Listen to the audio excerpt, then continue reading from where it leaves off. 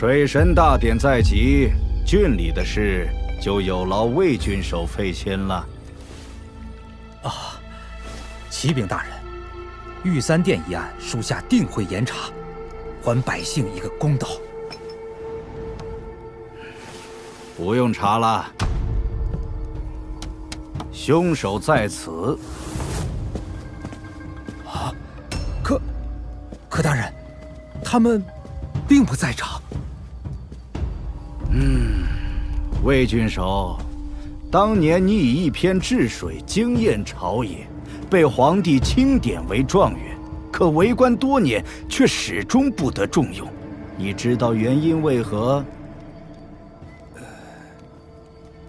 官场之上，慎清流，善循吏，这一点魏大人你非常懂，并且也这么做了。而水神大典你操持了半年，不必因小失大，既败了心境，又坏了前程。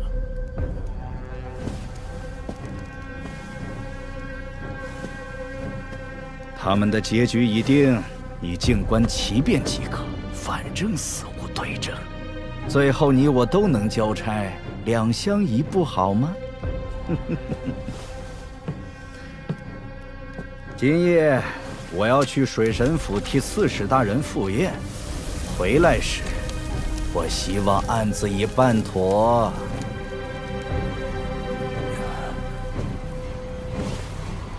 是。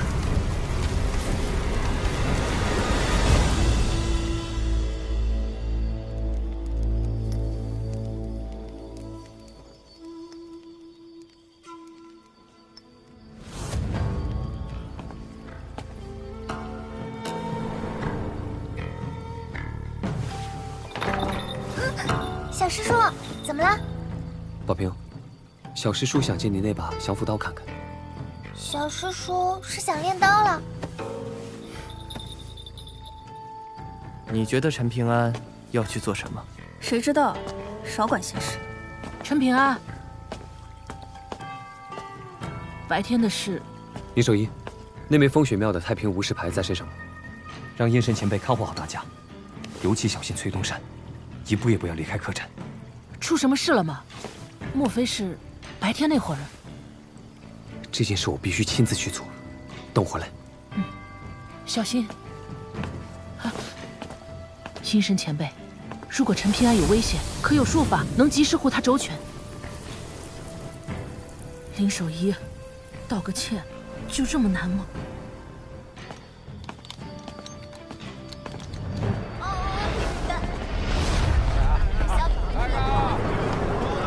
秋流客栈，全都安排妥了，只欠东风了。大师兄，可是师祖那里……老子在灵运派苦修至今，还是下五境，幸得水神老爷看中，才大道有望。哼，师祖规矩，狗屁！就是，跟着大师兄有饭吃。今晚要办大事儿，你可要把我这帮兄弟伺候好了。大仙说的是。我这做法就上10脚跟吹哟，那你可厉害了。3招好办法，小毛子功夫。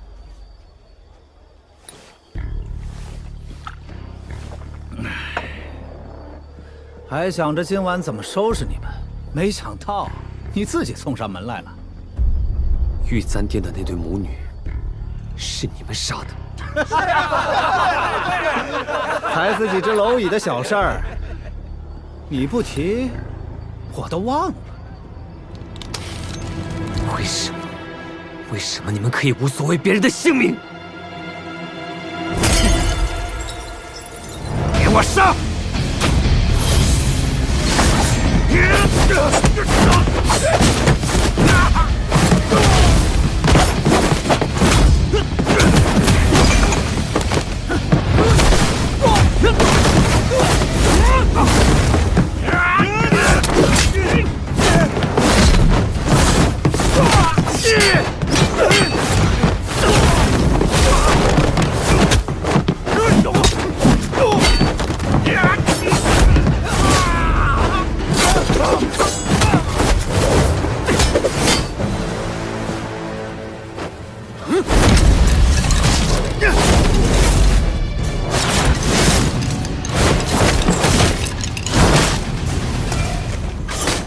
为什么盯上我们？小子，实话告诉你吧，那个白衣少年身边的侍从身份不简单，他身上有帝王之家的龙气，只要能把他献给水神老爷，日后我掌管凌云派指日可待。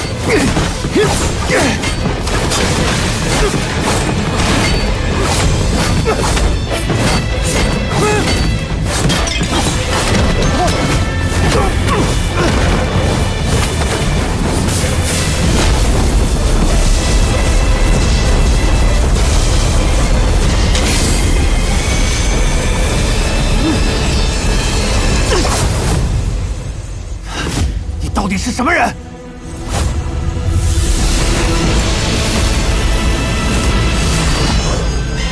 给我去死！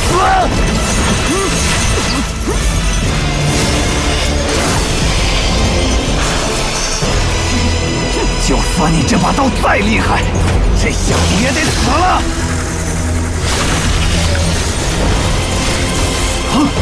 怎么会？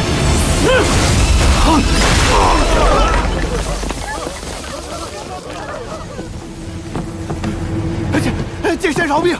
此前是我有眼不识泰山，今后我不会再找你麻烦了。玉簪殿一事，我确实做的不对，我向你道歉。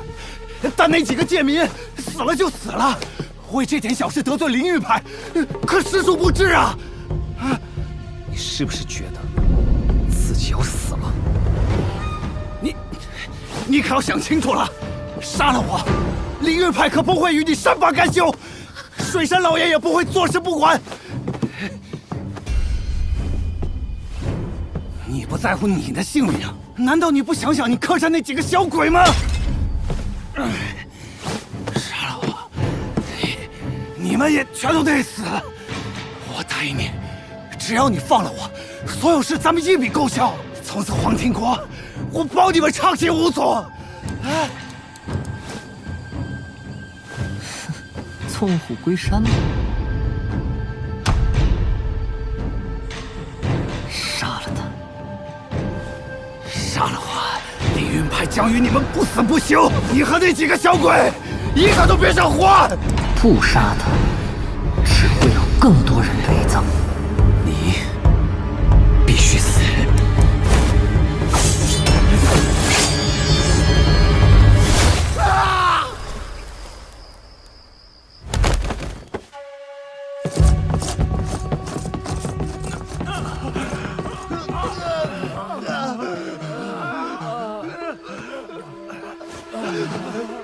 是谁干的？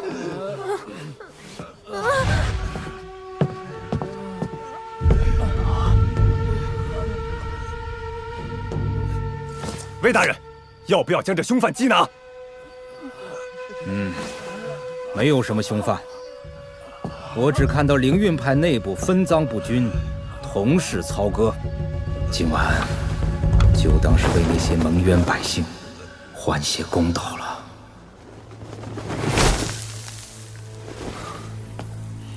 黄庭国这滩烂泥，你其实不必搅进来的。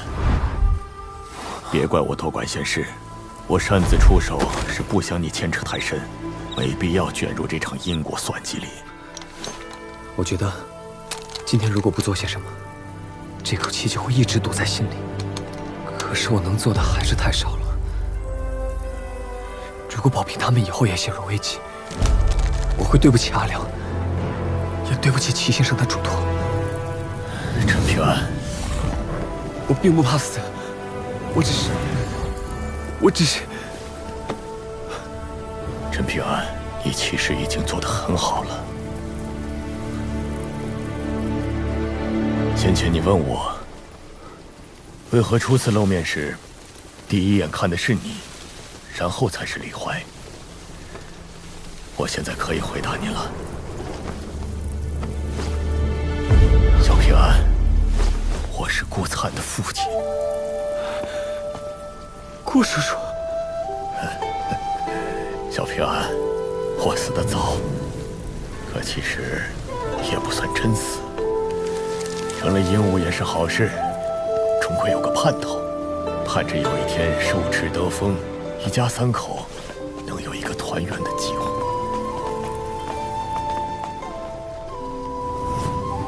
顾叔叔，没事的。我从小就听我爹说，顾叔叔是我们附近几条巷子最配得上婶婶的男人，是能够写一首漂亮春联的人，一点都不像个庄稼汉子，更像个读书人。你们一家三口一定能够团团圆圆。小平安，其实我一直都看着你们。谢谢你这么多年帮我照顾小顾灿，还将那条泥鳅送给了他。我实在是不知道该怎么报答你。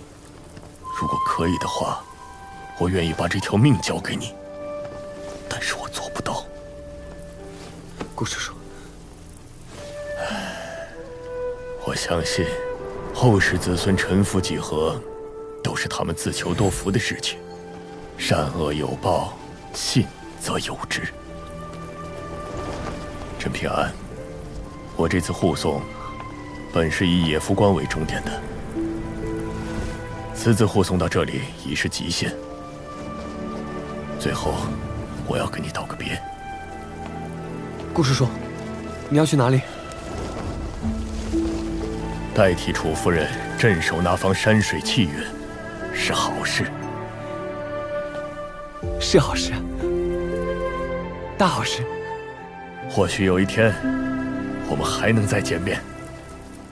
会的，顾叔叔、婶婶、顾灿，还有我。甄平安，我相信你，总有一天你会走到最高、最远的地方。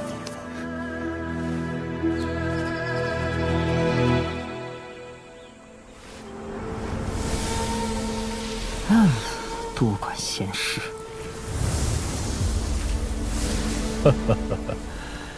虽然不知道杨老头跟你做了什么买卖，但我希望国师大人能够跟陈平安他们善始善终。得了吧，与其担心我，还不如多担心一下你身在书简湖的妻儿，那可比这儿不讲道理。我知道你看好陈平安，但你肯定不清楚，身在大离京城的那个我，从一开始就注意他了。其实比谁都更早一些，只是这其中涉及大道内幕，不好与你细说。很多人误会，很多人看错，很多人疑惑。不过总之，我和那个我在陈平安身上投注的视线，不比杨老头晚，更不比他少。顾某还有一事想告知先生。哎呀，有屁快放！先生的事功之说，顾某一直很佩服。虽然儒家内部多有非议，可我生前便坚信，不如让学问汇集当下，则备苍生。哎呦，想不到你还支持我的学问。顾某这一拜，不拜什么大离国师，只愿先生的学问不做那束之高阁的道德文章。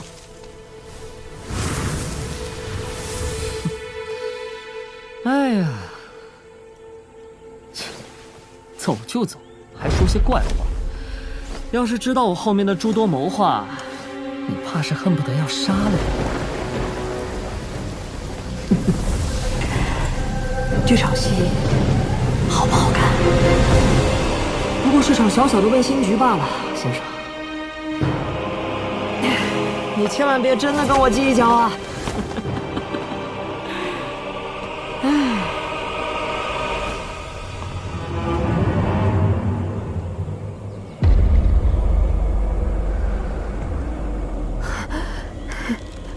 娘，别怕，以后没人敢欺负你了。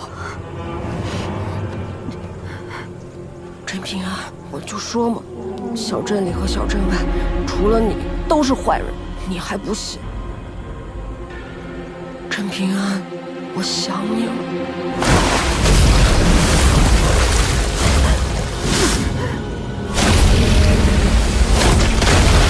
灿灿，以后跟小泥鳅说话别那么凶。放心，小泥鳅跟我心意相通，我对她好，她晓得。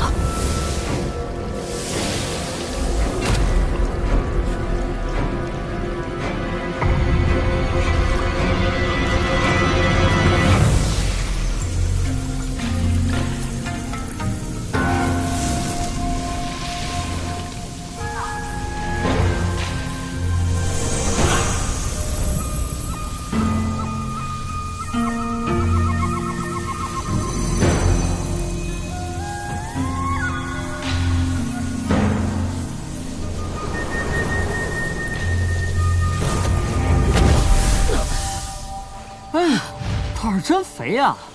就为了不让那散财童子的钱白花，我要把自己活撑死。炼气是吸纳隐藏于天地之间的灵气，不是多多益善吗？哼，按照你这个说法，那些立教称祖的家伙早就把几座天下的灵气全都吞了，哪还有其他炼气师的机会？修行当然是要循序渐进嘛。你知道陈平安去哪儿了吗？还能去哪儿？自然是和人讲道理去了。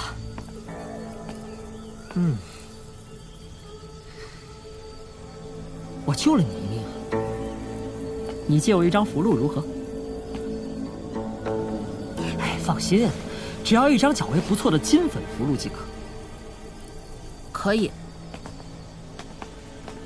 但是你借符箓干嘛？赴宴呢。林守义，阿良是你修道登山的领路人，要好好珍惜这份机缘。但是更要珍惜陈平安这样的傻子。如果你不珍惜，我会如何？会宰了你的。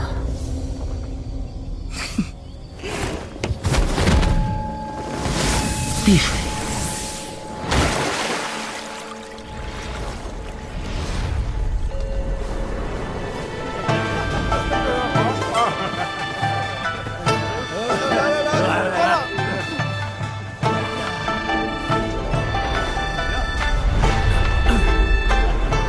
本郡这么多年来风调雨顺，百姓安居乐业，都得益于水神老爷的庇佑，还有灵运派的大力支持。能为朝廷和水神老爷效力，是灵运派应该做的。整个黄庭国北部都需要仰仗寒食江的滋润。说水神老爷是黄庭国半个老天爷都不为过。是啊，我看你们魏郡守也别天天拿自己当个什么父母官了，死心塌地的服侍我们老爷，比什么都重要。别说他了，就算黄庭国皇帝来了，那也得礼让三分。停，不得无礼。你们这马屁风吹的，都快赶上那拍魂风和吹魂风。不过既是一方水神，自然要爱民如子。我听说有人在本郡行凶作案，现在都未能伏法。水神老爷放心，那伙人有山上背景，灵运派已经仗义出手，我们官府衙门这边会多多配合，绝不添乱。黄庭国能有你这样的官员，真是百姓的福分呐！来，喝酒。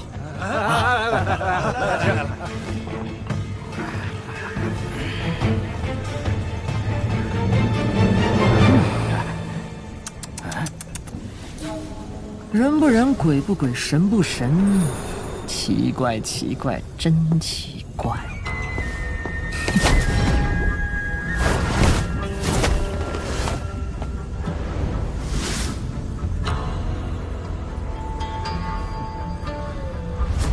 什么人？我竟毫无察觉。哼，一个5境修士。咋的？砸场子？大摇大摆不请自来，真是老寿星吃砒霜，活腻歪了。来者是客，这杯中酒为我寒食江大水府独有的金玉液，修士喝一杯，抵得上洞天福地苦修一旬。你要不要尝尝看？敬酒不吃吃罚酒，去死！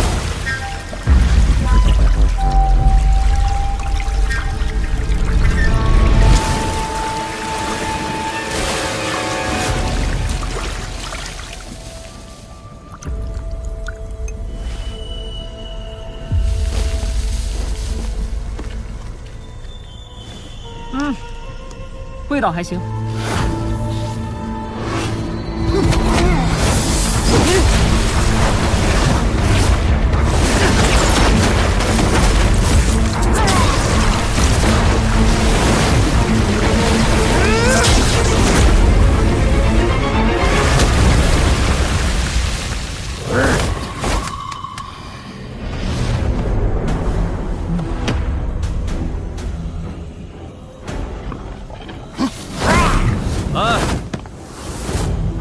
水法不侵，有点意思。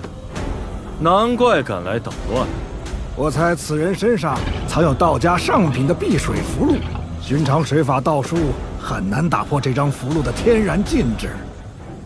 该不会是觉得有这张符箓傍身，这小娃娃就能够在我大水府邸横行无忌了吧？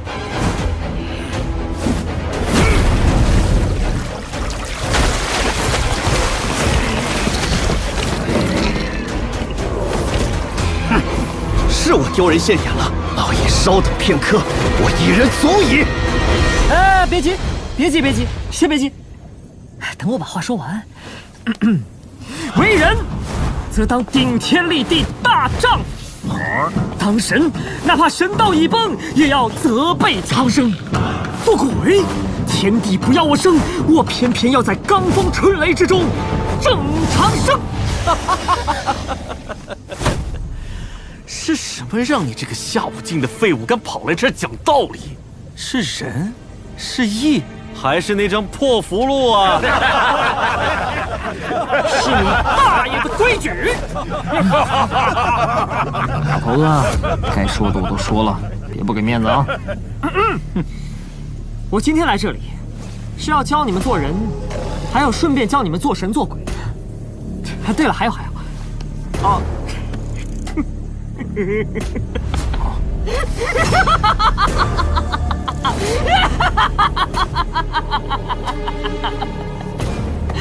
哎呀，梁大哥，这话你说还行，我是真不行啊！道理讲够了，讲点道行如何？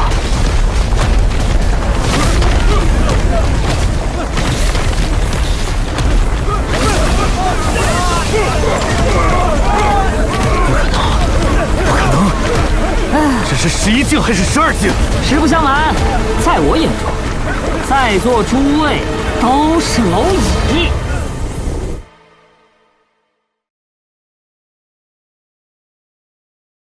实不相瞒，在我眼中，在座诸位都是蝼蚁。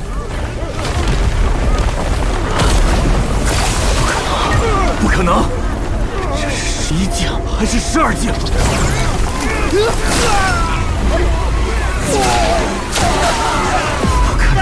不可能！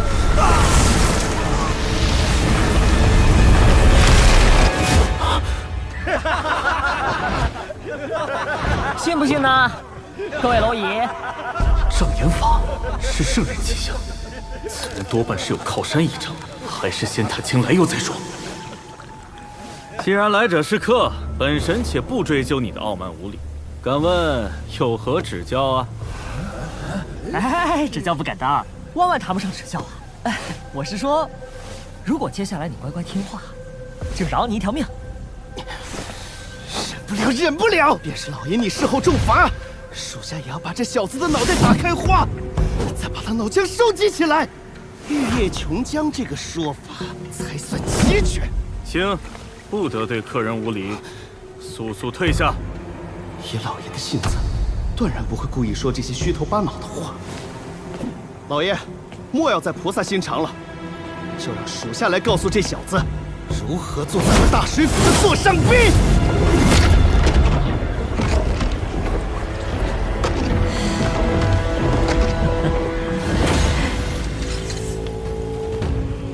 不信吗？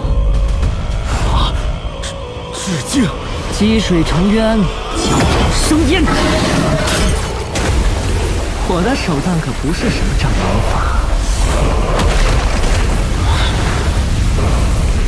不可能！难道是真的？真是圣人气象！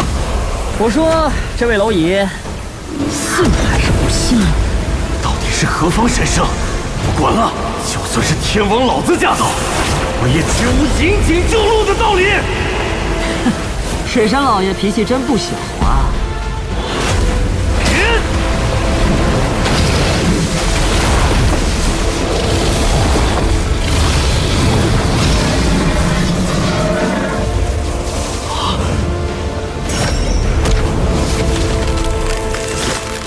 怎么可能？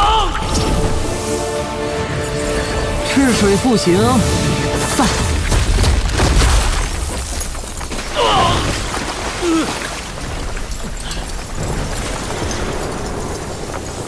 你已经出手一次了，该我了吧？不知道你神魂能撑得住多久啊？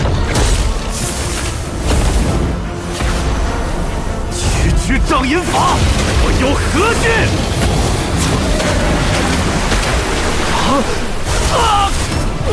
不信吗？蛟龙生烟，蛟龙生烟，蛟龙生烟，生烟！这位蝼蚁，信还是不信呢？等下，不信，我信！水神老爷，你这神魂还不如一个泥腿子少年呢！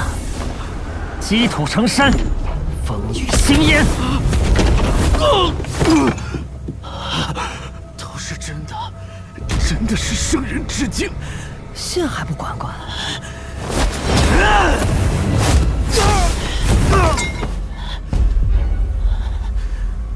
忤逆命令，冒犯贵客，死不足惜。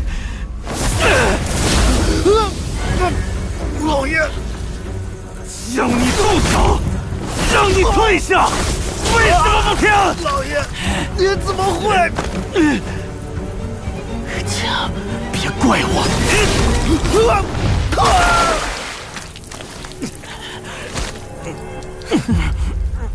小小池塘爬虫，也敢三番两次试探大爷我？你之前试探2次，我就2脚将你寒食江剁成3截，看你以后怎么统一大小江河16条。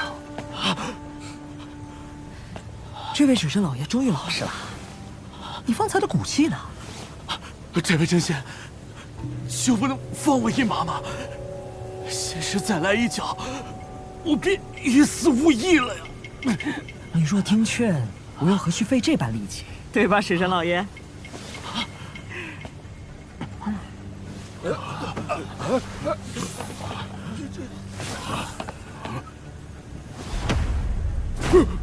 公告，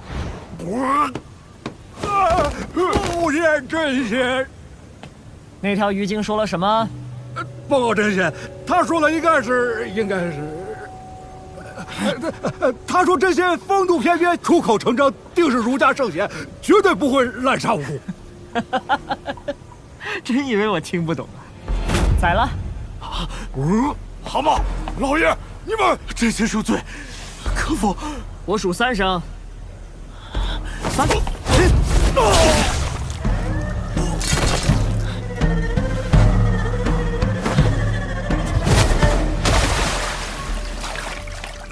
真仙，一妥。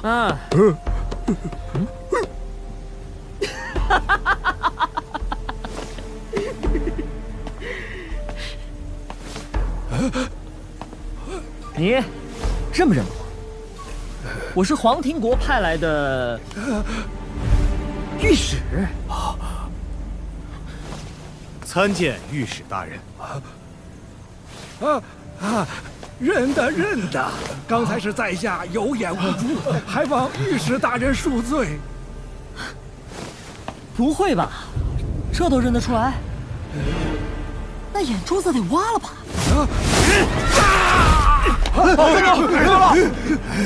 御史大人为何？灵运派这些年跟大水府混的是越发壮大，该不会是要反吧？御史大人，此事绝无可能。我等自立派以来便立誓，只效忠黄庭国洪氏一脉，绝无二心。好，我真的特别欣赏你们这些忠义之士，所以你们都去死吧！御史大人，你怎么？真仙，灵运派与我大水府有100年交情，不看僧面看佛面，可否饶过他们？怎么？自断一臂觉得疼啊？真仙，你不会也以为我是黄庭国的人吧？我告诉你，灵运派盯上的那伙学子，连大黎皇帝都不敢惹，得罪哪一边你都死无葬身之地。而黄庭国跟他们就是一根绳上的蚂蚱，将来大黎兵马南下，他们难逃覆灭之灾。就这，你还惦记他们那点香火情？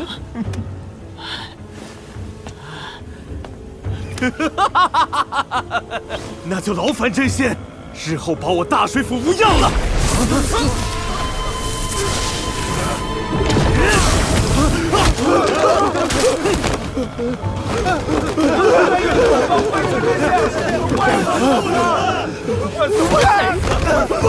我最烦两面三刀的废物了，所以杀！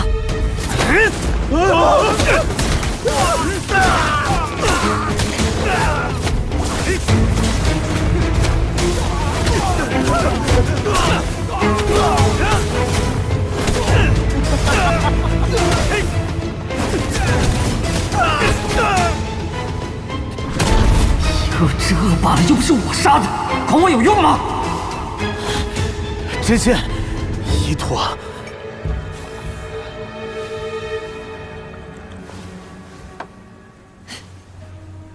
一个来历不明的散修，一个伏龙观掌门真人的闭门弟子，勉强有那么点分量。我先请好，给你们个机会，杀了那些畜生，就能活。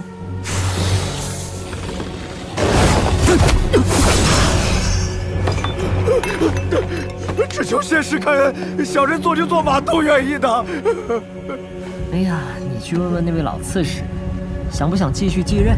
只不过是从黄庭国换做我们大黎王朝。如果不答应，麻烦你将他的脑袋送往秋卢客栈，给老板娘刘佳慧，她自然会明白一切。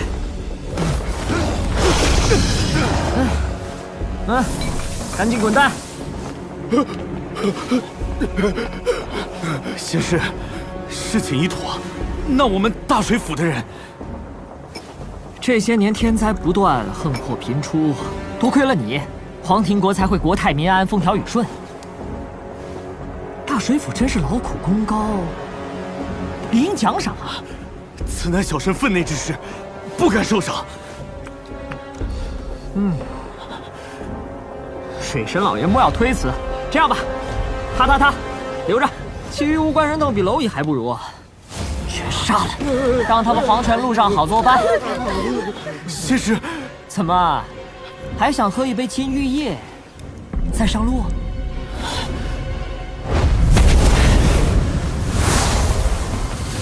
对不住了，各位。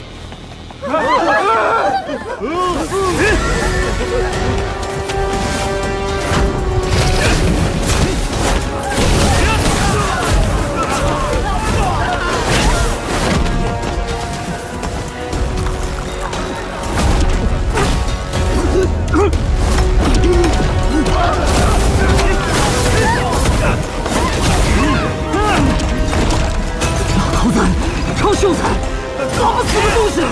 你是想让我跟人家去杀吗？不可能！老子哪怕是红土分离，仍是推禅。你有本事打死我！谁说的人性本恶？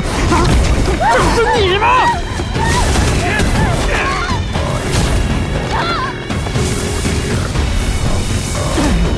老子就是江山易改，秉性难移。胆小的，老子怎么还不来？也罢，没点手段也不敢惹到我头上来。我倒要看看你在装什么神，弄什么鬼。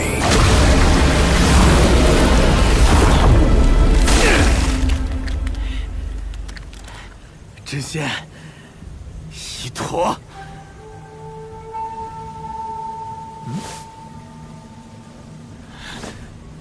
你真名叫唐江吧？在黄庭国这些年，辛苦辛苦。律波廷丙等此事唐江见过。哎呀，喊什么都没用了。回去后不用画蛇添足，继续蛰伏便是。是，下官告退。不顺几坛金玉液，就当是大黎欠你的。大黎从不欠唐江分毫，如今能看到我大黎蒸蒸日上，国力鼎盛，这滋味好过100坛金玉液。哟，这马屁功夫炉火纯青啊！老子不吃这套，滚！是。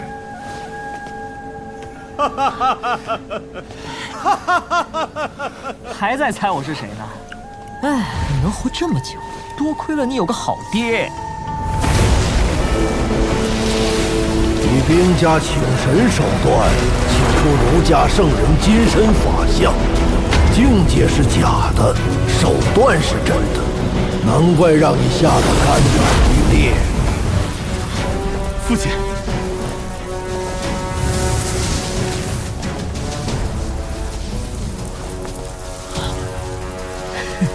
你是想看看老子有没有能耐打杀你老子？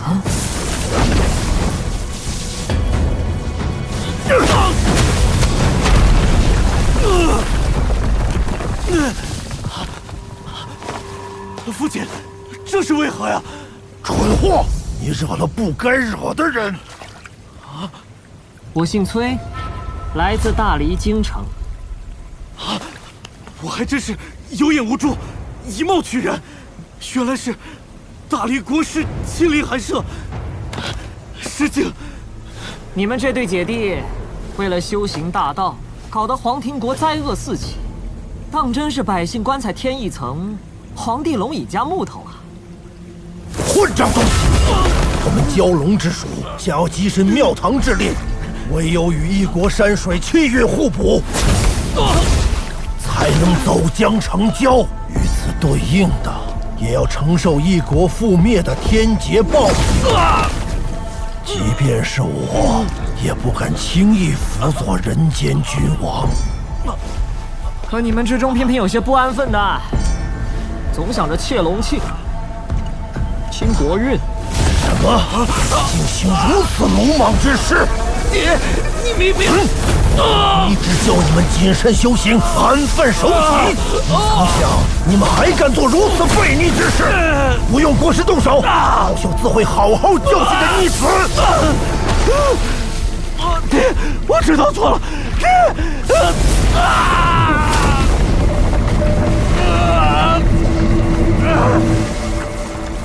哟，怎么停手了？是老朽管教无方，还请国师高抬贵手。儒家72书院可是明令禁止，有胆犯禁者，杀无赦。难道老朽这点面子，不值得国师网开一面吗？你真以为有资格跟我讲条件啊？你的本体，伏龙观内方砚台上的老兽小蛟。崔禅，方才我以礼相待，我还是欺人太甚，休怪我先礼后兵了。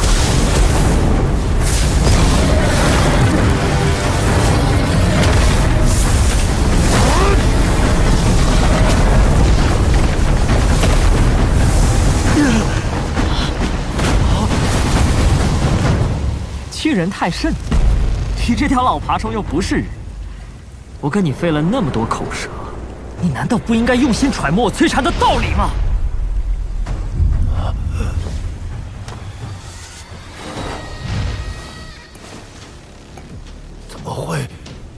怎么会在你手上？天地生赤。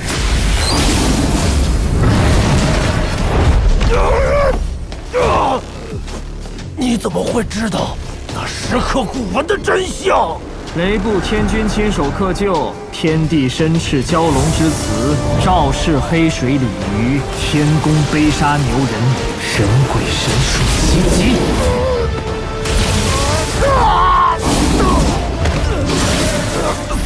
300年，你竟然打去了我300年的修为！哎，是不是觉得一切都很巧？怎么就被我算计进去了？从我带着那枚叫鱼露的棋子进入黄庭国开始，便以他身上的龙气为饵，逢庙便拜，诱得大水府上钩，故意入住秋卢客栈，让你女儿摸清底细。我没有骗你吧？那伙人身上散发出的龙气，浓郁至极，连我都忍不住想要吃掉它。姐姐，不兴风作浪，枉为蛟龙。于是便有了你那对儿女暗中筹谋，经不住诱惑，授意灵运派动手，因此落得个自断左膀右臂的结局，逼你这头老蛟出山来见我。哎呀，要是灵运派真敢动手，驻守野福关的大李铁骑就会以此为由，一举吞并黄庭国。那时候你寒食江水神这点金身，还有你老爹的那点修为，都不够我塞牙缝的。那国师为何不将计就计，一举南下？之前大黎吞并北部各国，率军屠城挖万人坑的事没少做，那是立威。可接下来就不能这么一味痛快了。黄庭国是第一个拦路石，不能搞成千疮百孔的烂摊子。毕竟整个保平州的王朝邦国都盯着大黎的动作，所以我才决定给你们机会，与我大黎结盟，利用大水府的影响力，让黄庭国自然而然地成为大黎的国土。我是希望魏郡守那样的忠义朝臣能够越来越少，别驾之流的官员能够占据一国庙堂金钥更多，让黄庭国度众而牧者，习大而强坏。罢了，大事不可挡。大黎有崔国师坐镇，南下必定顺遂。我程水东愿为大黎坐镇一方山水，反哺大黎国运。善。到时候你这条老蛟觐见真龙天子的场面，一定很好玩。至于你，放心，我那两脚就折损。等大黎吃下黄庭国，只会补偿你更多。愿为国师大人效死。好，这可是你说的。今晚就有一件事要你代劳。你以为躲在幕后唆使你弟出手，就能坐享其成了？别以为我不知道，你那座紫阳府早就被大黎暗中拉拢。你们建造的丘庐客栈，就是打入黄庭国的暗桩。父亲，女儿知错了。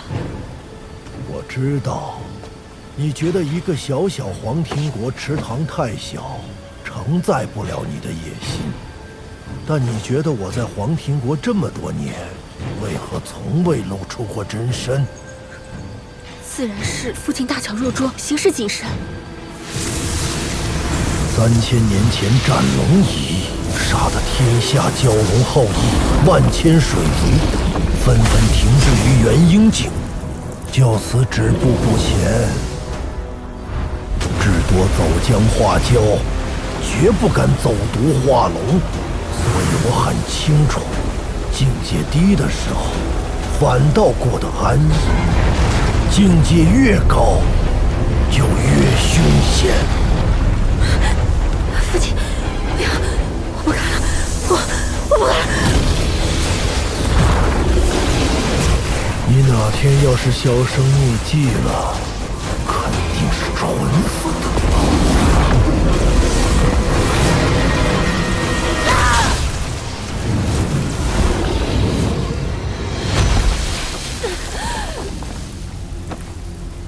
你们两个蠢货，害我白白少去300年修为。父亲饶命，女儿再也不敢了，女儿再也不敢了，父亲。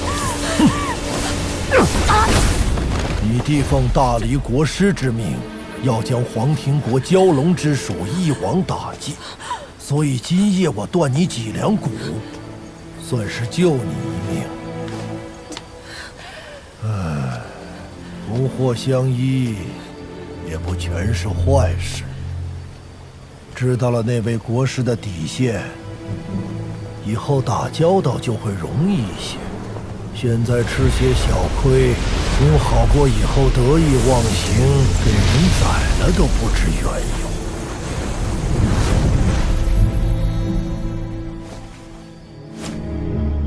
黄庭国嘉禄2年夏，贺卯龙3州，于此时地动不止，贺州最甚。城毁此岛，死者6万余人。嘉禄3年年关，寒食江水灾，本军溺毙近10000人。嘉禄4年，南方茂州山夷地动，亡1000人。嘉禄8年中秋夜，衡州千二驳船起火，万余船民皆作灰烬。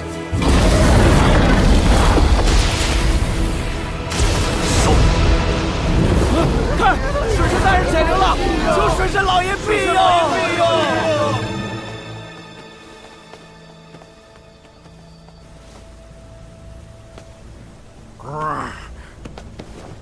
恭送真仙。嘿，我还是觉得你呲牙咧嘴那副德行比较有趣。没事了。崔东山呢？他跟我借了张符箓，打破了客栈的规矩，跳入那口老水井就不见了。陈平安，冲你发火的事，对不起。我只是觉得以后遇见事情可以商量一下的，包括这次。以后会的。就这样。不然呢？我还以为你会卷起袖子打我一顿。好啊，想试试？不，我不想。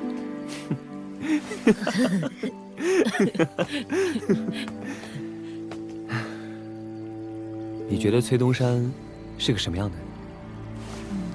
看不透，我只知道他下棋尤为厉害，起手时就想到了收盘。自从进入黄庭国，我们就像是被他牵着鼻子走，像是他的棋子。如果你担心崔东山想要图谋什么，我猜很有可能是跟大道相关的，很大、很缥缈的东西。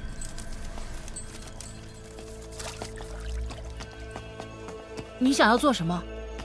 一晚上这么贵，我要把银子看回来。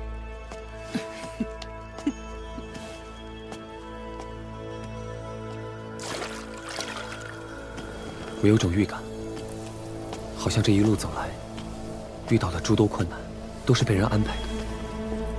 你说过，崔东山不敢对我心怀不轨，但没说他不会害其他人。崔东山以前告诉过我，他姓崔名禅，禅字比较难写。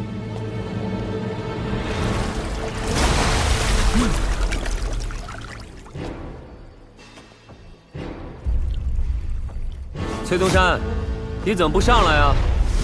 啊？哈哈，我不敢啊。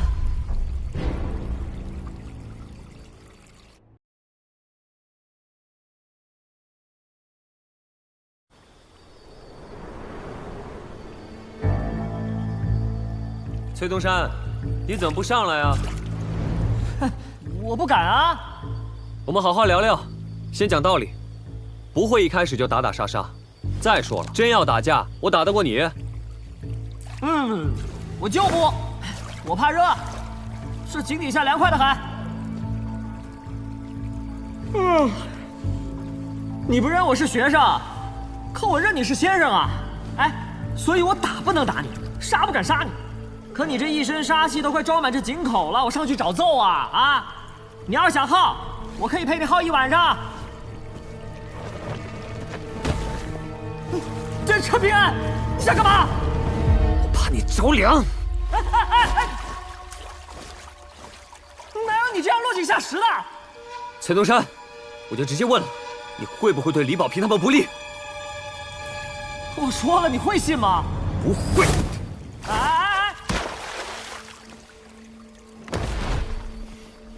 那你问个屁呀！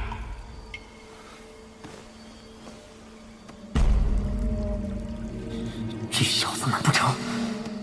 这张出自县衙署的山川形势图，你是不是偷偷动了手脚？喂，你说什么？我听不太清楚啊！啊，那就是了。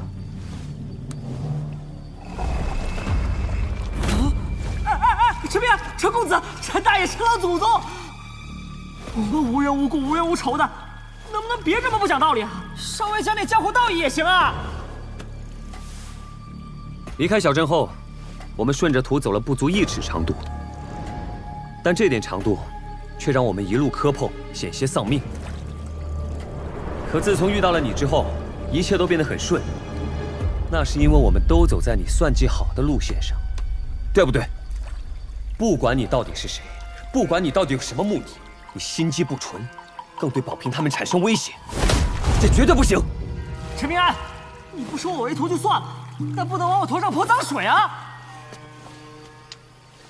崔东山，我知道你下棋很厉害，开局就能想到收官，所以我索性把一切推回到最开始的地方，比如我们第一次见面。因此，我想清楚了一件事：我此行依据的山水形势图，真正的来源是县令吴渊和你。如今再想想，好端端的齐先生突然就走了，学熟的马先生又被人谋害了，而我莫名其妙成了小镇最有钱的人，一直到这场大隋求学。这盘棋的开局究竟在哪里？这当中究竟藏着什么阴谋？但我很确定，一切的谋划一定与宝平他们有关，与齐先生有关。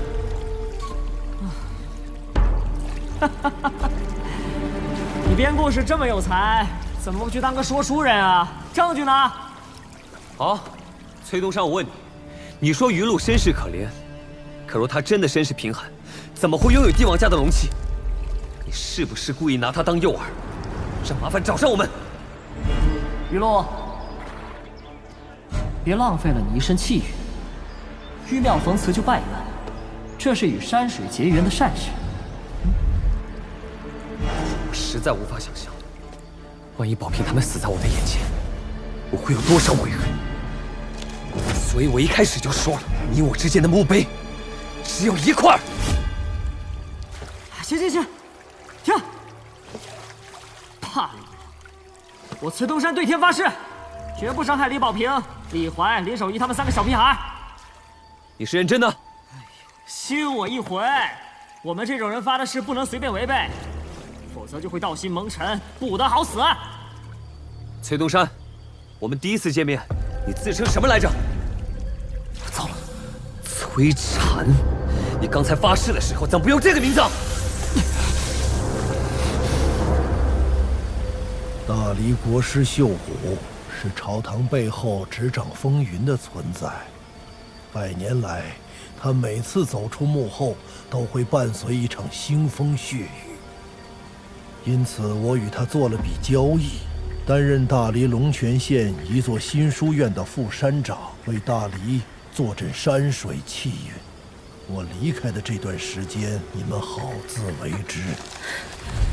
是。炼气境界15重，你不得正法，在第9重的金丹境停滞不前。父亲是要传我正道契机。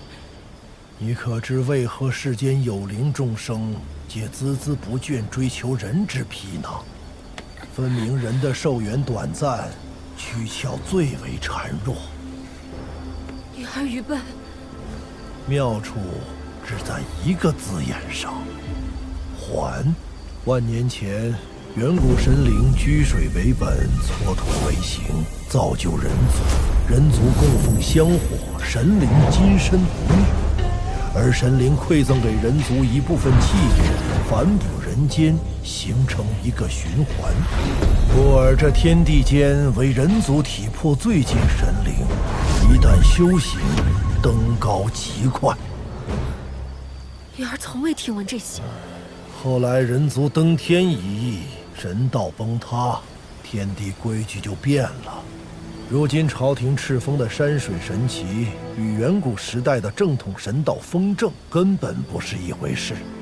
你弟弟聪明反被聪明误以为二者并无差别，愚不可寐。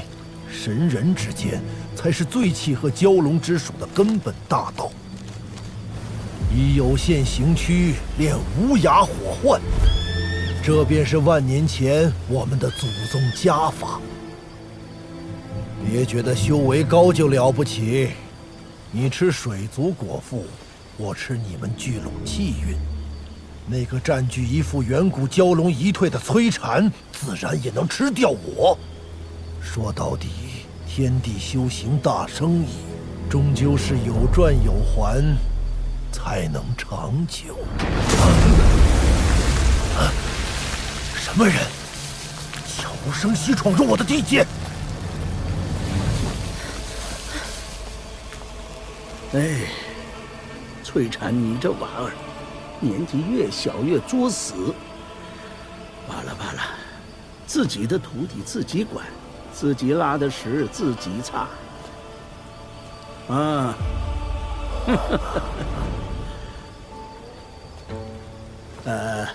没事没事，我就寻思着月色不错，来这里看看风景，不打搅你们。缩地成寸，走。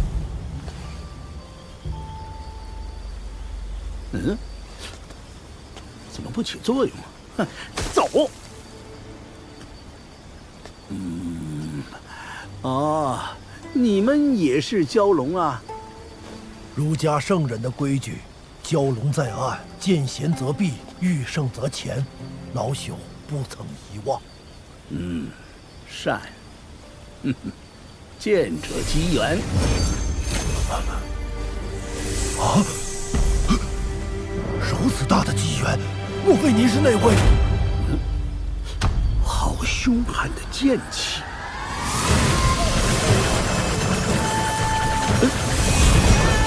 这是弄啥人？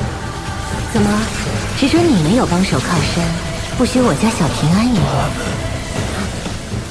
也？外边的博弈都这么厉害了。老头子，说话最好放尊重点。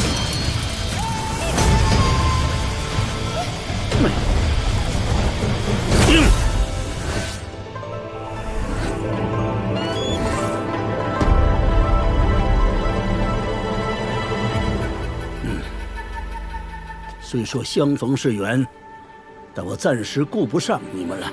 去。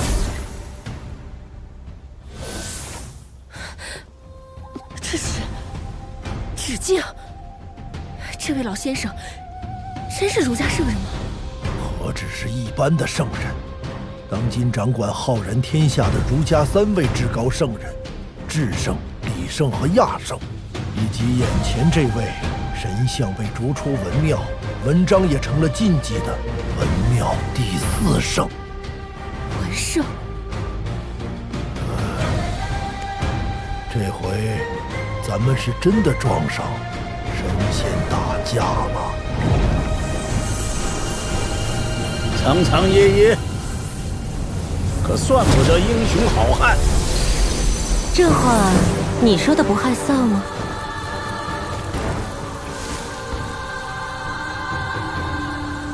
看来小琪最后一趟是去了那里呀，真是难为他了。我去找了趟道祖，从那座莲花洞天采摘而来，能够助你离开此地，且不会惊扰天地大道，不用担心圣人探寻。你就不怕陈平安在我身边变得肆无忌惮，以至于变成你齐静春不喜欢的那种人？他的心性我心知肚明，而且前辈从头到尾护他在侧，我分毫不由。你这么看好陈平安？你说呢？他可是我的小师弟。可惜天地之间少了个齐静春。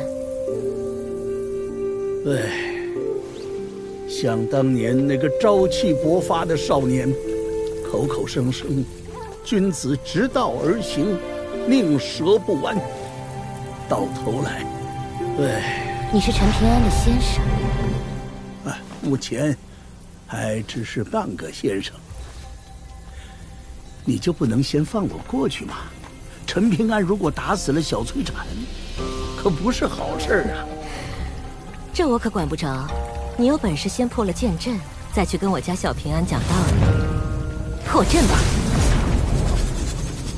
你知道我是谁吗？知道，儒教文庙第4，文圣。好，我在世的时候本来就不擅长打架，如今只剩神魂，就更不济事了。你又是4座天下最会打架的几个人，几把剑之一。算了，不纠结称呼。总之对我很不公平啊。那我就客气一点。好，客气好，和气气讲道理，那多好啊！请文圣破阵。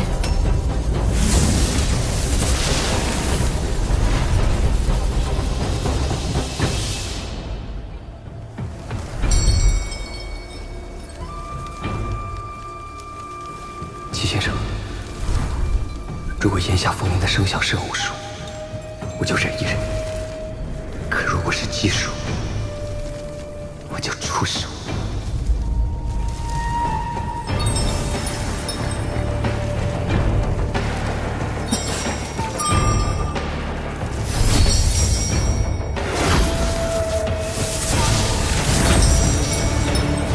这是剑气。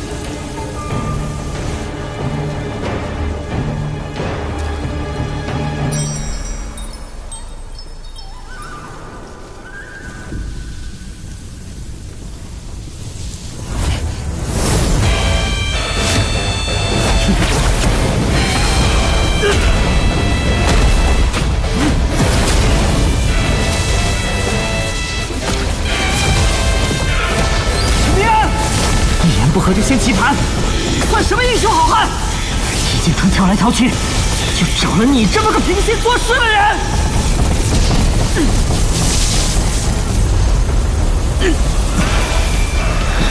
我被剑气挨到，烧掉的不止这副金贵躯壳，而是老子的命啊！你这次要是杀不掉我崔禅就算拼着半条命横腰，也要亲手宰掉你，抽骨剥魄，让你生不如死100年。这块雷布斯印经，连中武境修士都无法打破。老秀才、齐景春，你们两个王八蛋，有本事让我崔禅彻底沦为凡夫俗子！我不信一道5符2进少年用出的剑气，就能打破这一口雷布斯印经。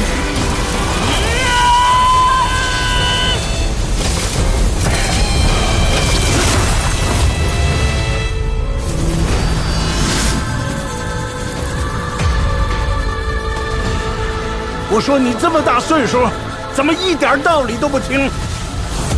打不过就骂人，找笑。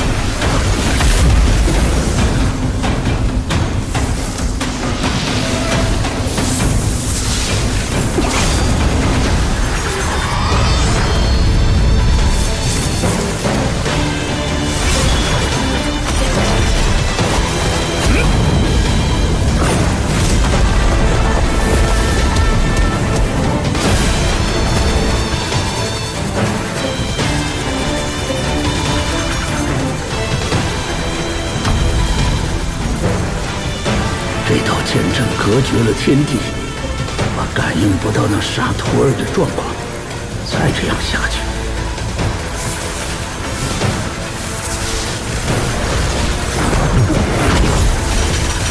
咱俩能不能换个打法？放心，我这个要求，保证合你心愿。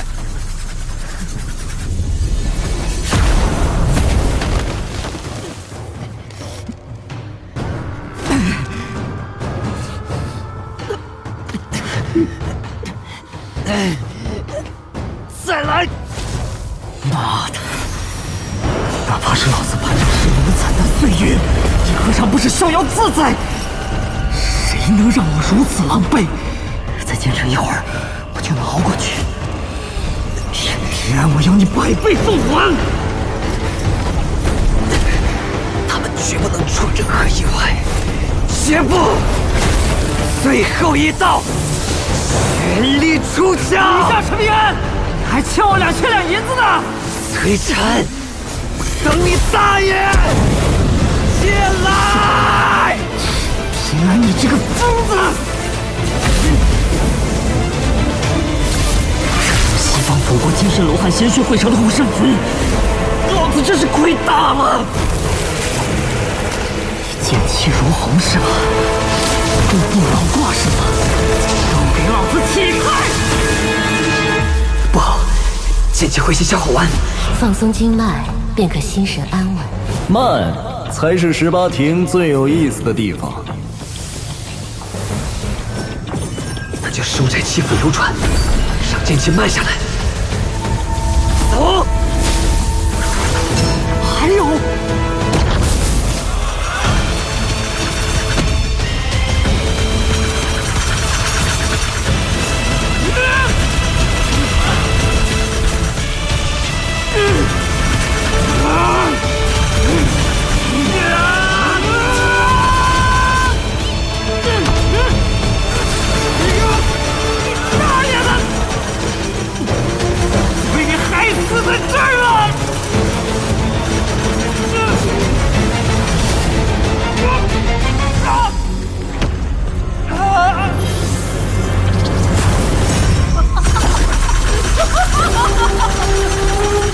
天助我也！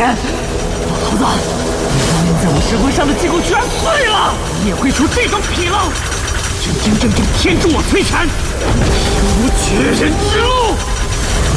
圣人教诲，一文在道。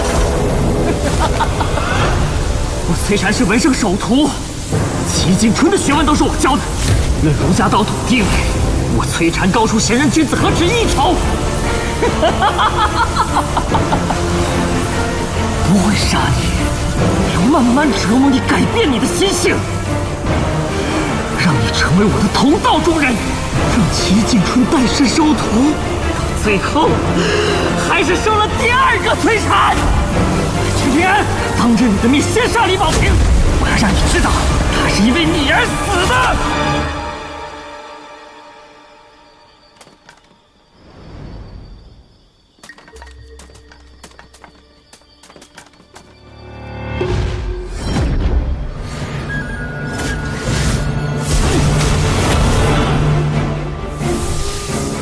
3道剑气也来不及了。我是修寒山拳之人，哪怕迎敌3教祖师，切记我辈拳法可以入，生生之势可以输，一身拳意，绝不可退。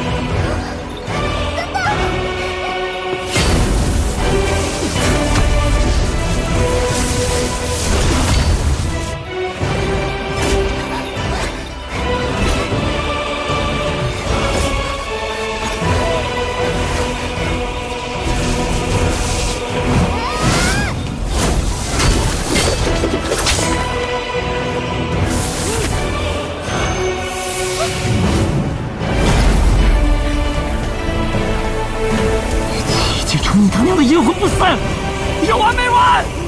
甲子之内，你若再敢暗中作梗，我定让你跌落成凡夫俗子。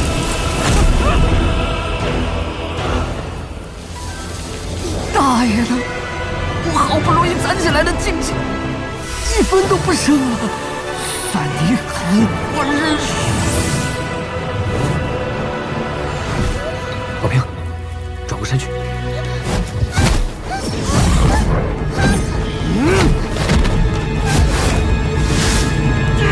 停！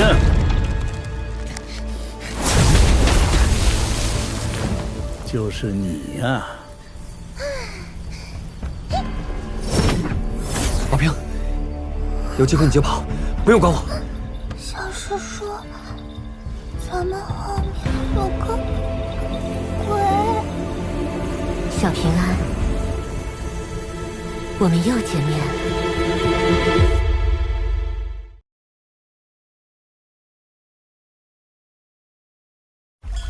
小师叔，咱们后面有个鬼。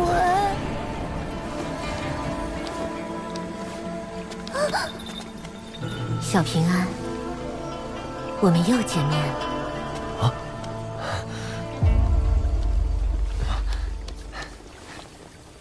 放心，神仙姐姐是自己人，她是小宝平，齐先生的弟子。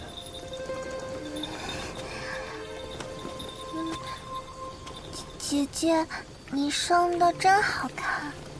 是的，比你好看多了。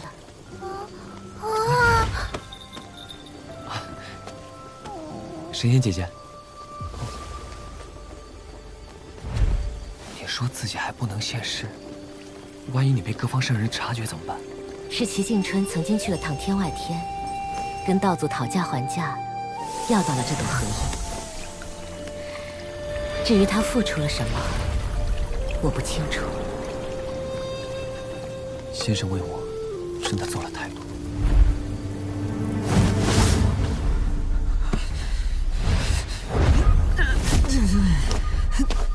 老头子，你怎么会在这儿？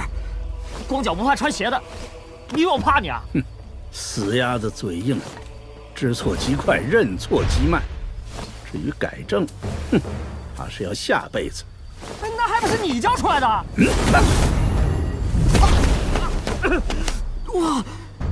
君子动口不动手，你就是这样讲道理的？跟你讲道理，还用费口舌？这个本命字是我从李记学宫大祭酒那儿借的。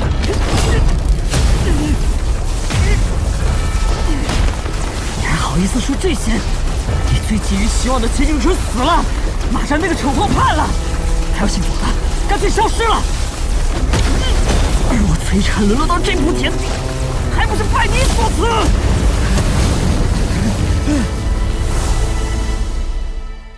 人家亚圣文庙第3高位，说人性本善，你个老四非要说人性本恶，结果呢？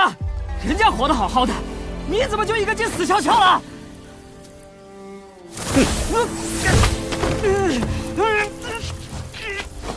骂完了，是不是该我了？3、4之争，我愿赌服输，自求功德林。直到你们师兄弟手足相残，小七又力扛天道，我为了破开誓言，放弃那一副身躯皮囊，只以神魂游走天地间，可最终还是来晚了。要不是为了齐静春，你怎么舍得放弃你的诸多神通？我问你，齐静春下棋是谁教的？老子！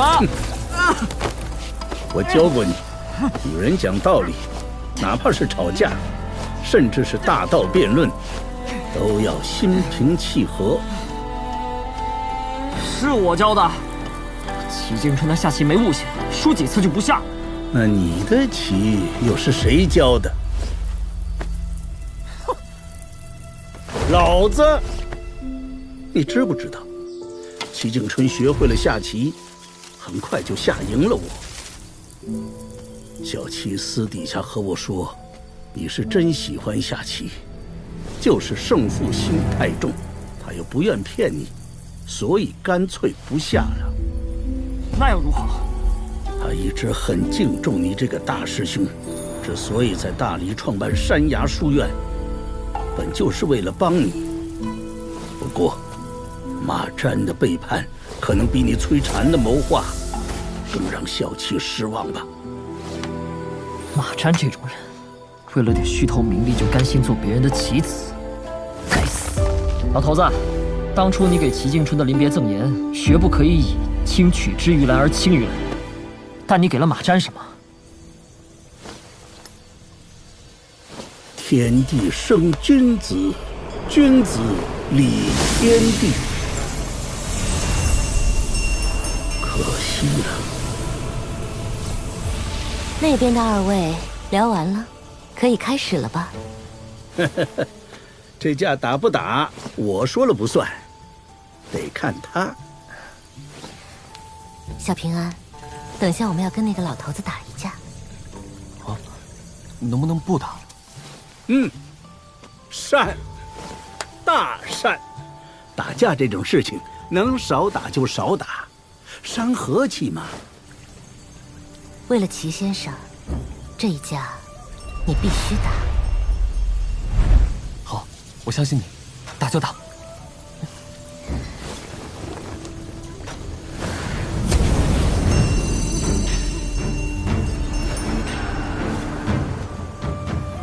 这脾气还真和小齐有几分像，不打不相识也好。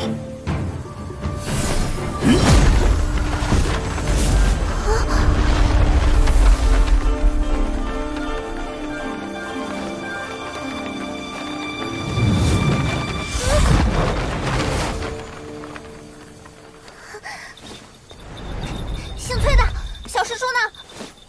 不说我拍你啊！你拍死我算了。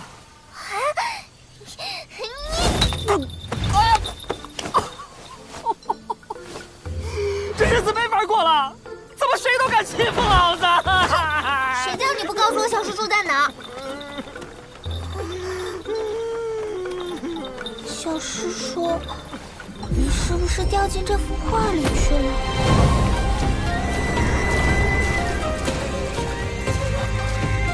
不用担心，这里既是在山河画卷里，也在文圣的意识之中。在这里出手，不会伤及现实分毫，你我都没有后顾之忧。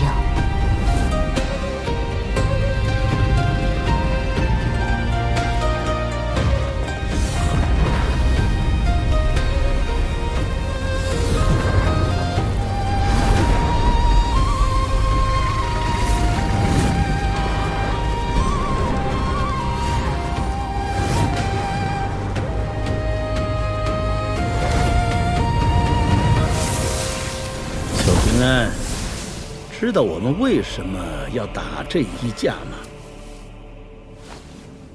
齐敬春赠你那枚玉簪，是代师收徒，让你做我的关门弟子。我和那位前辈就琢磨出场架，看看你的根骨心性究竟如何。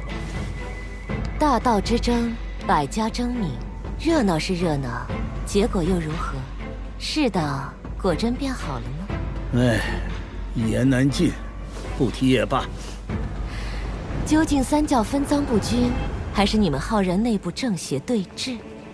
儒家道统内部，自然算不得清澈见底。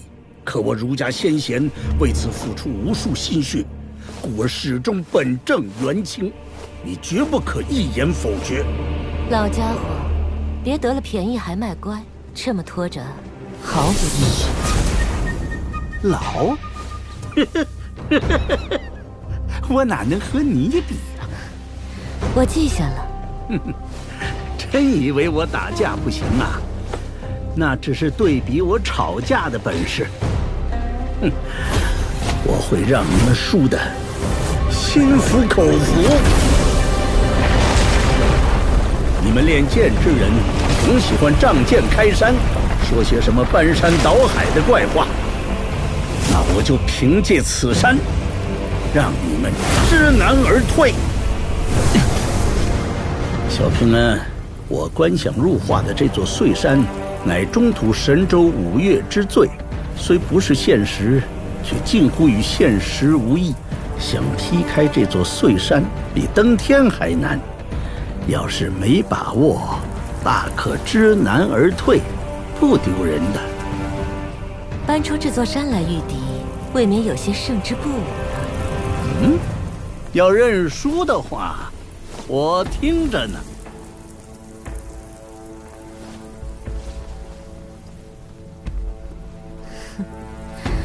那我就先出一剑。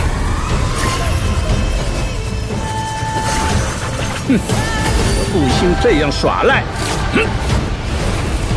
那场天崩地裂的登天大战之后，剑修沦为刑徒，妖族被驱逐蛮夷，浩然天下建起9座雄镇楼，骑青牛的小道士远去清明，剑出矗立于天地间的白玉京。悠悠岁月一晃而逝，如今世人却不知天下剑术皆从天上来。这是一剑，极小的一剑。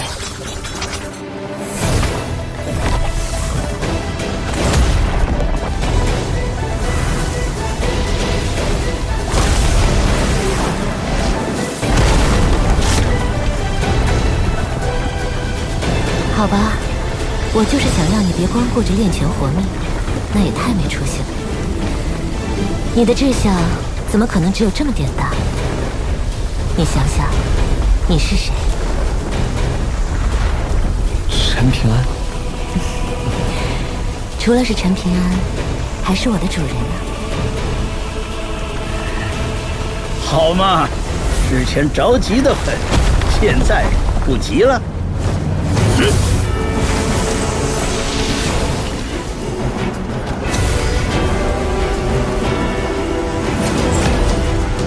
他是碎山的山神。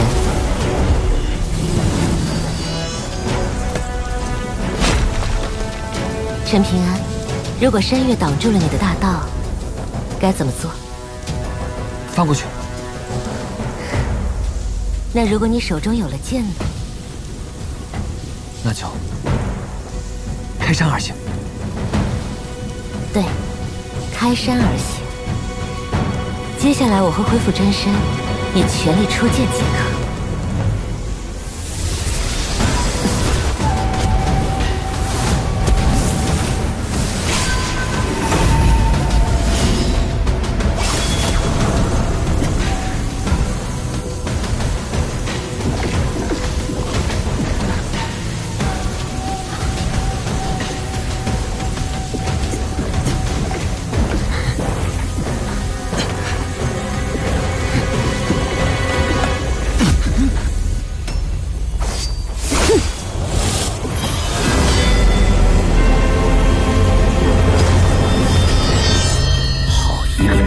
见司明如秋蝉高枝，对天地放声，真是厉害！悠悠万年，沧海桑田，这么多年过去了，还能够拥有如此分量的精气神，不愧是万剑之主，真是稳呐！有意思，我倒要看看你这10境修为，再加上这一剑，会劈出什么水准。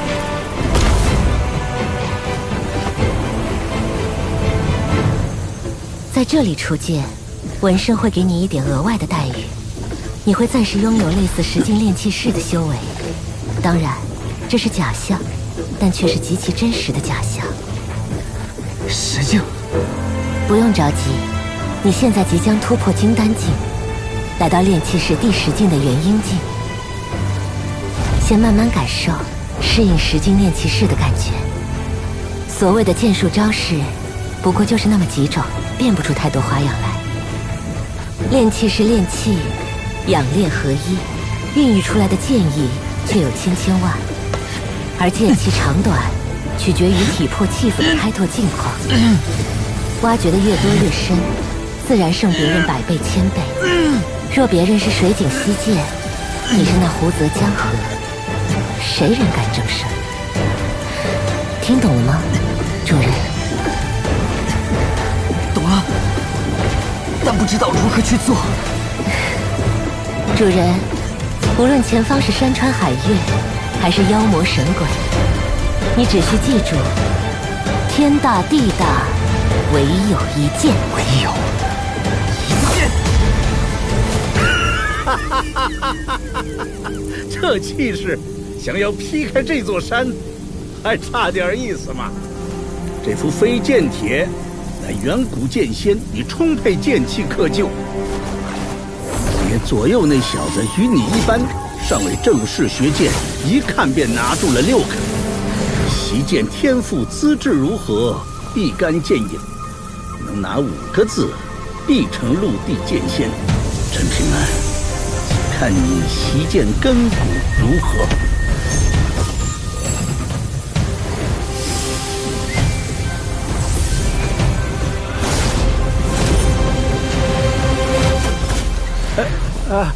对不住啊，这些字这么不给面子，弄巧成拙了。无妨，那几个字看不上我，我不喜欢，而且我也不想要他们。真的，练拳的时候一直有种感觉，就是练到最后出拳会很快，甚至觉得是最快。所以相信我，接下来这一剑会很快，一定会很快。这口气真像小七当年。都说10年磨一剑，陈平安，你手里那把剑得有。来，这一剑再不递出来，黄花菜都要凉了。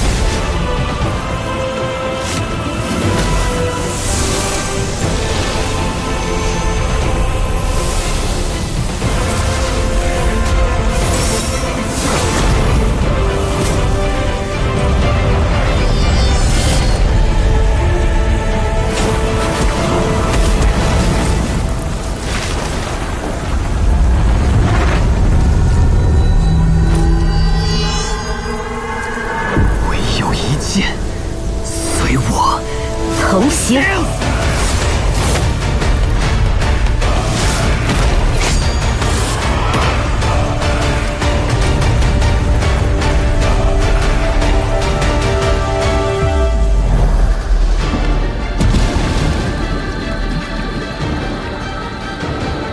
10000年了。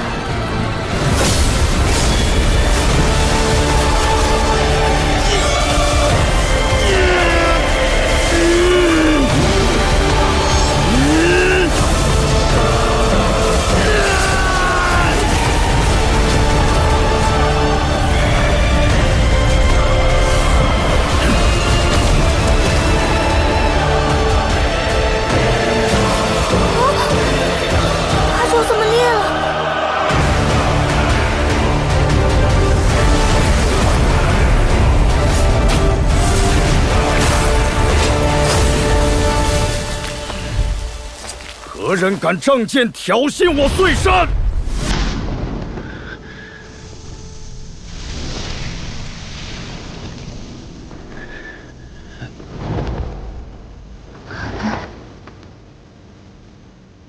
娘亲，我认识了一位神仙姐姐，她小起来的时候跟你可像。心境所在，即为心湖。小平啊，这一切便是你的心境本相。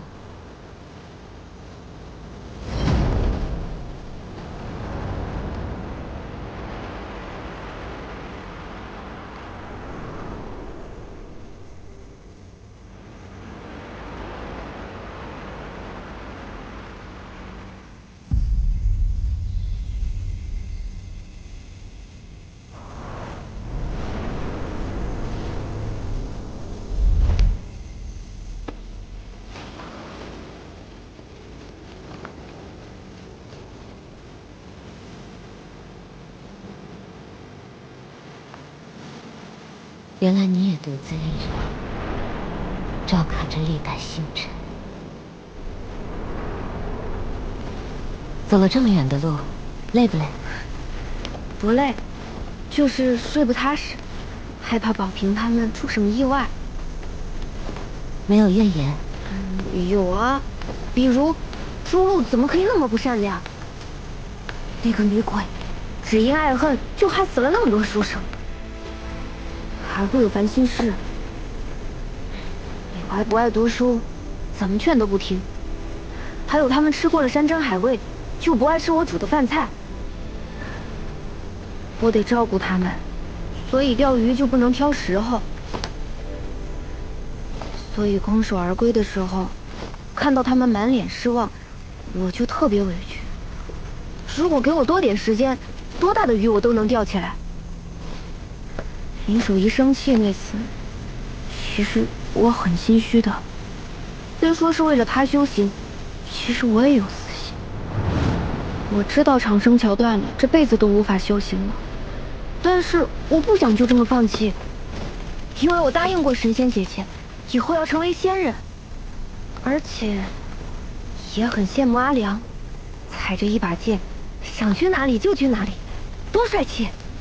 你也会替自己考虑事情啊。我姑娘去世后，我一直就在为自己考虑，想为别人考虑都很难。其实是遇到你们之后，我才变成这样的。这样，神仙姐姐，我现在很有钱。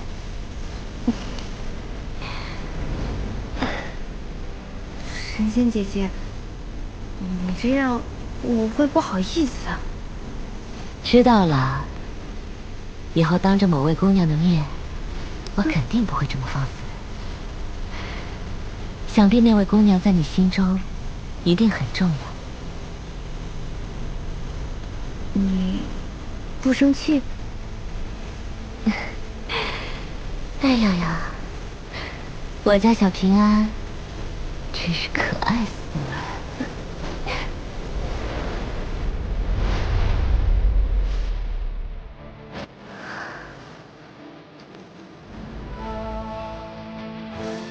哎呀，好像这一剑也比较一般吧。老秀才，6000年来第一次有人胆敢仗剑挑衅我碎山。我这就是假象，雷声大雨点小，对你那边又不会有什么影响。你他娘的装什么蒜？那一剑直接破开护山大阵，砍到老子的碎山去了。现在整个中土神州都在议论，以为牛鼻子道老二那边又在暗示什么。这么猛啊！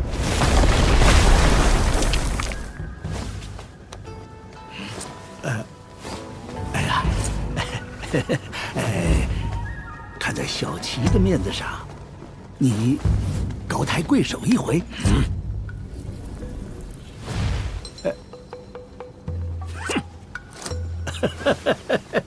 哎呀，你这家伙呀，就是喜欢端架子。咱俩什么交情啊？当年你去偷窥那位山神娘娘，要不是我跟她讲了3天3夜的圣贤道理，你这张老脸早就……闭嘴！我不听。他身上的气息很有渊源，是何方神圣？这个老姑娘脾气不好，我劝你别惹她。不过你瞧，那个少年，是小七帮我收的关门弟子，不错吧？不是齐静春疯了，就是你瞎了。哼，读书人的事情，你个大老粗懂个屁呀！哎，先别走，我还有一事相求。哎呀，芝麻绿豆大点的事儿，你别怕嘛。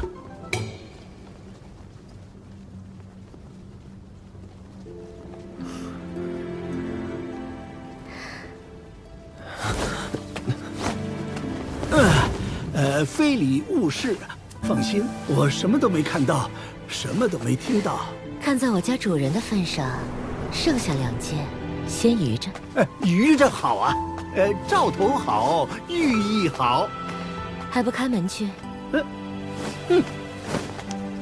还会笑了。当初那些被你砍得半死的大佬，要是亲眼瞧见，不把眼珠子瞪出来。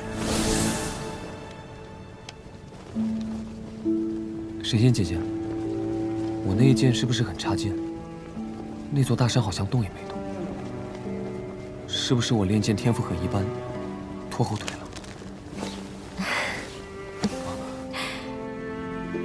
原本在这画卷中，再大的动静也牵扯不到外头。而你这一剑有些不同寻常，破开了画卷，披上了真岁闪。那你会不会因此受影响？这些烂摊子，老秀才会去收拾。不过，因为你那一剑，这支荷叶支撑不了太久，我得走了。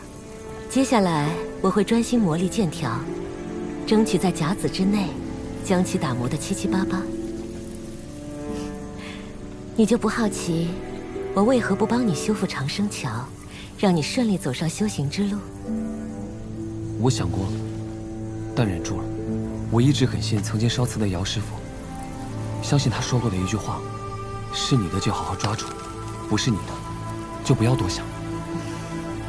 小平安，修行本就是背逆天道，所谓的正道，就是要让那天道在自己的大道前低头。所以你要好好淬炼体魄，要不然以后连剑都提不起来，就太丢人了。神仙姐姐，你放心，答应过你的事情，我一定会做到。能够遇见你，我就已经很开心了。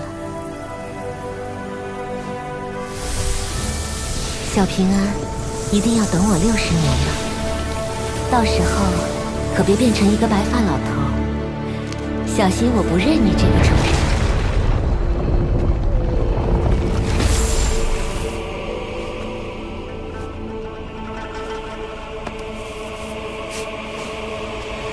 天行健，君子以自强不息。小七啊，这个关门弟子，先生我很满意。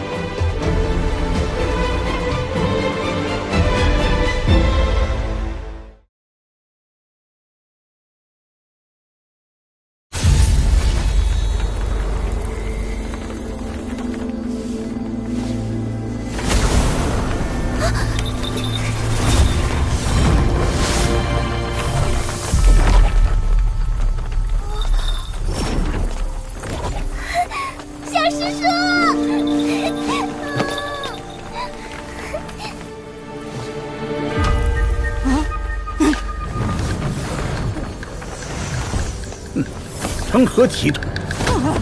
累死，不活了，死了拉倒。我数3声，还不起来，大道别再奢望。3、2、2。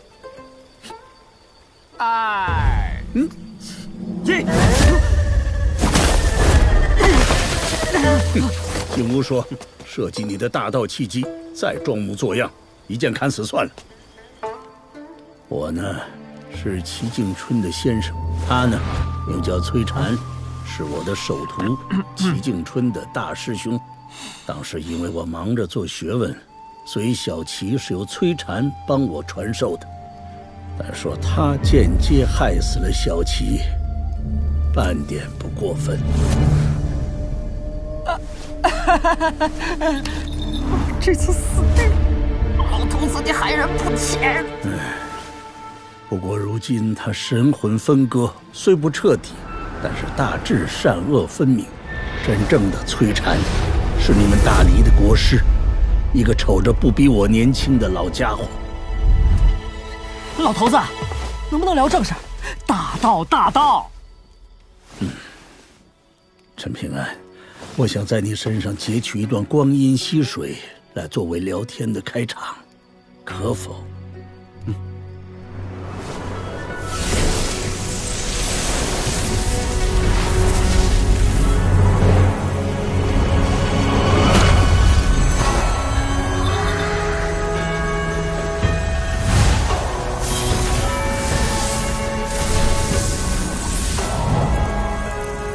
这一手涉及大道本源的无上神通，老头子竟能信手拈来，他的圣人修为不是全没了吗？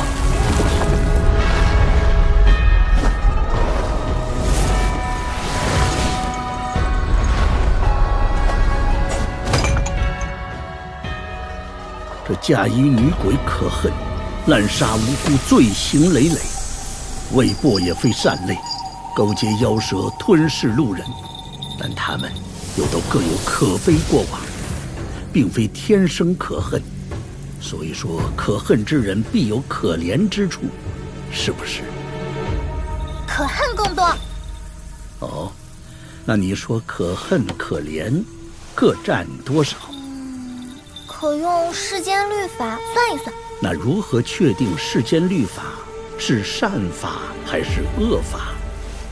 老先生这个问题很大，我也得认真想想。善，是非功过有人心，善恶斤两问阎王。为何有此说？因为每个人的道德成长阅历都不同，人心起伏不定，谁敢称自己的良心最为中正平和？于是法家就取了捷径，将道德礼仪拉到最低的一条线。当然，这些律法存在着恶法的可能性，但律法是死的，人心是活的，故而仍要往上去求解。世间的道理都非尽善尽美，随着时间的推移，无法一劳永逸，万事不易。至圣先师给出的法子最笼统也最纯正，所以温和且裨益，是百利而无一害的食谱，但前提是建立在所有人都吃儒家这份粮食，对不对？身患顽疾，食补如何救命？一定是药补。用药三分毒，需要慎之又慎。知道为什么当时你提出世公学说，我回答的那么快，否定的那么快吗？因为你觉得我的问题是废纸，只有他齐敬春的问题值得你想上10年。世公学说在你之前，我就已经思考了多年。你想让求利益者得利益，更想将生死情欲这些含糊概念打造成一座棋盘，让世间每一念头的枯荣生灭都能落在其中，有纲可查，有理依循。但无论我如何推演，只有一个结论：世公初衷极好，但若地基不稳，则千里之堤毁于蚁穴，害人更多。你那只是推演，学问不去实践，如何知对错？你怎知我没实践？昔日那场3·4之争的结局，天下皆知是我输了，但事由却是亚圣与我以中土神州的2大王朝做赌，他推广礼乐，我推广世公，看60年后胜负优劣。不可能！忘了，辩论需中正平和。你怎么可能会用我的学说做赌？甚至不惜自求功德林，我又怎么可能会输？我儒家第2圣人，李胜在我们这座天下写满了2个字：崔禅，做和解。秩序。对，礼仪规矩即是秩序，要的就是世间万物井然有序，规规矩矩，为苍生百姓搭起一座遮风避雨的茅庐，换来众生的安稳与自由。哼！齐敬春的学问碰到了屋顶，阿良的修为撞到了墙壁，这些天之骄子凭什么不可以走出自己的道路，打开屋门，另造新罗？想追求绝对自由，可以啊，但你有什么把握？为了走出这间茅庐，不会一拳打烂了墙壁，撞破了屋顶，使得原本的茅庐变得风雨飘摇？规矩啊，面面俱到，劳心劳力，而且越往后，人心浮动，越吃力不讨好。所以我呢，如今在找2个字：顺序。我想将世间万事万物捋清顺序，比如那可恨可怜，世人若不懂先后之分，连可恨都没有捋清楚，就跑去关心可怜，怎么行？所以老先生是希望所有人都按照顺序这条大道前行。放心，不会过犹不及的，只是在大道源头之上付出功力，之后水流分叉，各自入海，皆是各自的自由。陈平安，你觉得如何？老头子，你显摆了这么多，不就是为了收徒吗？你愿不愿意按照齐静春的安排，做我的弟子啊？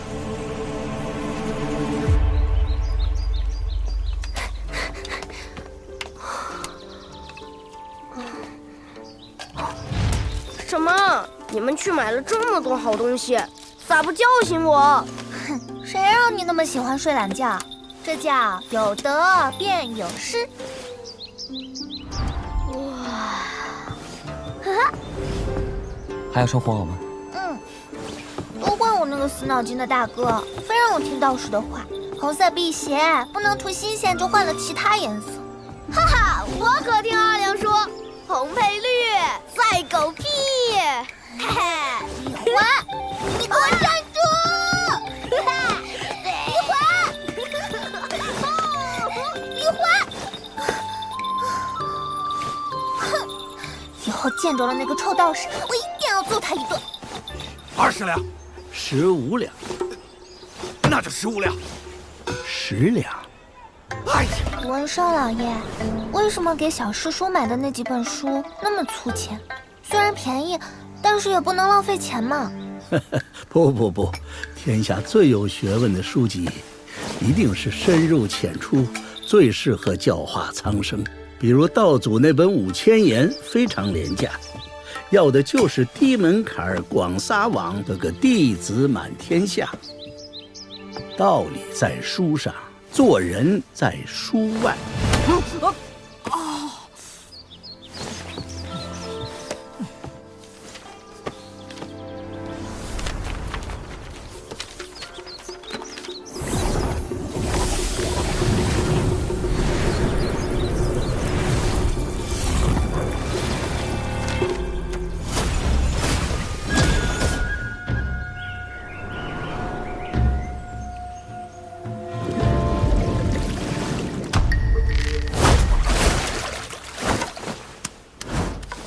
人家陈平安钓鱼是靠日积月累，笨鸟先飞。你鱼露，如果不是因为武道修为才钓起鱼的话，我跟你姓。其实你们的身份没有那么简单吧？我是前朝卢氏王朝的太子，之前化名于世禄，是为了让我记得自己的身世，方便自省。太子殿下真是云淡风轻啊！我可是师门上下数百条性命，为你卢氏殉国了，你忘了吗？我自幼因谶语被赶去敌国大黎的书院，从未掌政。谢谢，我能如何？我不叫谢谢，我叫谢灵月，是封神谢氏子弟。身为炼器师，我只差半步就可以跻身第8境龙门境。要不是因为大黎皇后用困龙钉钉入我窍穴，怎会沦落至此？我恨你们卢氏昏聩庸碌，我更恨太子爷，你甘心给崔禅这个仇人当仆役？有骨气怎么不去死？自杀不算英雄，可以光明正大的刺杀吗？你，陈平安，能借我100两银子吗？好给仙女侠建座忠义大坟，以表敬佩。我道理懂得不多，但我知道有些账暂时算不清，就先放一放，别忘了就行。聊完了。哎呀，我也透个底，我如今修为尽失，连爬个山都累得像条狗。你们2个要动手的话，就快点。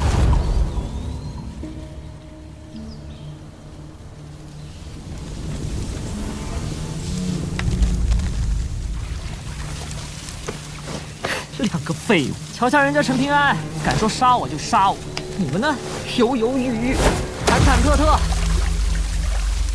哎，你们有没有想过，为什么我们都不喜欢陈平安，而李保平他们却跟我们3只狐狸恰恰相反？人家有2根心弦，一善一恶，悬在心头。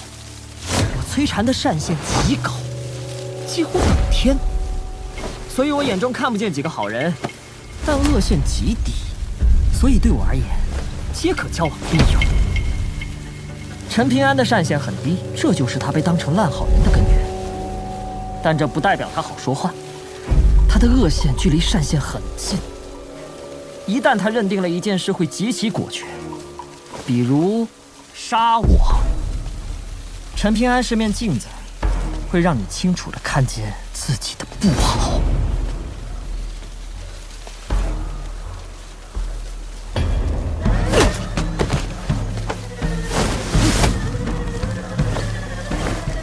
别以为我看不出来，你们两个骨子里的傲慢劲都快渗出来了。就凭你们也配看不起陈平安啊？他可是我摧残的先生。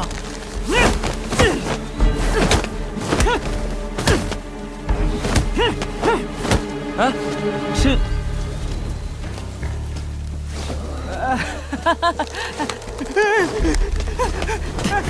有话好好说，饭我就不吃了。哎，文胜老爷，你还在生我的气？是说拒绝做我闭门弟子的事情吗？不生气，失望是有一些的。老先生说的很多道理，我觉得很对。比如可怜可恨顺序之说，那个嫁衣女鬼，我当时就很想杀，现在更想杀她。我想对她说，你有你的可怜之处，但绝不是你把痛苦转嫁给无辜人的理由。所以她该死。我仔细想过，我不是那种能把学问做到很远的人。读书识字对我来说，就是能自己写春联，能给爹娘写墓碑。所以老先生，我不会做你的弟子。我堂堂文胜，想要收你做闭门弟子，多大的福气砸在你头上？难道不是赶紧收起来，落袋为安才对吗？有些违心的事情，一步都不要走出去。如果连自己都觉得做不到，仅仅因为不好意思，怕别人失望就答应了别人，那才会真的令别人失望。那如果以后你后悔了，会不会改变主意？当然，但如果那时你不愿意收我为徒，我也绝不强求。犟得很啊，像极了小琪当年。恐怕这就是当初在小巷里，他愿意对你作揖还礼的原因吧。罢了，既然时机未到，我就不强人所难了。你头上的玉簪是我拿走的，只是为了让你简简单单而已。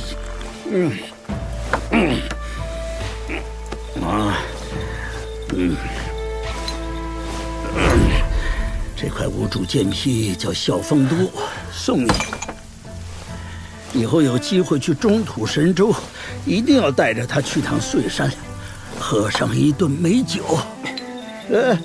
我说破了嘴皮子都不肯答应我做弟子，东西怎么收下来？再句句好意，就伤感情了。因为这东西像银子啊，小叔叔能不喜欢？老先生坐而论道，少年郎起而行之，善，大善。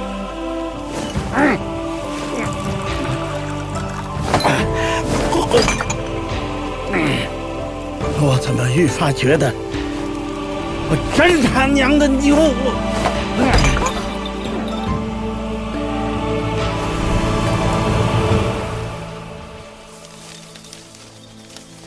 陈平安，人不风流枉少年，一定要喝酒，喝酒好啊！要在合适的岁月做合适的事情，别怕错，更别追求不错。什么都经历过了，以后大道独行的时候，才不会后悔。小宝平，一定要珍惜陈平安，不要因为他做的太对，就觉得他不近人情，反而与他愈行愈远，不然你会后悔的。那样的话，陈平安也会变成第二个小琪。小平安，我们讲道理，不是为了让自己委屈，而是哪天觉得整个天下都不讲道理的时候，你有底气去跟这个世界说，你们都是错的。小平安，我在这儿呢。我问你，你将来书越读越多。但如果有一天，天下的读书人开始指责小宝瓶，骂他不知羞耻，竟然喜欢自己的小师叔，你咋办？我喜欢小师叔还有错啊？这些人怎么读的书？如果真有那么一天，得先握过我的拳头，而且小师叔除了拳头还有剑。如果真有那么一天，一定要告诉小师叔，就算远在天边，我也会赶来护着你。少年的肩膀就该这样才对嘛！什么家国仇恨、浩然正气都不要提，先挑起清风明月、杨柳依依和草长莺飞。少年郎的肩头本就应当满是美好的事物。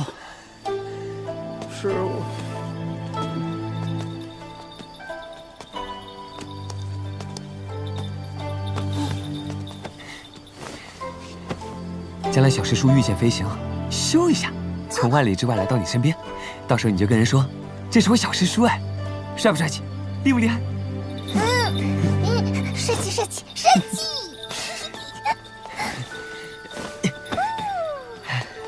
帅气！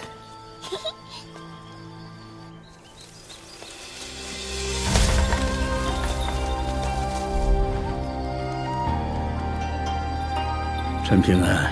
天下没有不散的宴席，那半个崔禅，以后就交给你了，替我言传身教。其中身教重于言传。文胜老爷，你怎么总护着那个大坏蛋啊？没办法呀，他走错路，过大半在我。当年教导有误，不该那么斩钉截铁、全盘否定，给他造成一种我很武断下结论的误会。以后你们对身边人不要灯下黑，否则会很伤心的。小宝瓶，下次见面可别喊我文胜老爷了，师祖还是师公的称呼，随便叫一个。你们呐，不要总想着快点长大，越长大身不由己的事就越多，衣服靴子越新越好，朋友却是越老越好。可老了，就会有老死的那天。您手一说山上神仙能活100年甚至1000年，那100年后、1000年后呢？那我先走。小宝瓶啊，你这样的好姑娘，若是有天不在人间了，我这个老头子恐怕喝酒都没滋味了。对，咱们谁都不要死。这就对了。走喽。师公，咋了？你不是应该咻的一下就消失不见吗？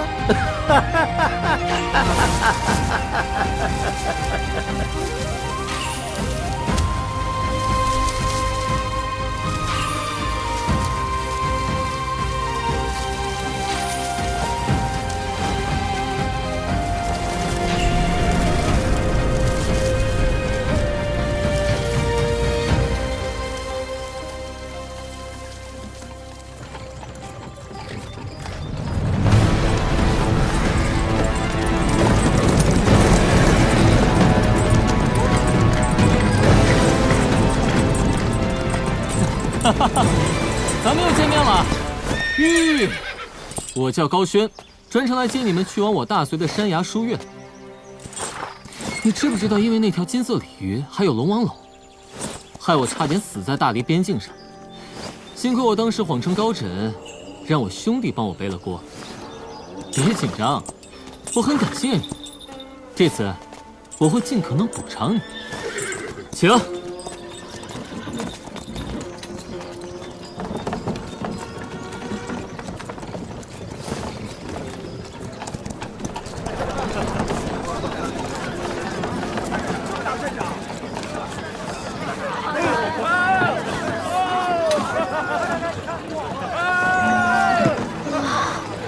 齐先生这么大力气呀！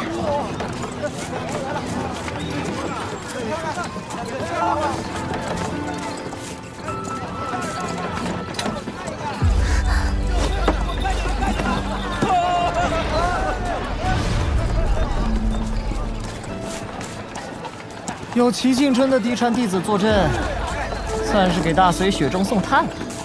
从此大隋的山崖书院名正言顺喽。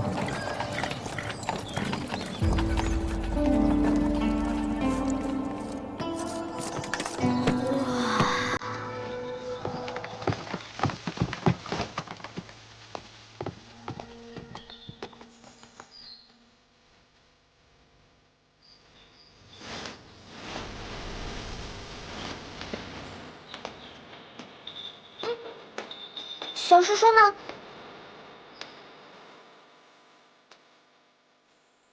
我说小师叔呢？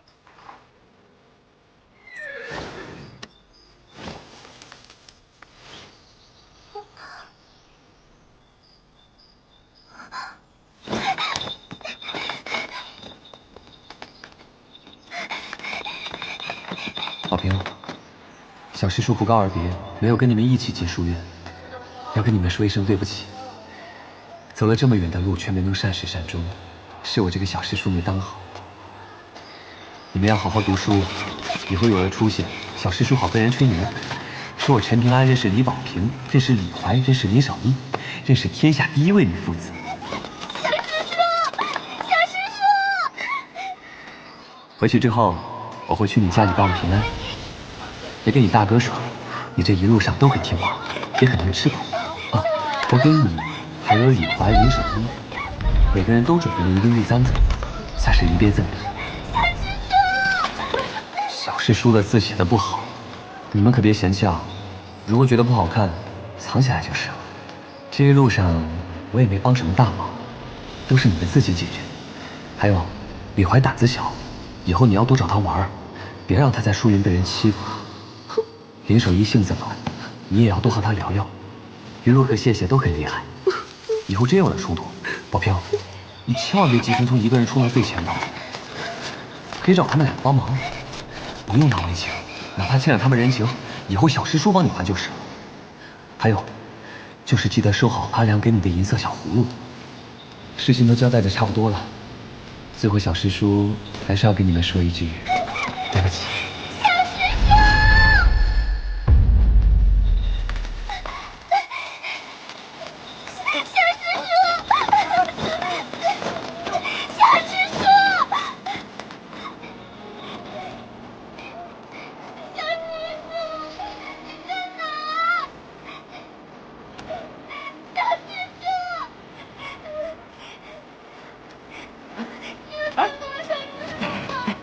先生，小师叔，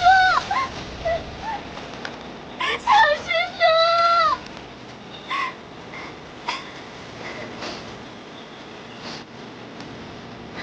不能哭，小师叔看到要伤心的。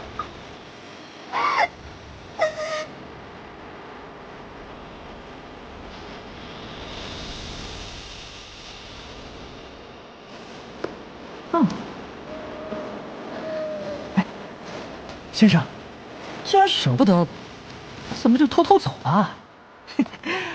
你这个当小师叔的，就不怕他们在书院给人欺负了？哎呀，你走那么快干嘛呀？哎，等等我吧，先生。先生，新衣服买都买了，怎么不换上呢？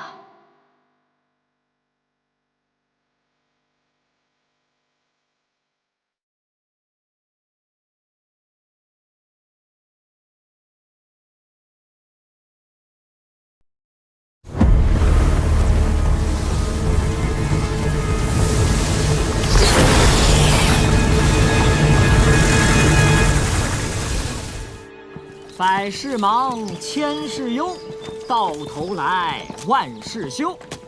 天凉好个秋呀，好个秋！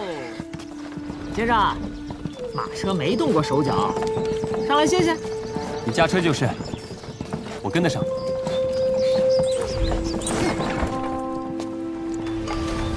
先生是不是后悔自己走得太快了？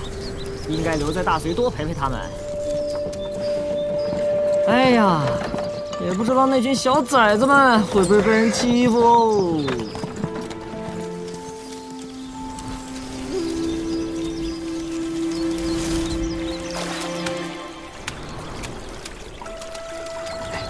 先生，那是过山鲫，能出水半月不死。不过他们对水质要求极高，可能栖息地发生了什么变化，所以这才过山搬家。哎呦，这可是万尾才会诞生一条的金色灵物啊！山上势力最喜欢化养此物，能精准判定宗门灵气流散情况。宝兵肯定喜欢。哎呀，马车是真没动手脚啊！哎，先生，等等我吧。来看看。姑娘，看一看，你看我这什么都有，大的小的都有。二位看看啊，这都是新鲜的螃蟹鱼。我要这只大的。啊，这个啊，明明8条腿，还谢6贵儿2毫。曾经我也像你们这般远游求学，拜在了老秀才门下，成了他的大弟子。那时候老秀才名声不小，一穷2白，偏偏规矩还多。我们师徒俩混得很惨，饥一顿饱一顿。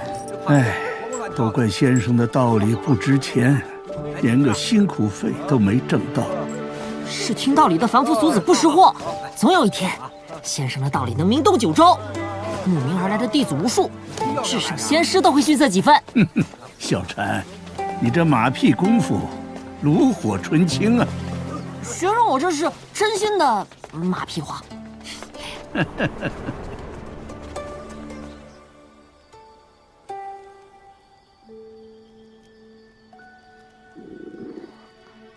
先生，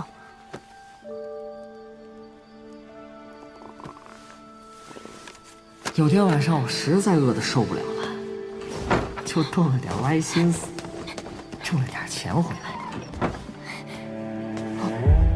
从此之后，你我不再是师徒。不义之财送回去，至于你以后是坑蒙拐骗、打家劫舍，我管不了。连个开山弟子都教不好，我没那本事。是，但希望先生能留下1、2颗银锭，买几支好些的笔。笔都秃成那样了，就算肚子里有点学问，也倒不出来。哼，你给我等着！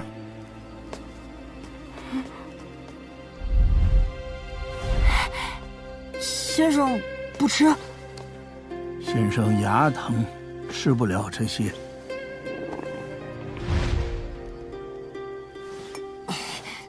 那笔呢？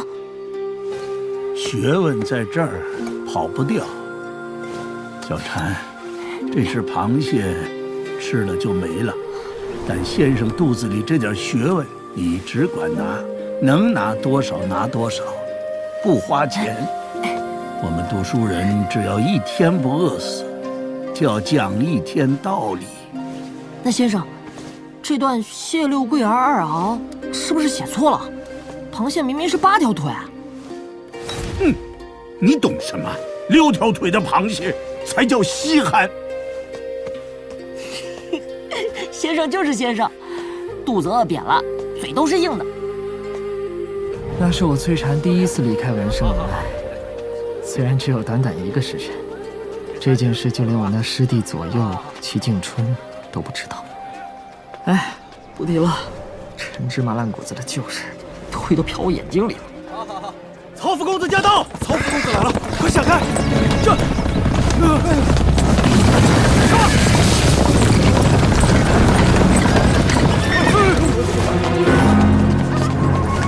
让开！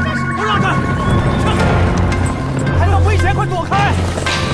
这小心啊！这条路是老子走的，找我试试！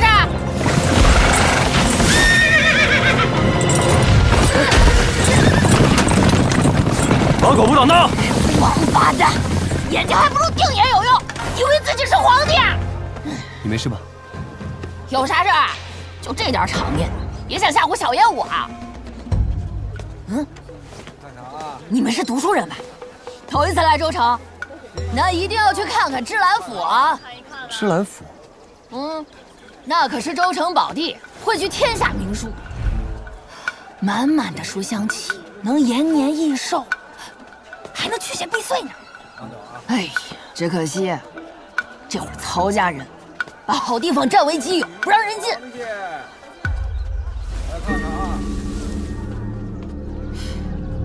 先生，我倒是听说那栋书楼里盘踞着一头活马，看样子该是他蜕皮的时候了，指不定会发生什么变故呢。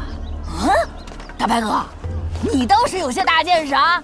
哼，和小爷我聊得来。先生想管？我本事就这么点儿，管不过来。哎，先生本事是不大，但学生我不一般呢。如果先生想凑这个热闹，我就为先生排忧解难。走了。哎呦，我脚给崴了！该死的曹家人！我千里迢迢而来，就是为了见芝兰府一窥。这可怎么去啊？先生，不如我送他去曹府，先生在城门口等我便是。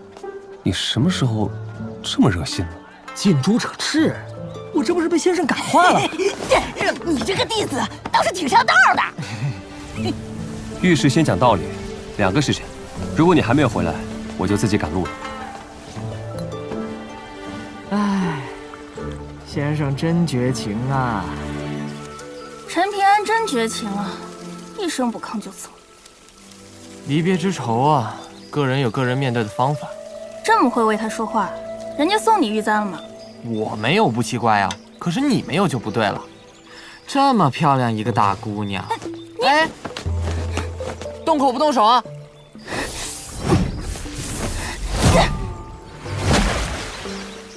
哎，这要是陈平安的鱼竿，你还敢这么泼辣？我跟你姓！你也太勤勉了，就不能休息休息吗？论勤勉，谁能比得过他呀？我不想被陈平安看不起。走那么快干嘛？都没来得及喊你一声小师叔。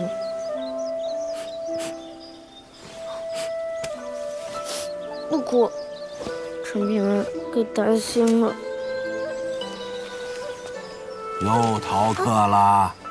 读书人爬树，有辱斯文。啊，老先生，我知道书院有规矩，我认罚，晚上就抄书。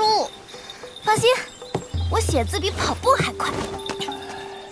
宝平啊，至圣先师到了70岁才敢随心所欲不逾矩。如果一般人光顾着自己开心，什么规矩都不讲，是不是不太好啊？当然。我道理讲完了，你呀也不用抄书了。老先生的学问很不错，这么高。那等我小师叔识字再多一些，就这么高。哦，那你小师叔可了不得，将来能保护好我们的小宝平。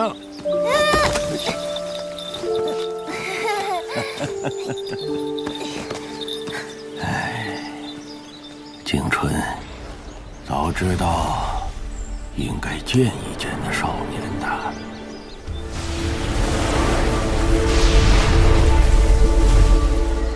喂，大白鹅，你有胆量把那张符纸给撕了吗？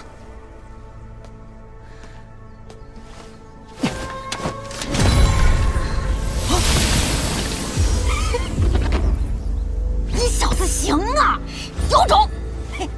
怎么样？以后跟我混，我罩着你。啊，不敢不敢。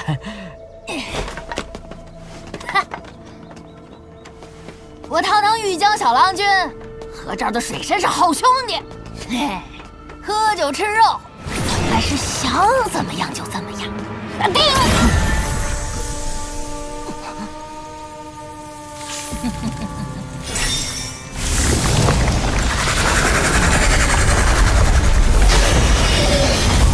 啊！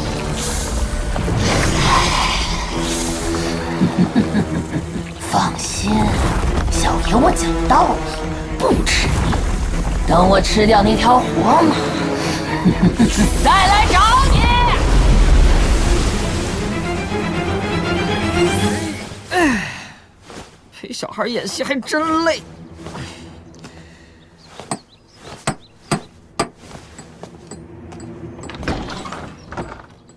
我乃云游四方的散仙，见贵府妖气冲天，特来相助。滚滚滚！哪来的骗子？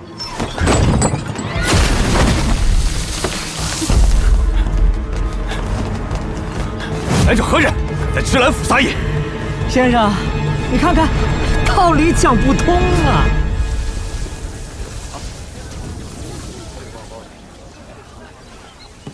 这个也可以。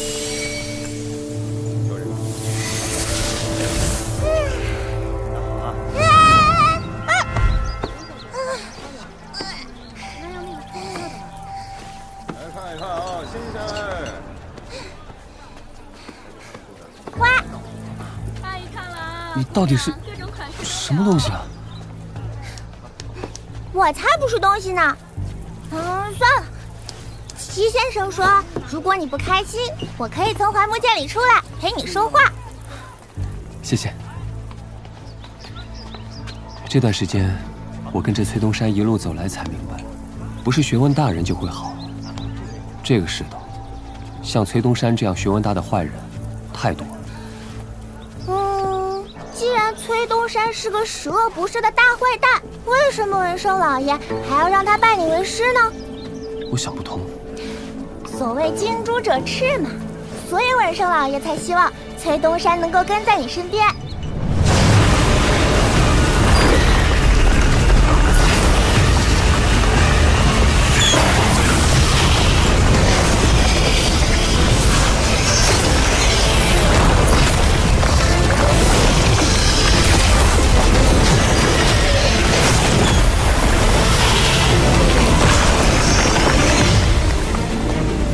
来者何人？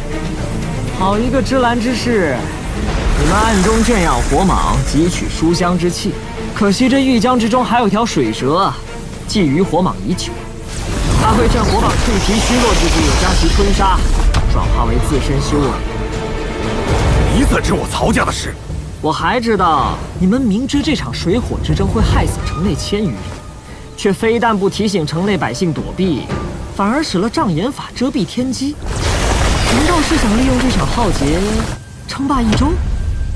我不管你背后是谁，我劝你曹氏大业莫要插手，不然你就是死的第一个。我的好脾气都在大门口用完了，现在我要登楼。你真当我芝兰曹氏是软蛋吗？我数3个数。3。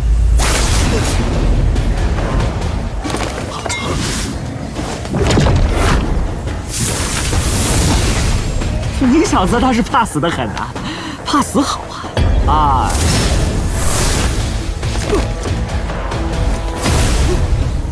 2、1。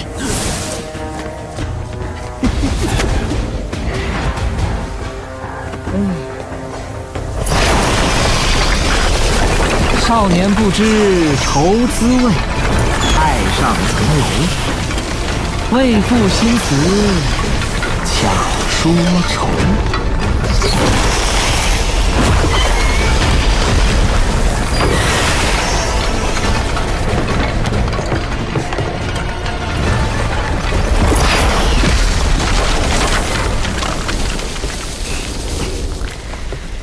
想当年我被爷爷关在书楼苦读圣贤书，若是有你这样的家伙陪我说话解闷，我可能今天也就不会是这个样子了。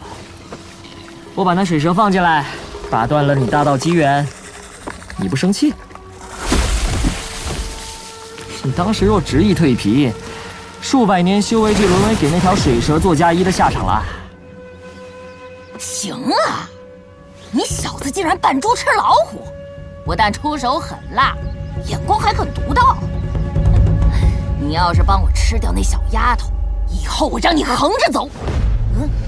乖乖把真身放进来吧。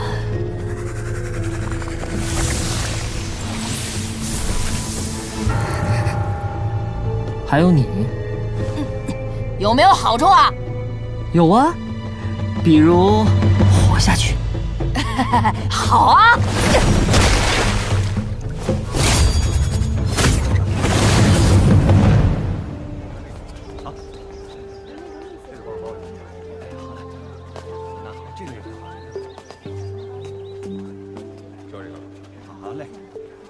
哎呀，解决了你们的麻烦，我却丢了个先生。邱东山，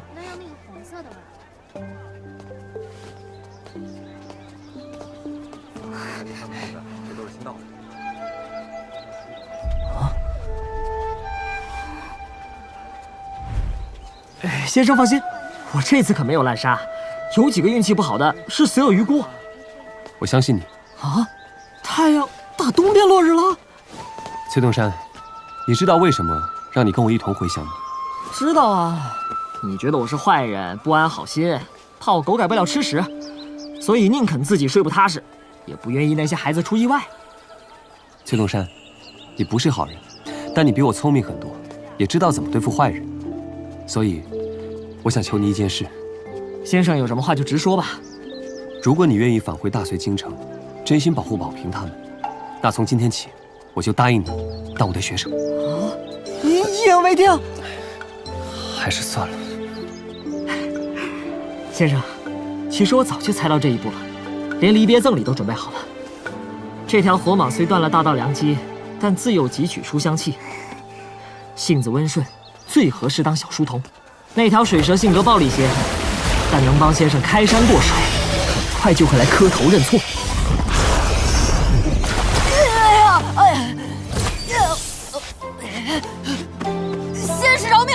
小的愿意赴汤蹈火，肝脑涂地，虽死不悔。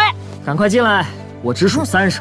1，罢了罢了，识时务者为俊杰。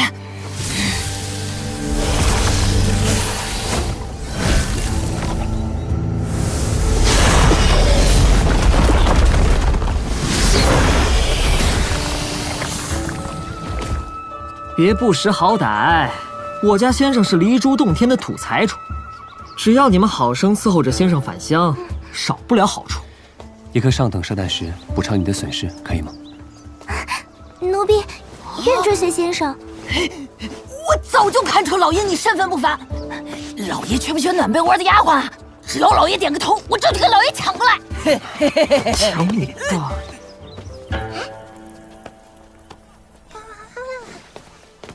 他告诉我2句话，一句是文胜老爷给你的临别赠言，一句是齐先生赠给毛晓东的临终遗言。天人相分，化性其伟。另一句是礼定伦，法治罢。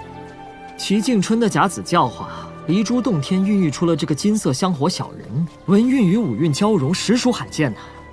先生不妨将它放在落魄山的山神庙里供奉。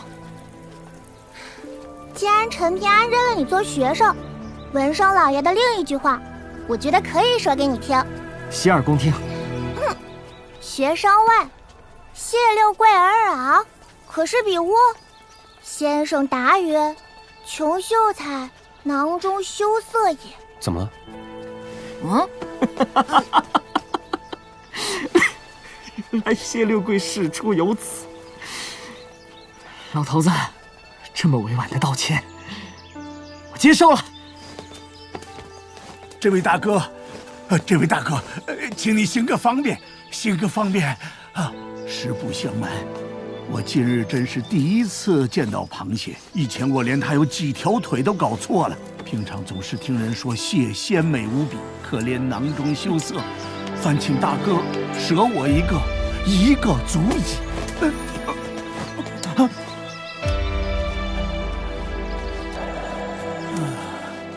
我的真名叫崔婵婵，因为爷爷希望我道德品行、学问修养兼具名山大水之美，志于两全。但我舍弃了一个婵字，逃离家乡，才拜入老秀才门下。兜兜转转，如今又多了一个先生。先生一路保重。如果我死在了大隋，我会帮你建一座衣冠冢。他娘的衣冠冢这词儿都知道了，这一路跟着宝平他们叔真没白读。你自己小心。先生，其实玉簪店那对母女并没有死。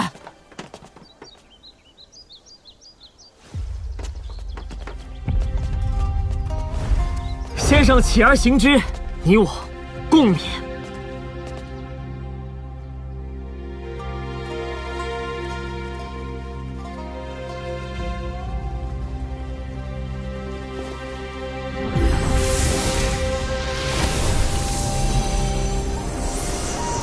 国师大人有何吩咐？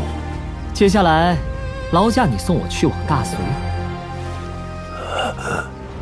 咋了？不好意思啊，远古时代神人乘龙，跟今天有钱人骑马骑驴差不多嘛。那我在楼外等你。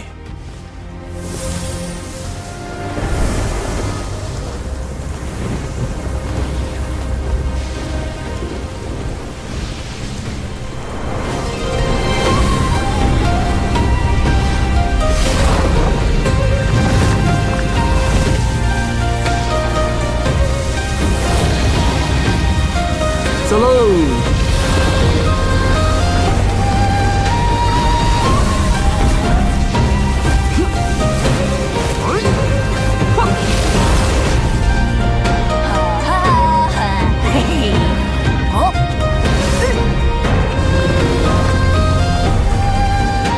老爷，那家伙真够凶残的。他是我学生。近朱者赤，近墨者黑。老爷他不会是学坏了吧？尚书大人，那些大理的孩子忒不像话。李怀榆木疙瘩不开窍，林守一逃课去看道家杂书。哎，还有这个，你看看，李保平在圣贤书上画武夫打拳，哪里有半点读书人的样子？毛老这么说，我只想问问，是齐敬春学问大，还是在座各位大呀？那是齐敬春眼光好，还是诸位先生好？他们身上的光环太大，势必会令一些大隋本土学子心生嫉妒，甚至怀恨在心呐。树欲静而风不止，和树有什么关系呢？夫子还说，刚才，别过去，起来啊！狗屎般的东西，没劲。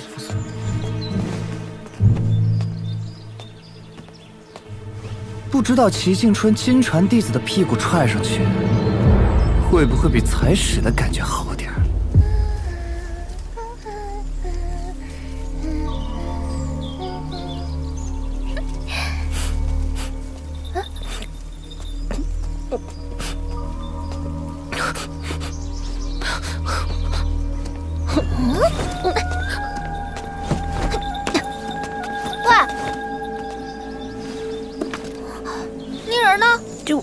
丢了，你躲了我好几天，把头抬起来。摔了一跤。说，打不过人家，是我舍友，但我一个打3个，没给你们丢脸。走。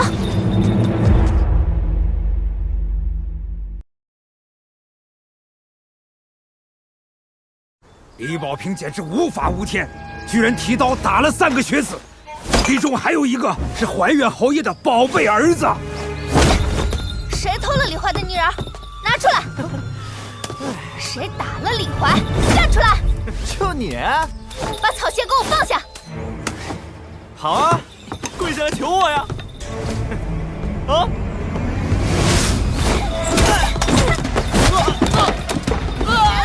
家的嫡长孙想找李保平理论，半路却被林守义打得昏迷不醒。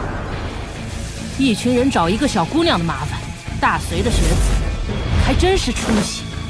今天就让你们这些泥腿子长长记性，这里是大隋，不是大理。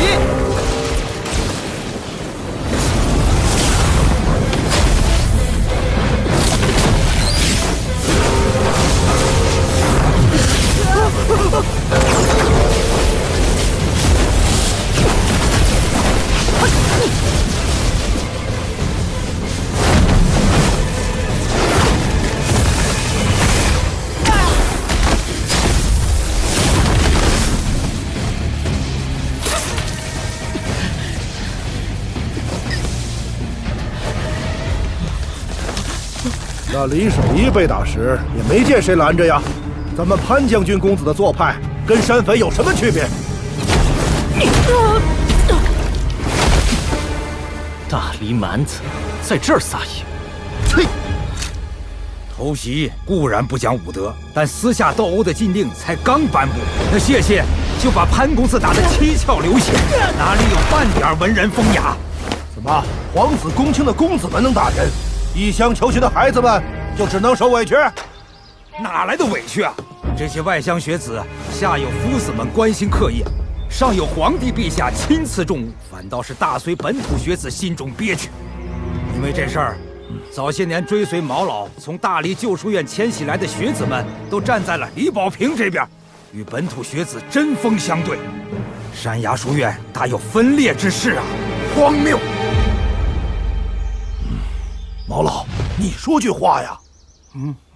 那就这样。哼，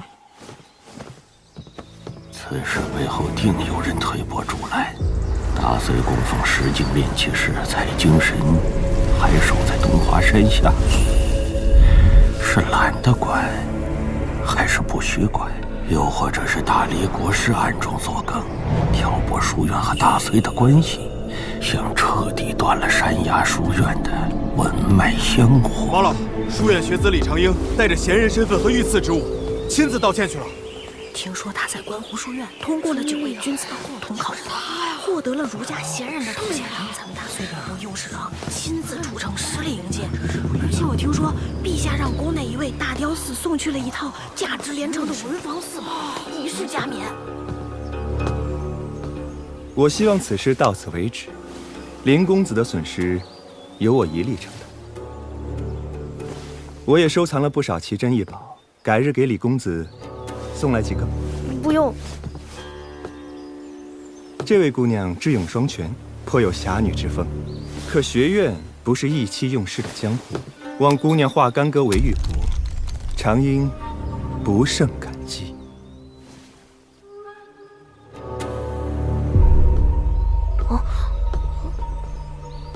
要不我去跟他们道歉？道什么歉？如果先生和小师叔在这里，要被你气死！是我害林守一受了伤，我知道这件事情没完，我不怕被人打死。但如果保平爷爷受伤的话，沈平安这辈子都不会理我了。李华，没错就不要道歉。小师叔如果在这里，一样会说李怀你是对的。书院都是坏人，如果陈平安在这里就好了。呀，咱们李怀李大将军哭得这么伤心啊？打不过忍着呗，多大的事儿？没办法，就算给我降服刀，我也打不过那个李长英。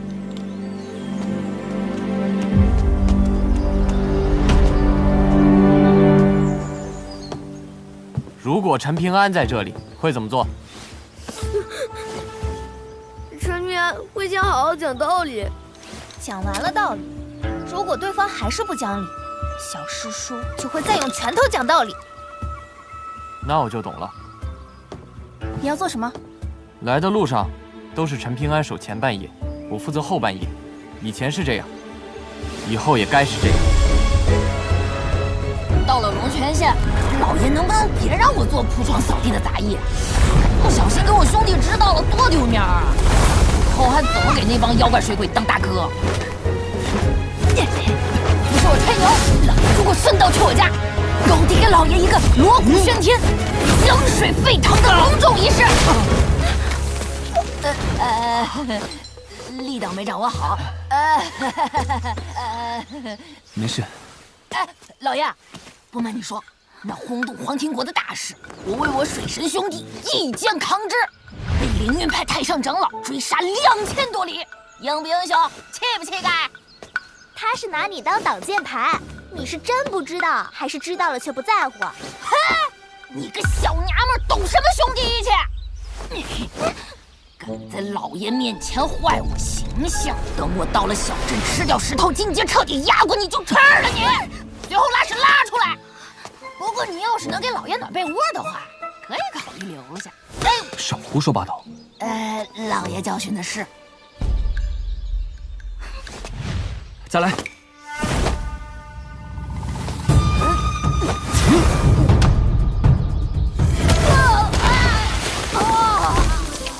老爷，好猛的拳头，堪比施救武夫啊！老爷，看在我辛苦为拳，还强忍住不吃掉那傻妞的份上，老爷能不能……等回了家，多给你们1人1颗蛇胆石。凭啥他也有1颗？那我得要2颗。2颗是吧？是。都没了。老爷，我知道错了，1颗。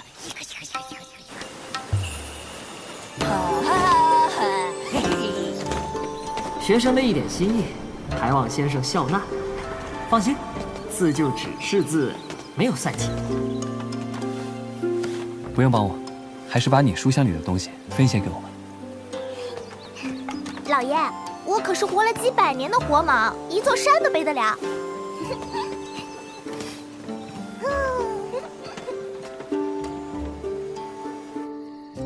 老爷这么抠门，大概率是找不到媳妇儿的。要不要我帮你收几房小丫鬟？不要。老爷，如果他们不收聘礼，孩子在丰厚的嫁妆呢？真不动心？不动心。为啥呀？有心爱的姑娘了。就老爷这性格，喜欢的姑娘怕是个缺心眼儿吧？老爷，你们是怎么认识的？难不成是老爷你救了他，还特意给他洗衣做饭？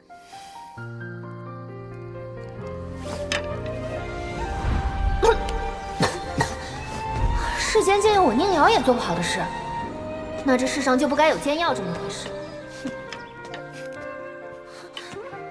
想笑就笑。后来我惹上了麻烦，他不但愿意帮我，还把鸭群刀借给了我。那是我这辈子见到过最美的画面。后来呢？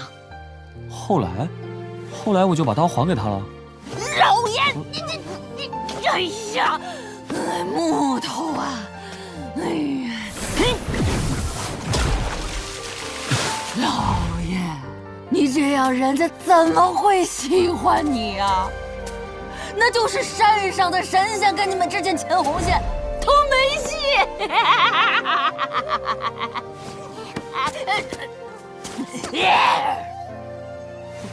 老爷，别在意呀，万一他真是个缺心眼呢？啪嚓，王八看绿豆看对眼儿了。老爷，你看我其实也挺眉清目秀的。傻妞，快借我1支学费用一下。消失。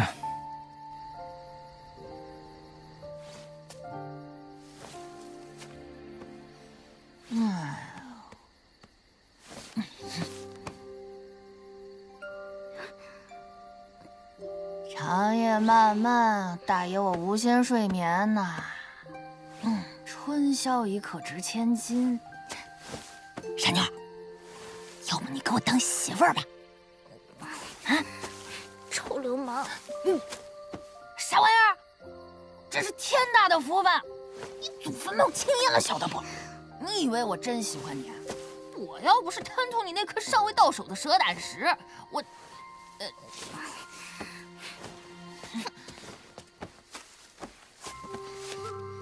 切！你就仗着老爷给你撑腰吧。不知道宝平、李怀、林守义他们怎么样？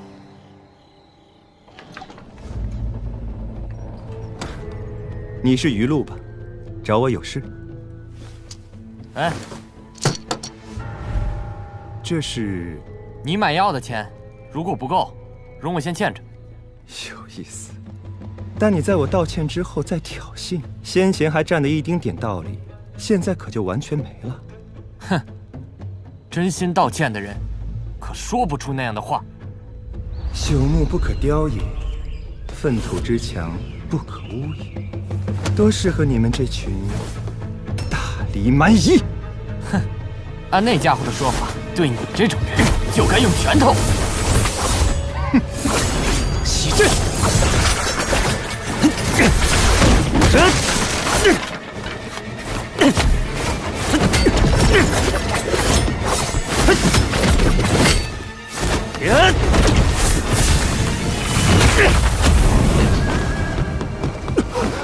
以剑修手段防御，又以道家神通转移，再以兵家技击正面迎击，真是让人大开眼界。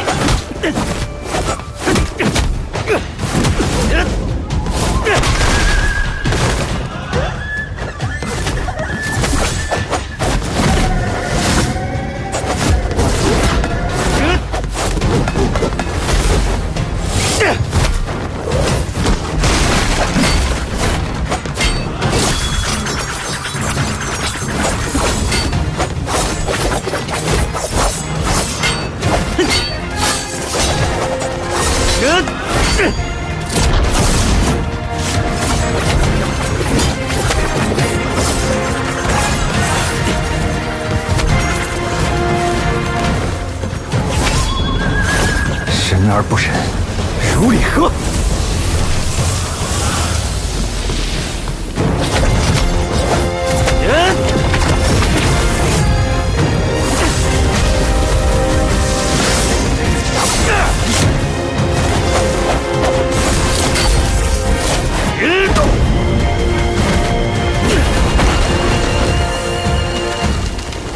还不收手！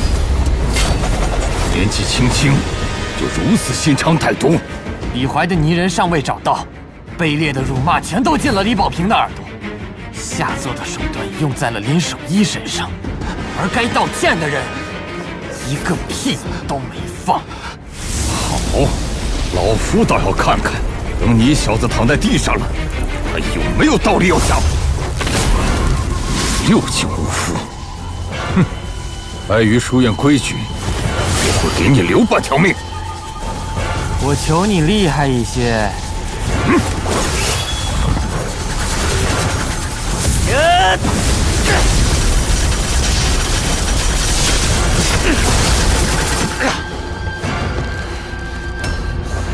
竟然拿我当磨刀石破镜，找死！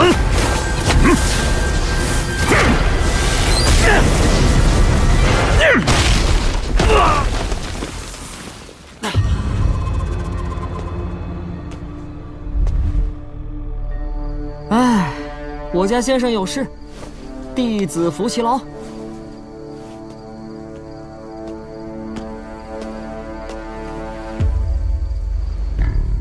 哟，李二大爷，幸会幸会啊！姓崔的，我儿子的事和你背后的那些谋划有无关系？说不清楚，我先打死你！如今我只是崔东山而已，可你家宝贝儿子是半个同门师兄弟，你可不能胡乱打人。而且大隋底蕴深厚，不容小觑。我会替他们出气，你可别胡来。不如你先去学社看看孩子。不做点什么，我这当爹的可没脸去见儿子。哎呀，时至今日，那些惹事的家伙背后的家族长辈可是一声未吭啊！你要真气不过，可以找他们家长辈说道说道。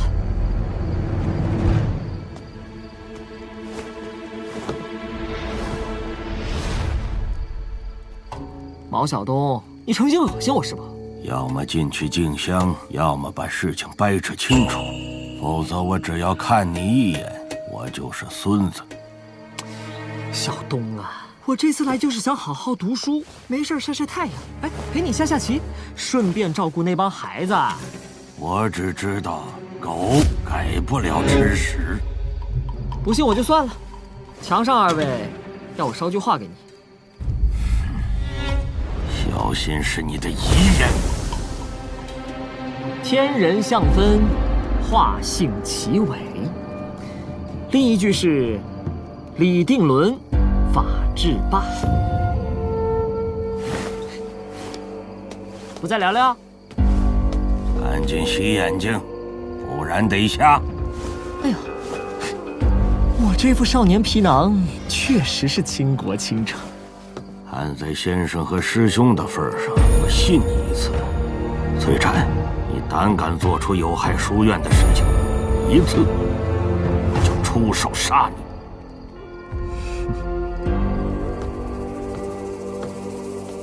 大隋的谍报可不比大黎差，那我就以谢谢的师门长辈出手好了。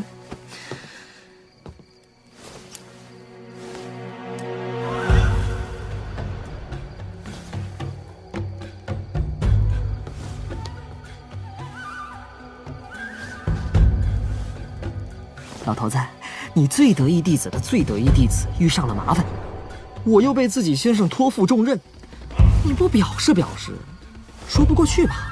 不如借我3镜用用呗。不是，老头子，你当真不管我了？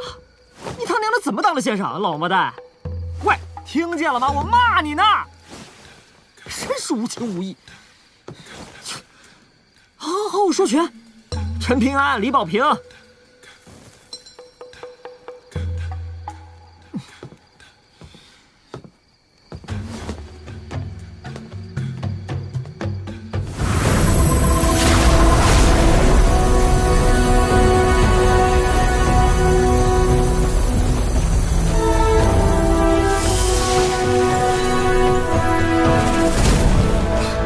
单镜，行，还多给了1镜。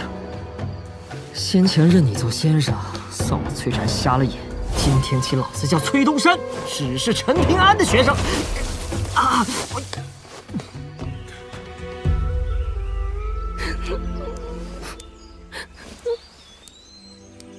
爹娘姐姐，我想你们了，他们太欺负人了。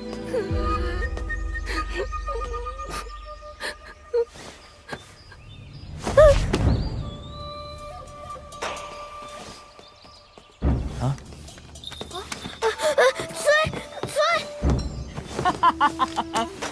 开不开心？意不意外？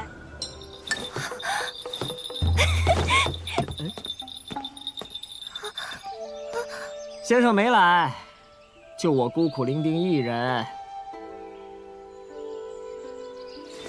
李怀，陈平安夸你胆子大，有担当，是条响当当的好汉。真的吗？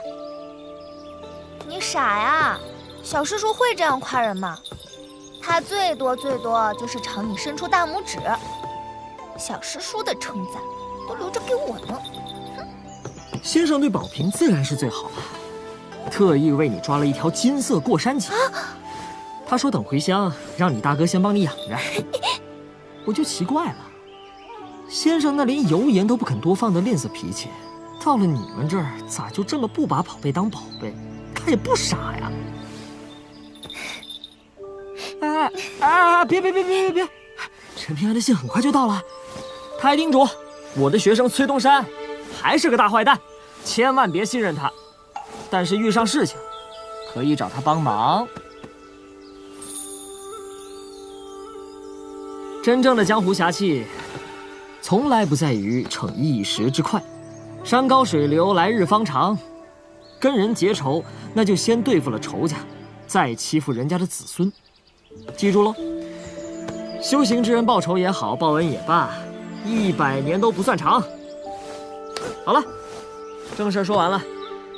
我家先生因为担心你们，这一路就没有真正静下心来，所以接下来你们就安安心心的求学，其余事情不用管。公子恕罪。坐吧，说说看为什么会出手收尾。第一是因为冲动就做了，第二他山之石可以攻玉，把大隋剑修当作是自己武道上的磨刀石。继续。不然我来帮你说。我只要不死，以后陈平安就会觉得欠我一个人情。公子之前说我和谢谢性情跟陈平安差了10万8千里，这辈子都做不了朋友。我知道公子多半是对的，但不甘心，想试试看。只是实在没想到公子会去而复返，请公子责罚，一举三得，做得漂亮啊！我高兴还来不及呢，责罚什么？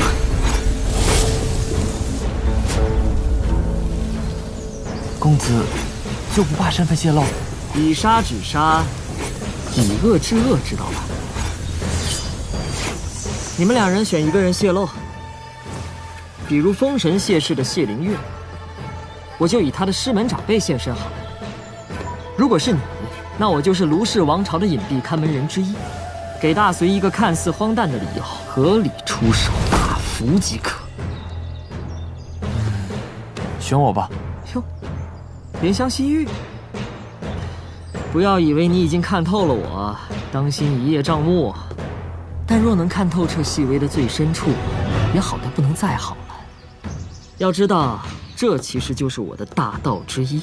崔国师的大道之一，又岂会极小？若是有人彻底看清了这一页，以小见大，当真还会障目。得了，活动活动筋骨。那个叫蔡精神的老乌龟王八蛋，快来认祖归宗！你18代祖宗我，今天要跟你讲讲家法祖训，快点沐浴更衣，磕头听训。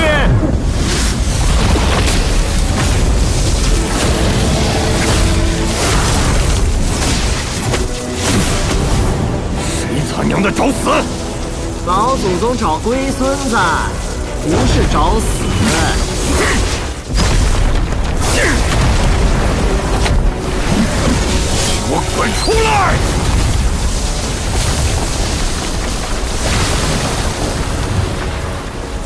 乖孙儿，你快点滚进来！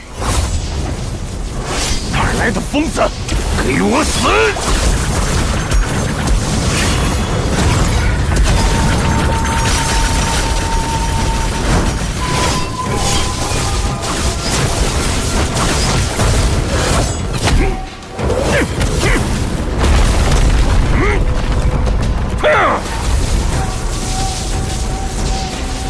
蔡精神，手脚利索，快点拿刀砍死自己，记得砍得心长一些。他娘的，谁借你的狗胆，敢欺负老子的门下弟子？如此招好，再来！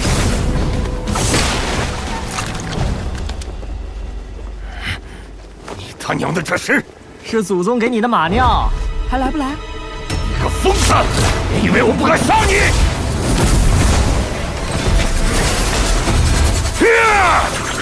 好，我总算知道孝敬你家祖宗。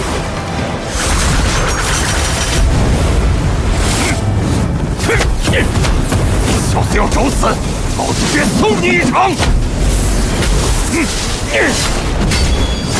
枪不错，祖宗替你收下了。好有命拿！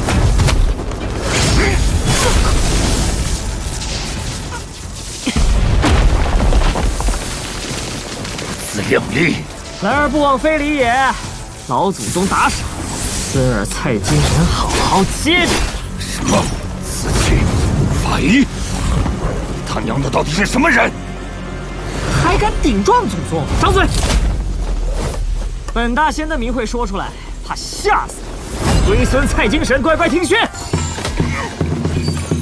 蔡家庙堂供一胎，香火熏出个臭酸菜。天外祖宗来，慌把门前3包赶。欲扯风雷胡门面，反用枪锋陷庙盖。实境修为七上落，恬不知耻老奸坏。若非启得祖宗来，骂人又菜又无赖，竟不知错不悔改。今日叫你得训诫，无功无德又无脸，竟还敢叫嚣在阵前。难得祖宗贤，手养身壮健，那便咒孙100遍100遍。放屁！你个聒噪小儿，休得猖狂！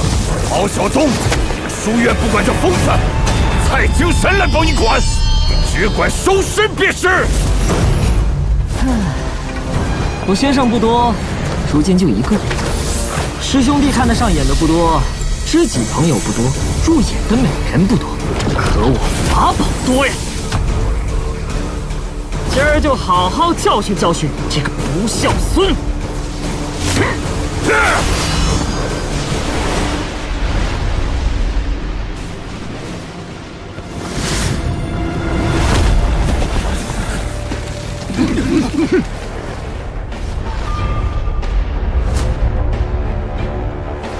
这么欺负我儿子，干你娘的大隋！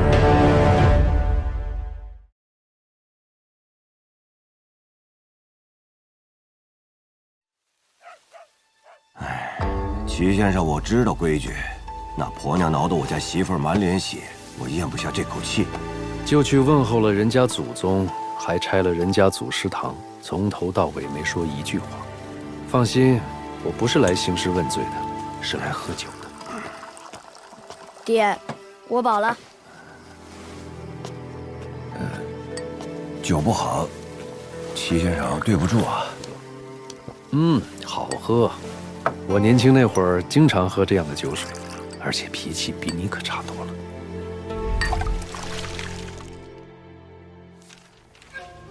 书院那边还是没有动静。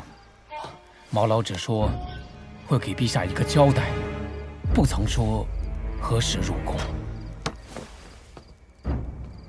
可毛老不来，寡人总不能催着书院来讨要公道啊。这股翻书风真不好请啊！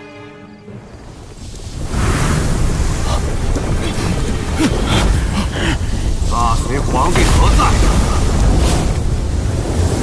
哼，这家伙到底有多强啊？如此胆大包天，厉害至极的九境武夫，容我去会会他。若是输了，陛下再露面即可。别输得太难看。不到万不得已，咱家是不会借用京城龙器的。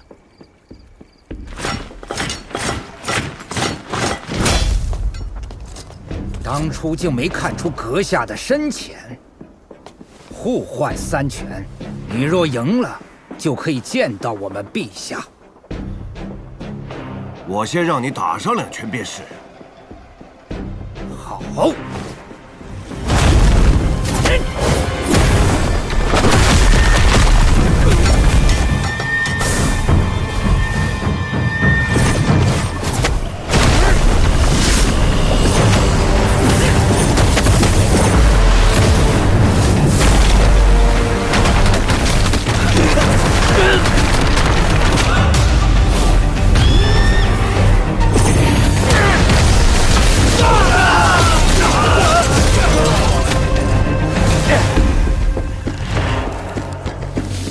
还有一拳，只管出手，但是我也要出手了。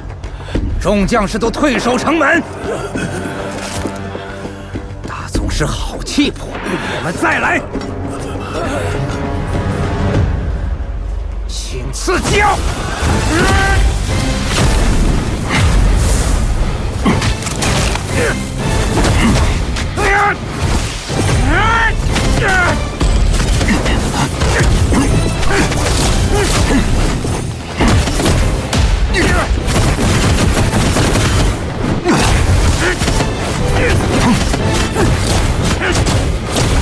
先别急，饭要一口一口吃，比起宋长敬，这磨刀石还不够沉。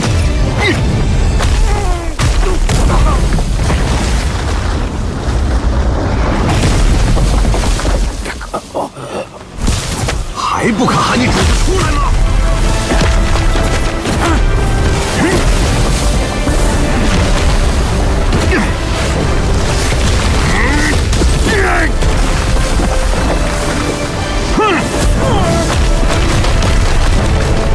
大隋皇帝，你要么继续躲着，要么就再来个能打的。实在不行，让所有人一起上。小心一点。陛下放心。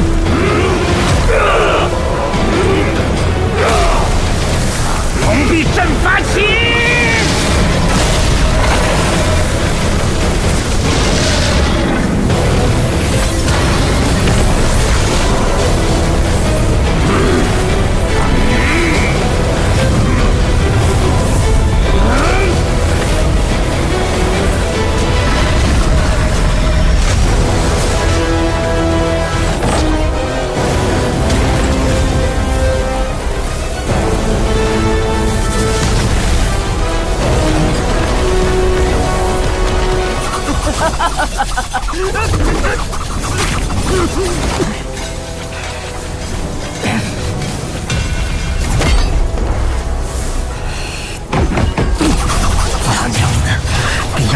发境。看来只要身处这护城大阵中，所有炼气师和武夫都要受高世龙气压制，跌落1、2个境界。无妨。喂，乖孙子，祖宗还有很多仙气法宝，你可别太轻易被打死啊！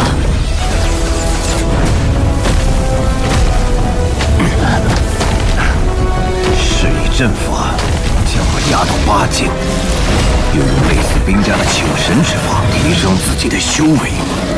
虽然只有1境之差，可大隋京城付出的代价要小很多啊！你想要觐见我们陛下，可以，但是万万不该如此拖大。毕竟我们大隋朝廷是要灭死的。你的意思是9境武夫的拳头还打不过你们大隋的颜面？倒是真可以这么讲。出武英殿广场者，入城，破拳，再来！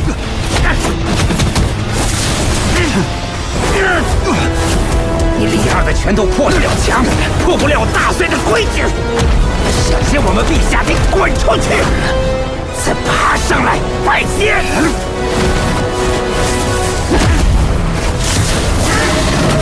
一个9境武夫，也敢来我大隋撒野翻天，休想！放心，我会照顾好自己的。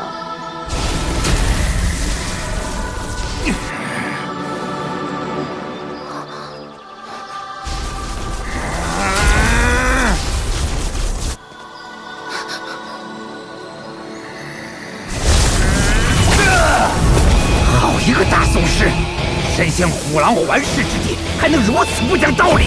我小孩这么懂事还受人欺负，都怪我这个当爹的没本事。今天大隋皇帝不来见我，我就把他的大隋打碎！他怎么会重返9境？我只向大隋皇帝讨一个公道。你这拳头再硬，也打不破我大隋的天。今日也让你瞧瞧什么叫王朝颜面，什么叫王朝雷霆。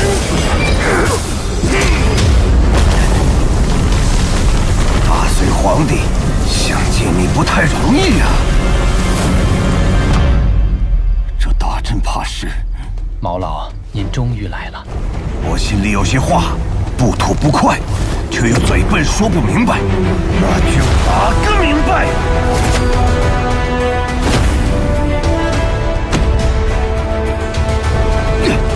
休得放肆！放心，我不是来兴师问罪的，是来喝酒的。你让我想起了一个兄长朋友，他和你很像，强者拔刀向更强者。我没到，那就是强者出拳向更强者。如果9境实力打不服你们，那就破开他娘的9境！9境巅峰！你李二国际不在生死间，拳向更高处，出心中一口气。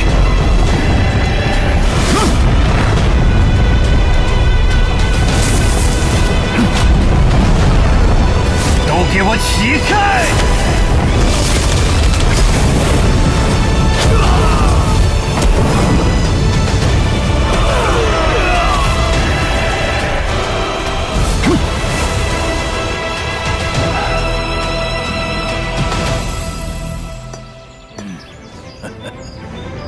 好，好，好。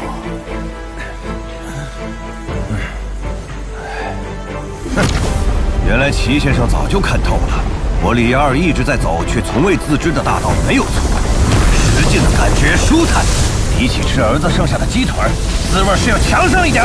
你放心，我不敢说把李怀教得多有学问，但一定会让他做个好人，心性不比他爹差。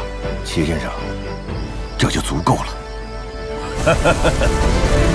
如果还能再和齐先生一起喝酒，就更舒坦了。大隋皇帝，你再不出来就别出来了。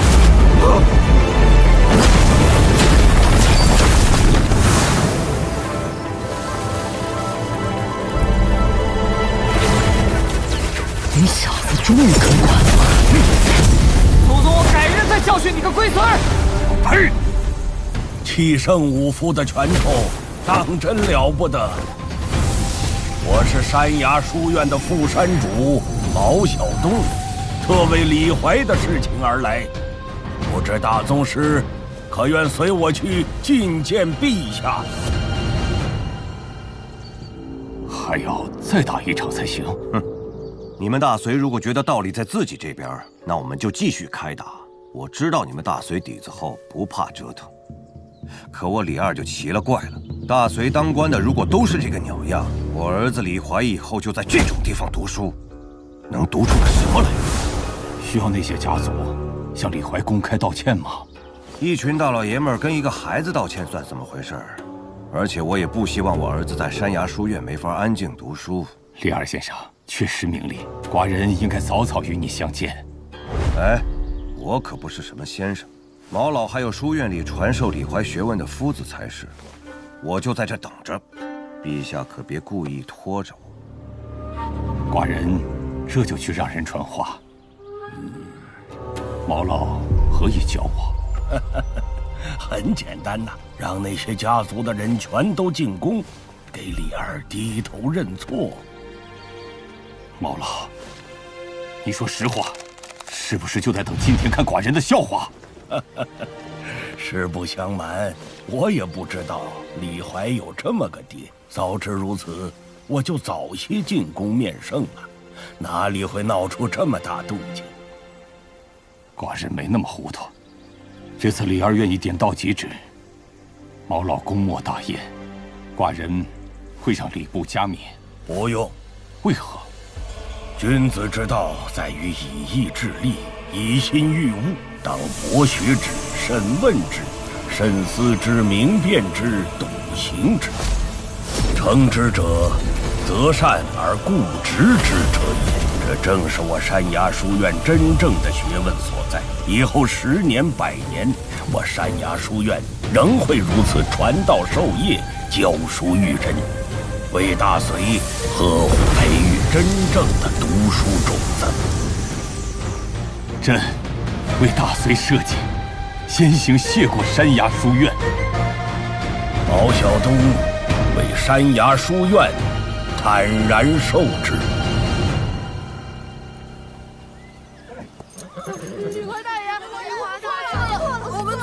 毛老夫子已经给过他们惩戒，特意让他们来赔礼道歉的。哼，他们这样欺负人，一声道歉就想算了吗？我们真的错了，过而不改有什么用？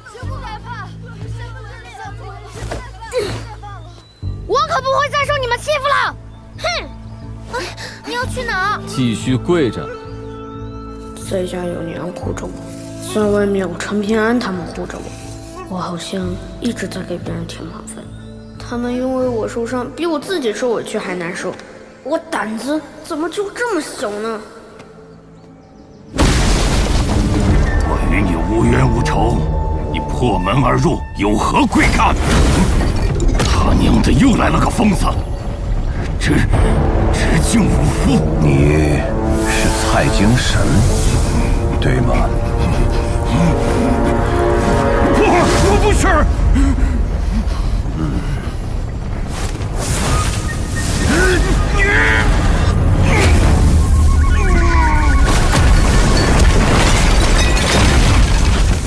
有本事再来一场！我在跟那天的白衣少年说话呢，跟你没关系。爹娘姐姐，我想你们了。儿子，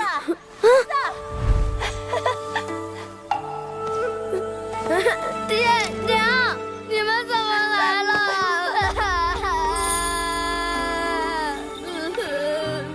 哎呀，我家怀子都瘦了，娘亲的心肝都要碎了。好了好了，我好得很呢，我还有好多好东西呢。走，我带你们去看看。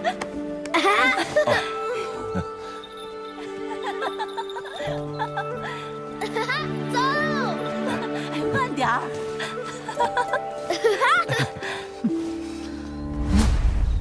怪胎年年有，今年特别多啊。咋样？陈平安给我做的，好不好看？羡不羡慕？好，好，真好。还有这个，嘿嘿。这一路没被人欺负吧？没有，有陈平安护着我们呢。他人可好了，啥好东西都给我们。可惜李柳配不上他。林守一还凑合，也能陪爹喝点酒。你一口一个陈平安，是谁啊？家里有钱吗？哎呀娘，过日子要看人品。就像我爹，虽然穷，但对你多好啊！你好好珍惜吧。哎，娘啊，我想去买一盒胭脂。去年不是刚买了一盒吗？你这么败家，那将来谁敢娶你啊？爹，这壶贵，你先喝。那壶便宜的，回头饭桌上再喝。嘿，娘亲就不会说你败家了。爹，我以前在家里待惯了，就觉得谁对我好不是天经地义的事情吗？可跟陈平安一路走来，我才知道，外面的坏蛋多着呢。唉，我现在才明白，像你这样对我娘、我姐还有我都这么好的男人，太少见了。爹，以前对不起啊。儿子，陪爹喝点儿。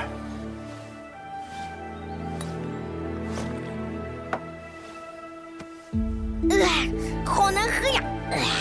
爹，这2天就带上娘和姐姐，好好逛逛大隋京城，哪怕买不起好东西，看看也好。以后等我读书有出息了，我给你们买。放心，我的书院过得很好，真的。儿子知道心疼爹了，高兴，比出拳破镜还高兴。这么多年，爹一直在压制你的天赋根骨，如今不用再藏着掖着了。至于最后能走到哪一步，全靠你自己。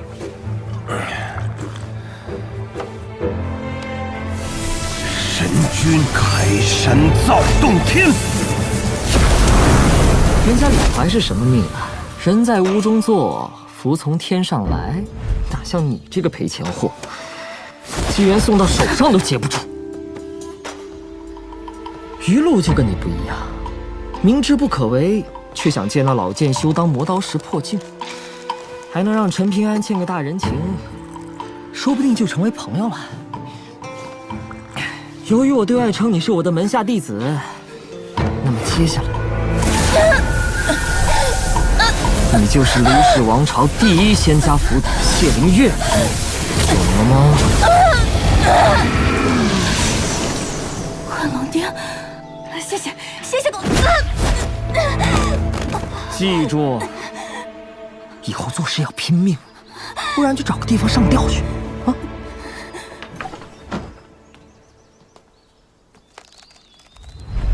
该如何是好呢？不如还想当我师娘？老子要被你笑死了！谢谢啊，谢谢。心比天高，命比纸薄，不接受如今的自己，就算我帮你把昆仑钉取出来，你又能走多远？哎，不像我家先生心思澄澈，未来大道可期。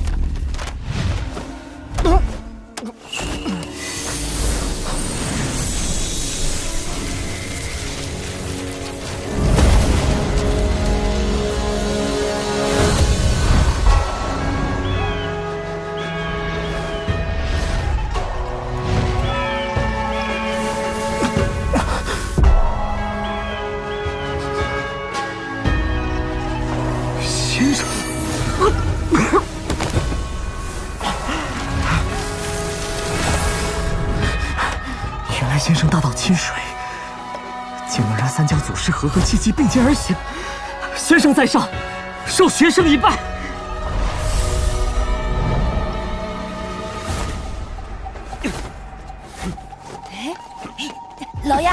给你看点好东西。好戏来了！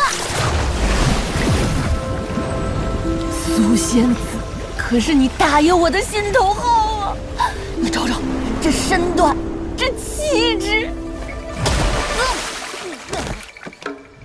非礼勿视。只换老爷一颗蛇胆石，听吧。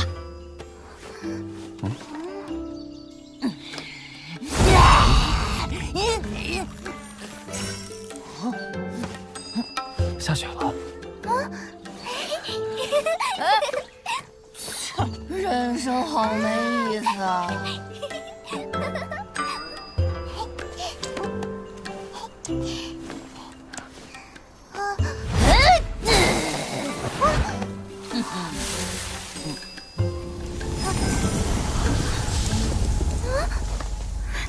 老爷，栈道那边来了一双男女，男子瞧不出什么，可女子好大的妖气，怎么办啊？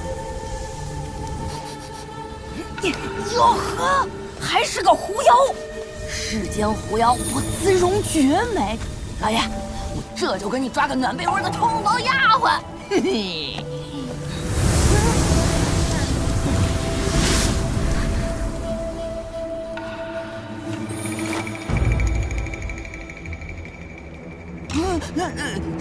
雪夜赶路，我与侍女委实疲惫不堪，公子能否让我们休憩片刻？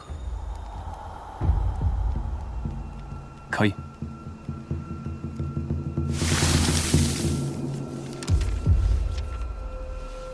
老爷，我们不如……你们别乱来。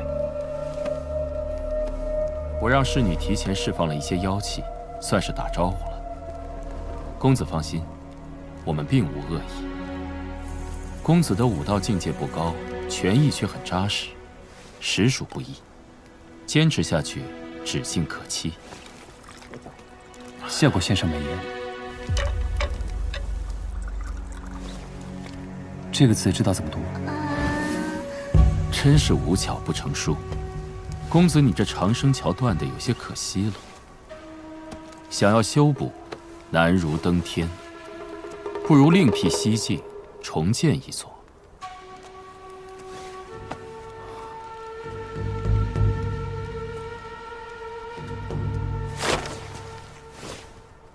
白老爷，您前不久刚和文生见过面，就遇到了他的弟子，难道是两边圣人的阴谋？我这次远游散心，无欲无求。如果这样还要算计于我，那我不如便攻陷那道城墙，让这座天下换一个主人。又能？你虽是妖子，却自幼生长于浩然天下，为何如此热衷介入那场人与妖的纷争？两座天下生灵涂炭，十室九空，很好玩吗？老爷饶命！我觉得不好玩，一点儿都不有趣。青樱，有些事情暂时不是你能掺和的。如果不是念在当初那点香火情，你已经死了。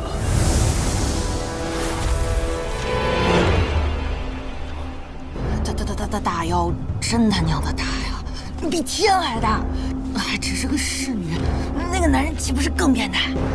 不一定啊，我们家老爷就没我们厉害呀。对，傻妞，你会不会说话？陆晨赤令。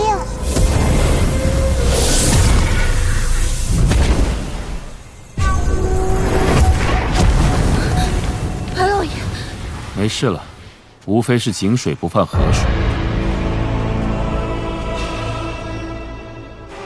好嘛，有心找你，你不露面；不抱希望了，你反而自己来了。劳烦白老爷有事没事就瞧一眼这少年。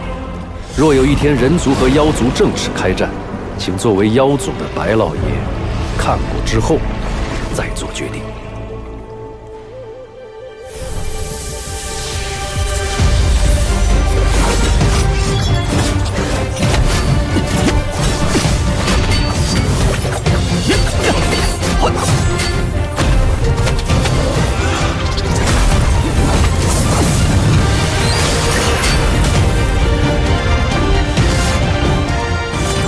梦中炼金，有点意思。听说你早年跌了个大跟头，修为组织不前，怎么觉得和影音陈氏的陈队联姻就能东山再起吗？曹俊，你该启程了。忘了告诉你，我曹家祖上也是从泥瓶巷里走出来的，不知道这次回乡打拼会不会呼起杀尽文营之心。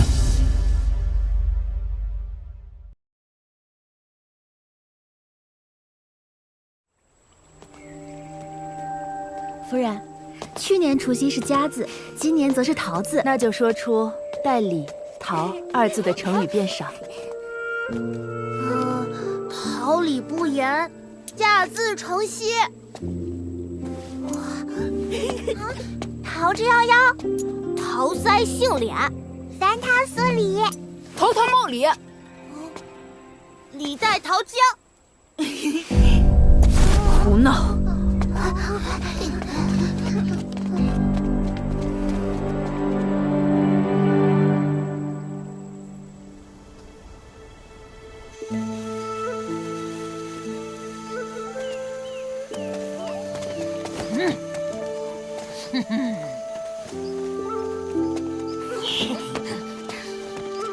果然，月是故乡明。我家的山，就是比别墅好看。我回来了。大爷带着傻妞跟着老爷回家喽！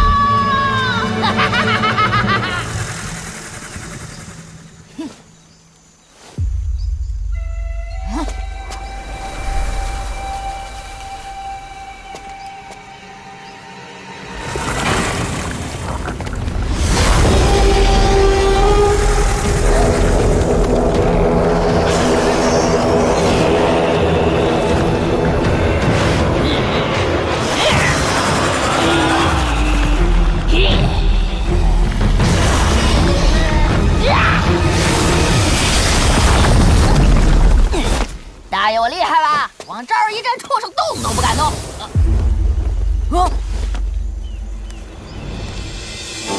魏部，老爷，又来个挑事儿的。当然不是。魏部，你怎么在这儿？巧了，我搬到披云山做你邻居了，以后要多多照顾在下呀。你答应帮我修建那竹楼，怎么样了？早就完工了，绝对没有偷工减料，而且视野开阔，风景优美，鬼鬼祟祟，一看就不是啥好鸟。以后咱们落魄山要热闹喽。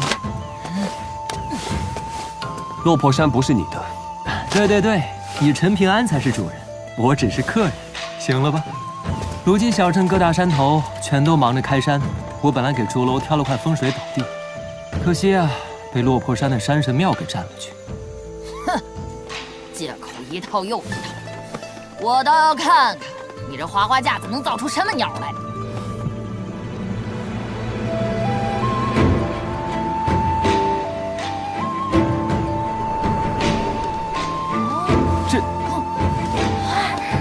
这是我的竹楼？当然。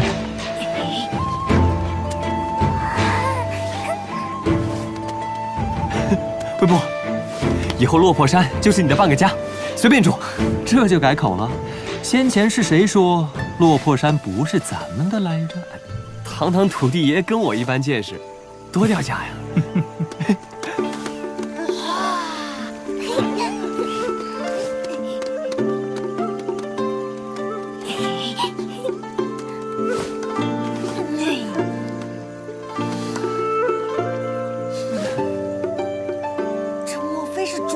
天的催逐啊！老爷果然深藏不露啊！老爷，这风光可好了，以后我们能住在这里吗？就知道陈平安不是一般人。喂，老爷，接下来咱们上什么宫什么府啊？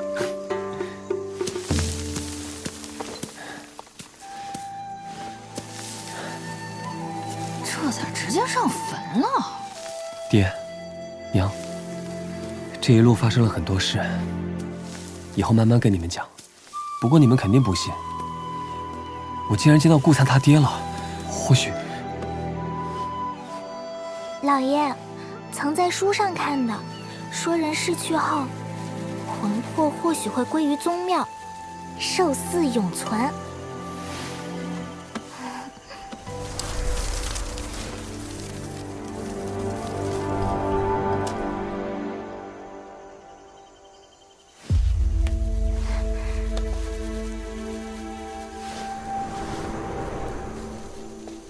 我要先去铁匠铺一趟。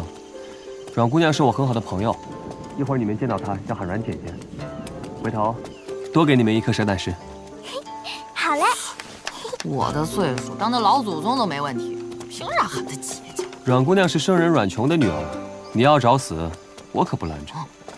阮琼，不会是那位风雪庙的神仙吧？哎，我对阮姐姐一定恭恭敬敬，不要让老爷你难做人。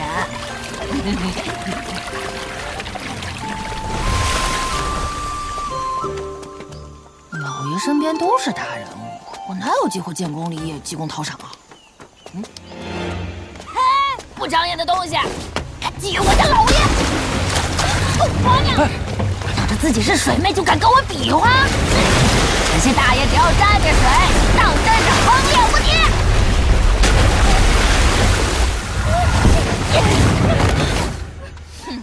抓动你！回来！老爷，这婆娘腰细臀2圆，收了当丫鬟吧。松开！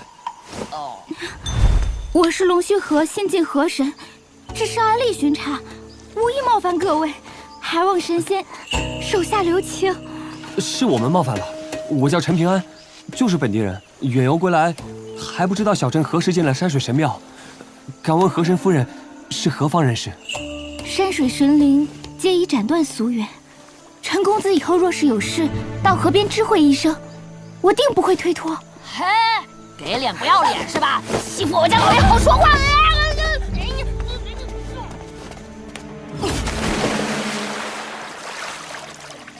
陈公子，我呸！克死了爹娘的小王八蛋，怎么没死在游轩路上？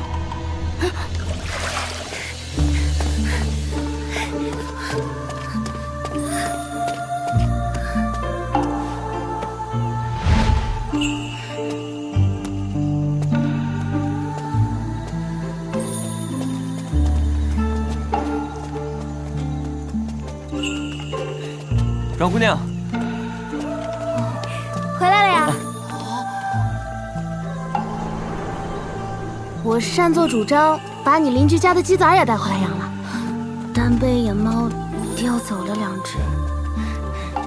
没事的，我现在手艺大涨，回头给阮姑娘炖汤喝。不能杀，不能杀，它们乖得很，我还给它们起了名字呢。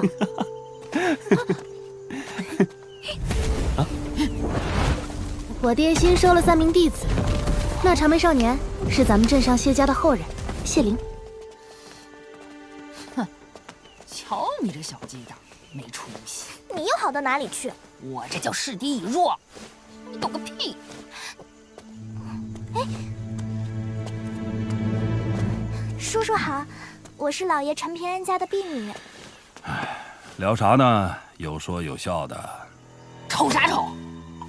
我可警告你，秀秀姑娘是我家老爷的老相好，你一个打铁的，要是敢动歪心思，我就一拳打得你半死。跟你说话呢，大哥你多大岁数了啊？咋这么厚颜无耻呢？来，别跟个木头似的，咱们过过招。阮师傅，爹，圣人老爷在上，瘦小的390扣。爹，我陪陈平安去趟小镇。马上要打铁了，过来帮忙。爹，时辰不对啊。我说了算，你别多问。那我去给你打壶酒来。你大难不死，必有后福。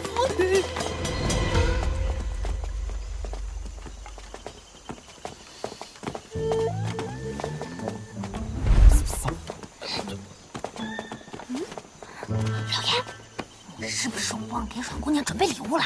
还是觉得礼物有点拿不出手？还是我周到，早就准备好了。这是月华瓶，专门采撷日月光辉。你送给阮姑娘，保准事半功倍。到时候在如梦如幻的月光下，你个头！哎呀，老爷别走吧。阮姑娘，不知道该送你什么。外面好吃的东西倒是很多，可放不久。实在没办法，就做了这个。别嫌弃啊。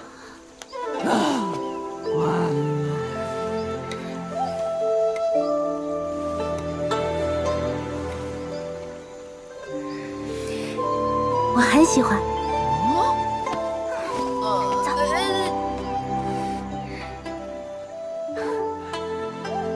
没有变，真好。要是在课上陈平安赠阮秀，就更好了。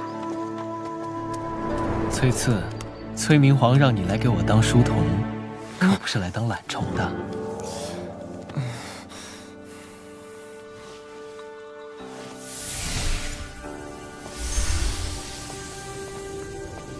来了，大少爷。说是二少爷，一定会闲聊几句，还会夸我新买的头饰很漂亮。老爷，这姑娘说喜欢，有的时候不是真心的。不是说老爷送的竹简刺啊，我就是觉得宝瓶赠美人更合适。阮姑娘要是带着那些回去，难免会被阮师傅误会，误以为我居心不良。啥叫误以为居心不良啊？你对阮秀不是明摆着居心叵测吗？瞎惹什么你？哎，可别杀人灭口啊！我保证手口如瓶，比李宝瓶还平，比饶良瓶还平。我家宝瓶怎么了？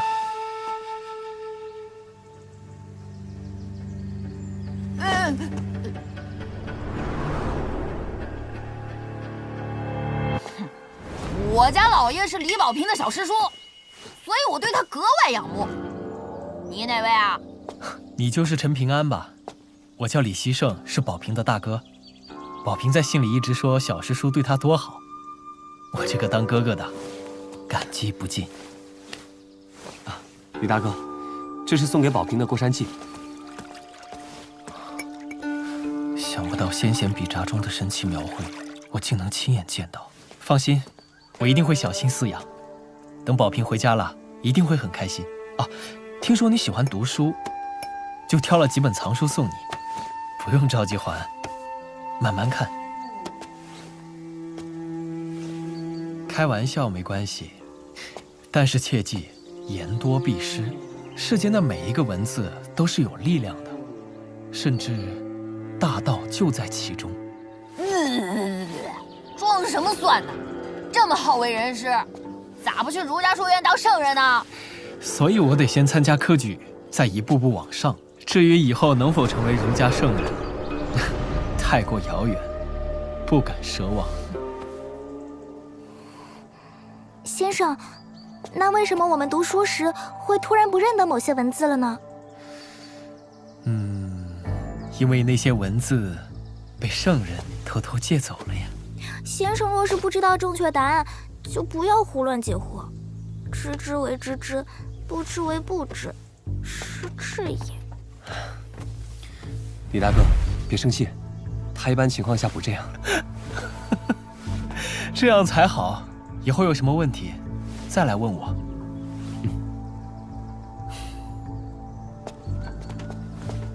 如今你远游归来，却仍是陈平安，真好。我见青山多妩媚，料青山见我应如是。真是美好的一天呐！我刚才是不是给老爷丢脸了？哼，傻妞，想的太多了。咱俩能活着就不错了。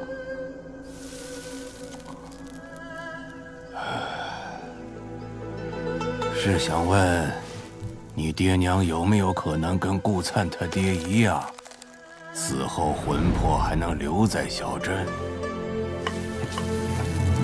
没有。为什么？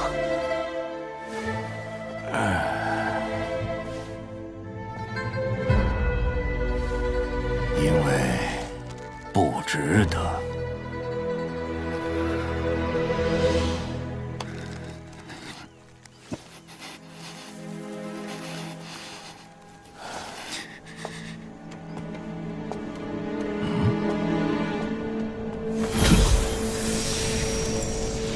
齐景春苦心孤诣地把你藏起来，想要做什么？这桩买卖，我答应了。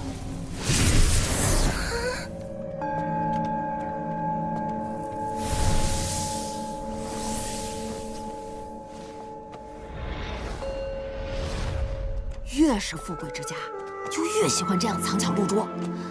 不知道的还真容易被骗住，是吧，傻妞？稳住，不慌不慌。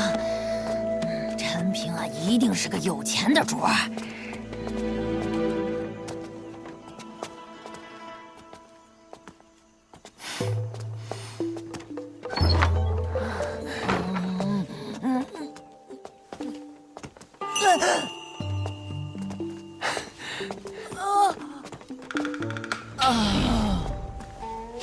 傻妞，在你眼里我是不是很傻呀？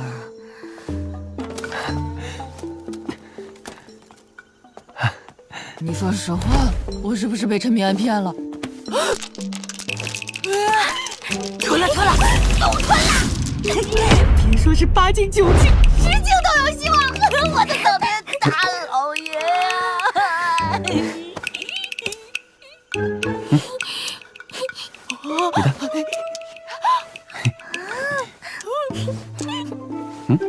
老爷，真好。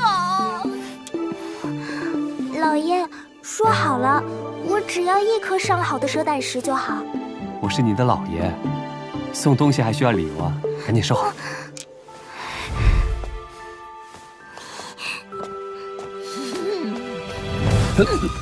区区圣人奈我何？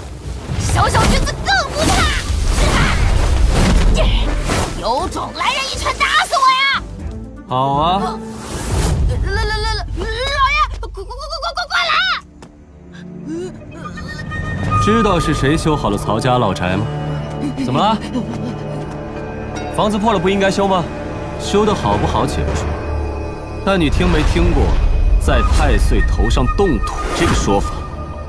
实话说吧，我曹俊天赋异禀，能够感知到某些珍贵的存在，例如一块剑胚。我给你点时间，你最好出个高价。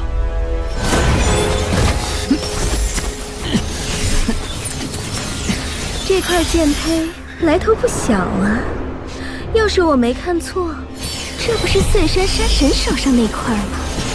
这么贵重啊，难怪你舍不得卖，那我就只能抢了。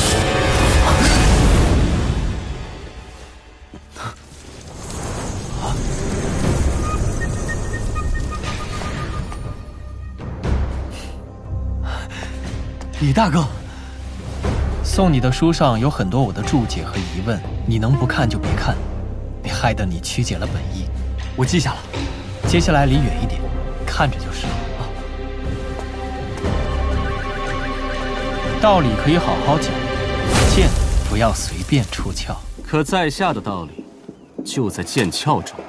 放心，我曹俊出剑，很少杀人。原来是曹家人。你们老祖曹溪一代剑仙，很是了得。既然如此，我李希胜就听听你的道理有多大啊！先问一句，你如今的境界是？剑8、9之间。剑雄8、9境，我们完了！仗着有个好祖宗，就敢坏我规矩，不知死活！师傅，要不要阻拦那个曹氏子弟？等他打伤了人，我就打死他，这才合规矩。师傅，这种恶人如何成为这么厉害的炼气师啊？你又没读过书，谈什么善恶？记住，山上不讲这一套。请。井底之蛙，你不过是中武境，我就压压境界，等你以后出了井口，就会发现，我这样的人当得起“厚道”2字，有点意思。陈平安，麻烦你再后退一些，4、5丈之外最好。大敌当前，还有闲情逸致说废话，哼，欺境。姓李的，哪有你这种6境炼气士，仅用简单的道家法诀，就硬扛7境剑修的道理？传出去，曹俊岂不是要被全天下的剑修笑话？可能是你的道理还不够高，那就8境。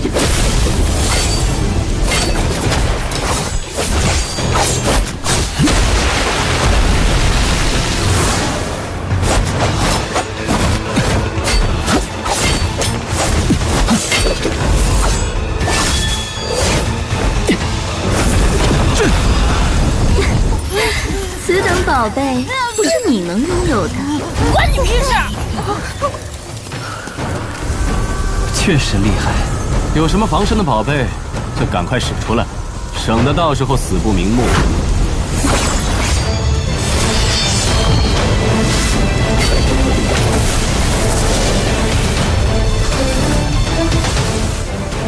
这也行？你这家伙是卖树叶的？不好意思，我家小妹就爱捡这些东西。看来你这把剑的道理解得通。不管如何，好歹先分出个胜负。我朋友还急着呢。那我可是真不客气了。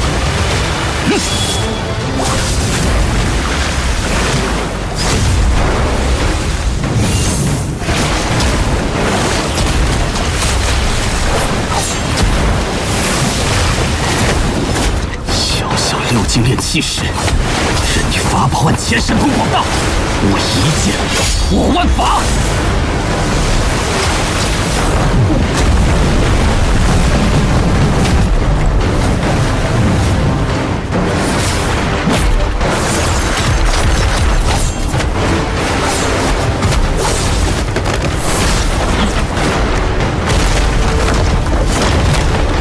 除非是3教祖师级别的谪仙转世，才能一口气驾驭这么多物件。你到底是谁？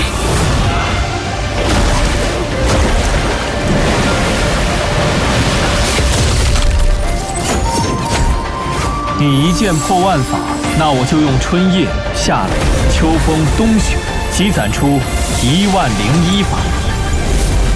原来如此，利用阴阳家的卜卦，算准我的进攻方向，再精准防御。否则以6境的修为，根本不可能一口气驾驭那么多的物件。那我只能破了你的10001法了。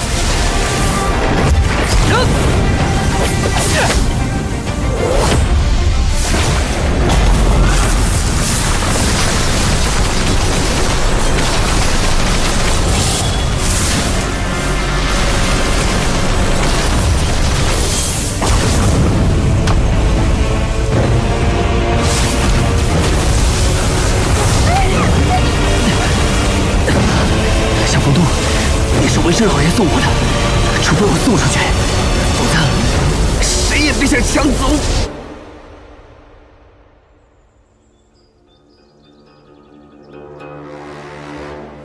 云霞山蔡金简，见过宁姑娘。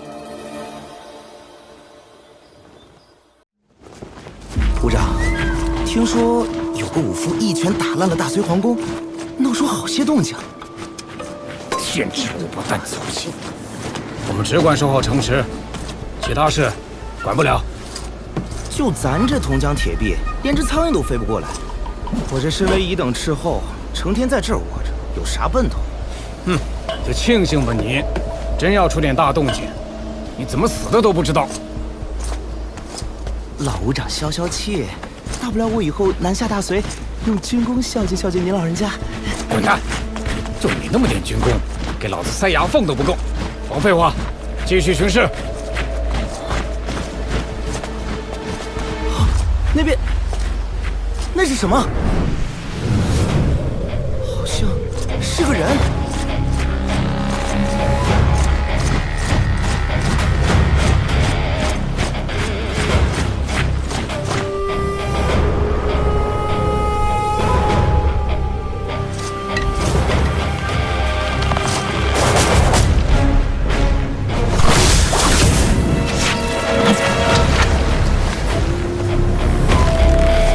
真君谢氏，他怎么来了？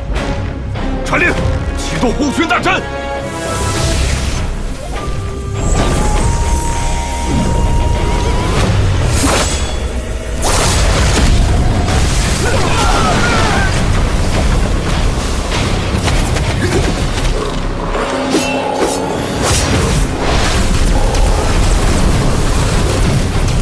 帮我跟大理国师带句话。然后我再决定这一剑落不落下。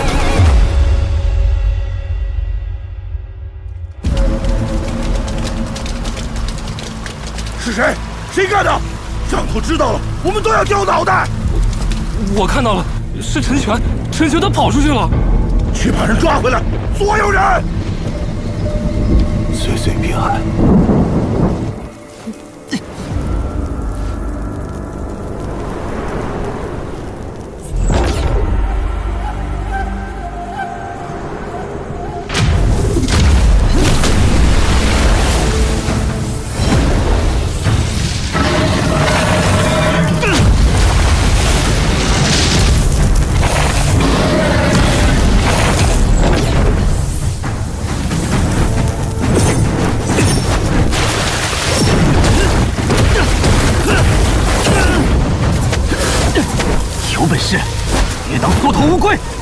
哦，你有本事当缩头乌龟？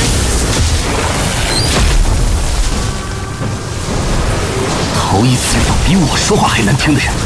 这样吧，咱们来一场生死之战，后果自负，敢不敢？我根本就不擅长攻伐之道，所以你其实从头到尾立于不败之地。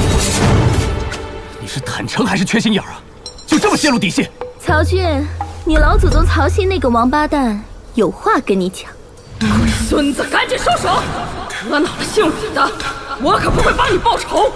可惜你那媳妇儿还没娶进门，不然你死了最好，我好趁虚而入。如果不打，就请让路。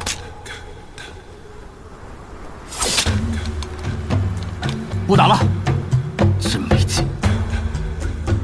那就去趟铁匠铺子，瞻仰瞻仰圣人。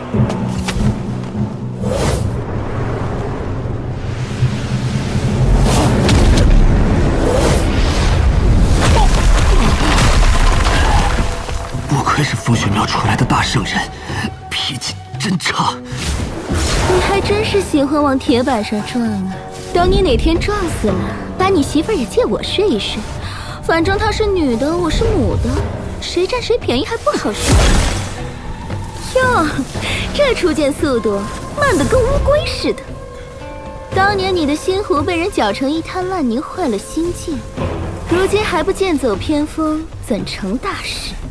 怎么想一辈子当南浦苏州的笑柄吗？我认真跟你说啊，那块剑胚品质极高，连我都眼馋。你不过吃点小亏就放弃了？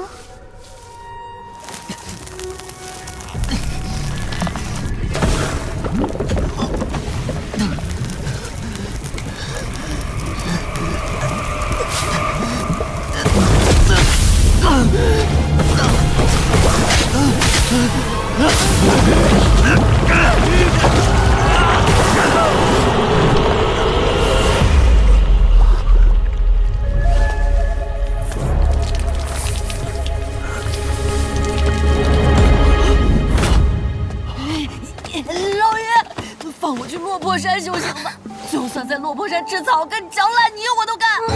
你认识回去的路？都啥情况了，不认识也得装着认识啊！曹俊之流，终究是极少数，不用太紧张。李大哥啊，没事吧？头一回打架就遇上了剑修，其实心里挺慌的，但结果还不错。陈平安，有些事情若遇到了瓶颈，不妨先退一步，然后再登高，方见更广。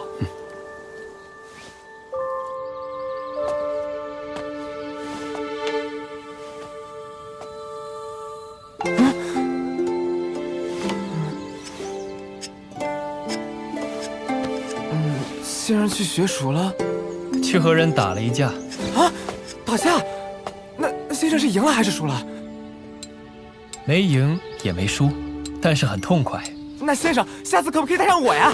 嘿，哼，你呀，要是读书有这个劲头就好了。你弟回来了。都怪娘没能护好你，让你吃了这么大苦头。宝珍。京城那摊乱局，咱不掺和了啊！你的那位靠山已经逝世，被罚去睫毛修行了。哎呀，害得我儿子受委屈了。娘，不坏，我还算不上被打回原形，就当领教大离京城的云波诡谲了。若是能被那位国师大人相中，便是因祸得福。国师大人，那位绣虎。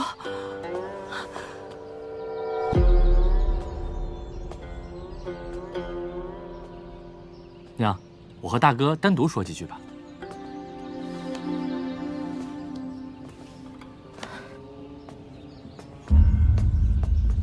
宝珍，你让朱露在枕头一行凶一事，做得不对。就知道你要说这事。你向来心比天高，爹知道他的话你听不进去，所以让我来劝你。陈平安一路护送宝平求学，有恩于我们李家，你却为了自己的仕途加害于他，不厚道。富贵险中求，有何不可？小心命也在险中丢，聪明反被聪明误。哥，你一个眼中只看美好的人，哪里懂世俗人间的规则？你呀，还是专心科举取士就好，我的事情就别操心了。我不求你道歉，但我希望你这次回来，不要去找陈平安麻烦。哼，我如今这般落魄，还能找谁麻烦？但是哥，你如此向着一个泥腿子，你到底是不是我亲哥？更何况靠脑子拼手腕的事，我从小就没说过。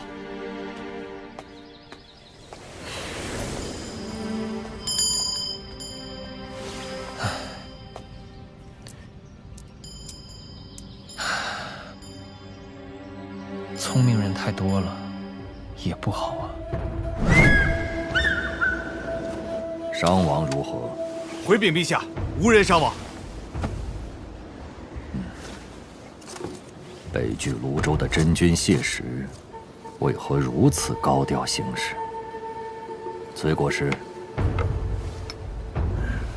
，10年前，离珠洞天有座龙窑出了纰漏，碎了一只本命瓷。不过是一桩已经盖棺定论的芝麻小事，但看来某些人想要以此为借口，旧事重提。北距泸州剑修遍地，道家式微，道教派系属谢石一家独大。北距泸州的某些大人物，在我大理南下之时，让谢石出面，目的显而易见，想以我大理北境作为条件。陛下放心，我会亲自主持这场谈判，绝不会对南下大业造成丝毫影响。有崔国师这句话，朕放心了。事在人为，这次谈判，我想和陛下借一人。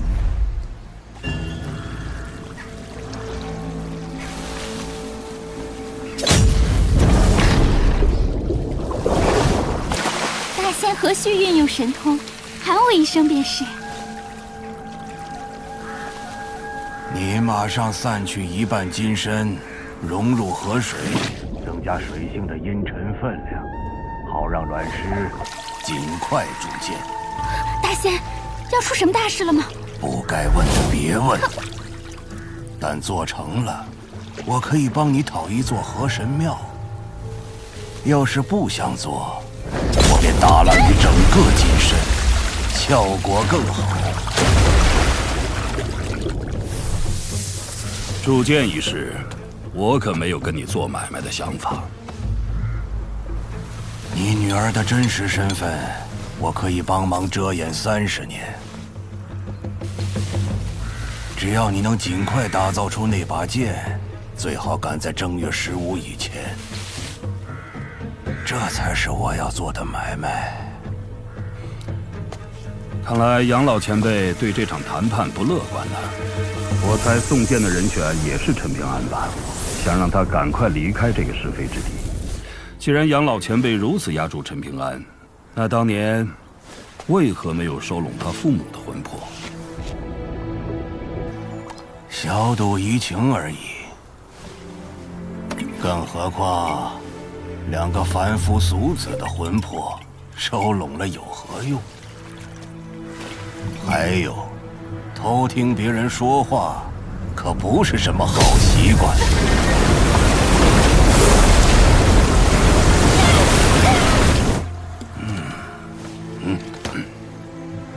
只要是在小镇出生的人，龙瑶都会烧出一件本命瓷器。除了勘验未来的大道成就，也是一种无形的枷锁。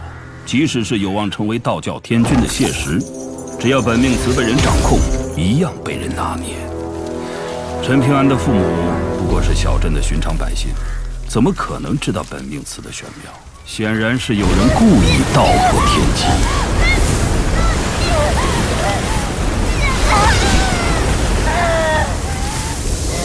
所以，陈平安的本命瓷到底是什么资质？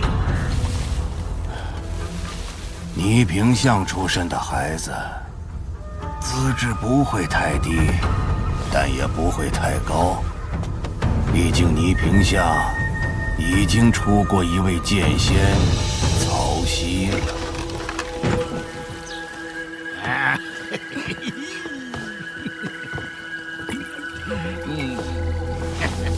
老谢啊！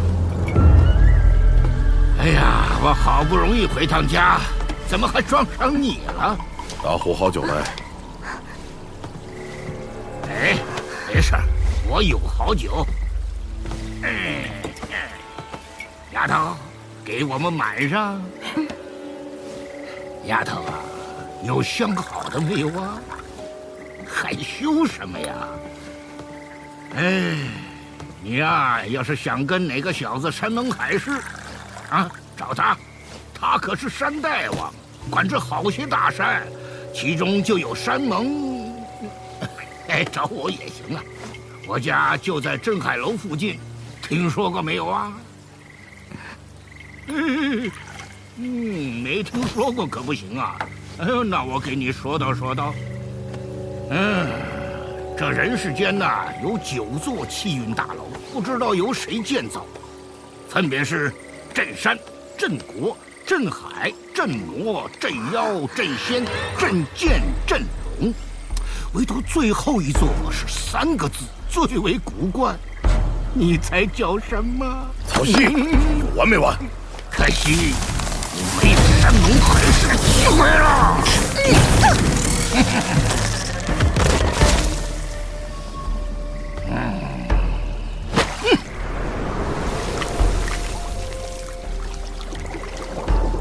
咱俩是异乡人，我从小就爱惹是生非，坏事歹事没少做。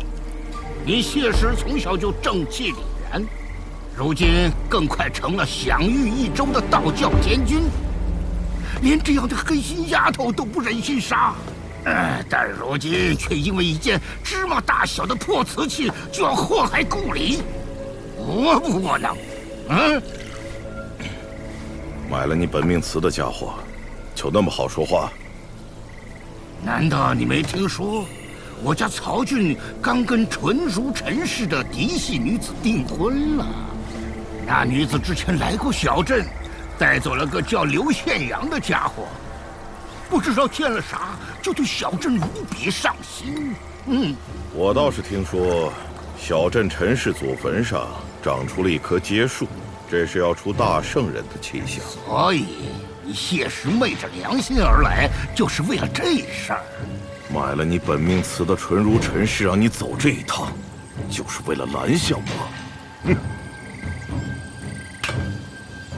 你拦得住吗？你以为来的人只有我吗？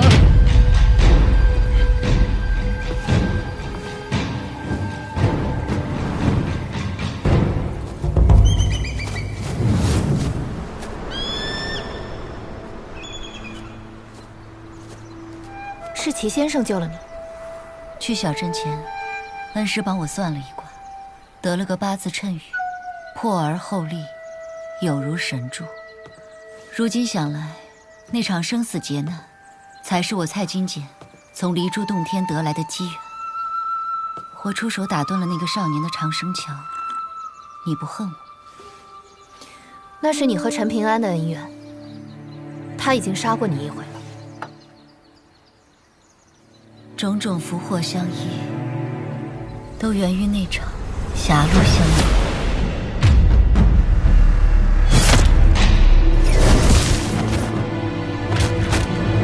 当时在小巷，齐先生以莫大神通把我从鬼门关拉了回来，命悬一线，最终大难不死，心境也不一样。先生为何愿意救下我这种人？救你不合此方天地规矩，却是我齐景春个人的私心。洞天即将破碎，先生何时离开？恩师当年告诫我，人生难得，君子不救。但陈平安给我解了惑，想要在末路中寻得变数的，唯有人心坚韧，自强不息。世道好，独善其身，书斋治学；世道没那么好，就兼济天下，当仁不让。蔡仙子，我有一事相求，答应与否不强求。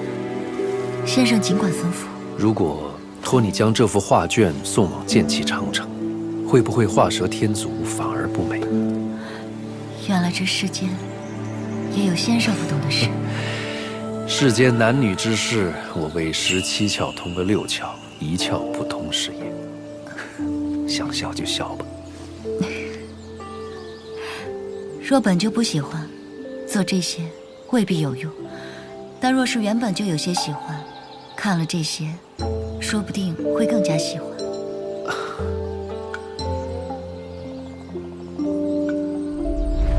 我明白，齐先生之所以救我，是不想让因果报应落在那少年头上。先生对他像是长辈在维护晚辈，甚至可以不理睬规矩。姑娘放心，我不会去找那少年寻仇。这次来见你，是受齐先生所托。齐先生，他要我将此物送给你。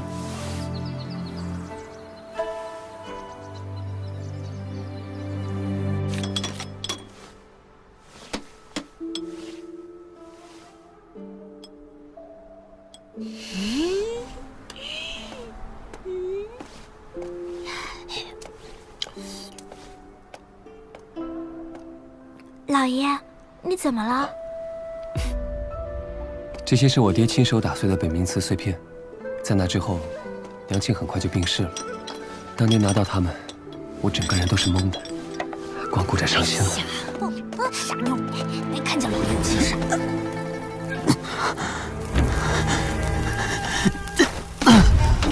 我知道你不甘心，看不上我，但是没办法，在我死之前，你哪里都不能去。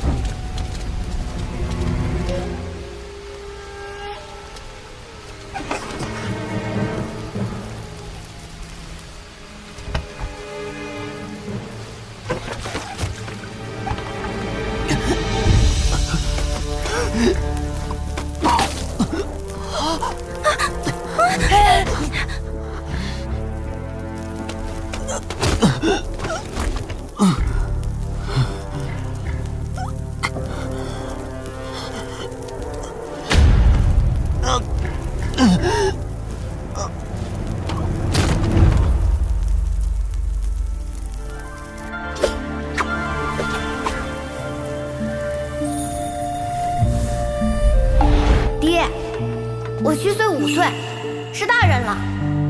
以后爹不在了，娘亲就交给你照顾。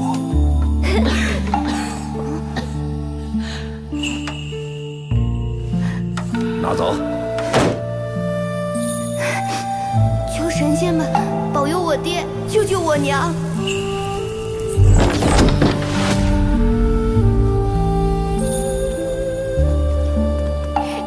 爹，娘，我现在足5岁，是大人了。我肯定可以照顾好自己的。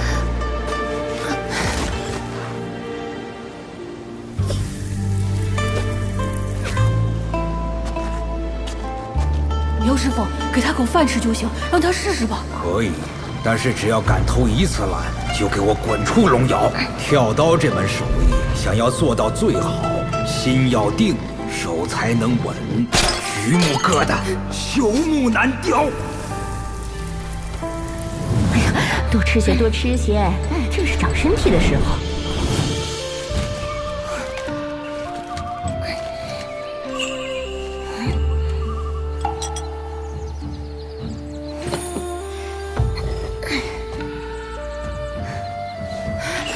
让我跟您上山找土吧，我吃得住苦。不管是摔断腿了还是怎么，你只要敢当着我的面哭一次，以后就别想再进山。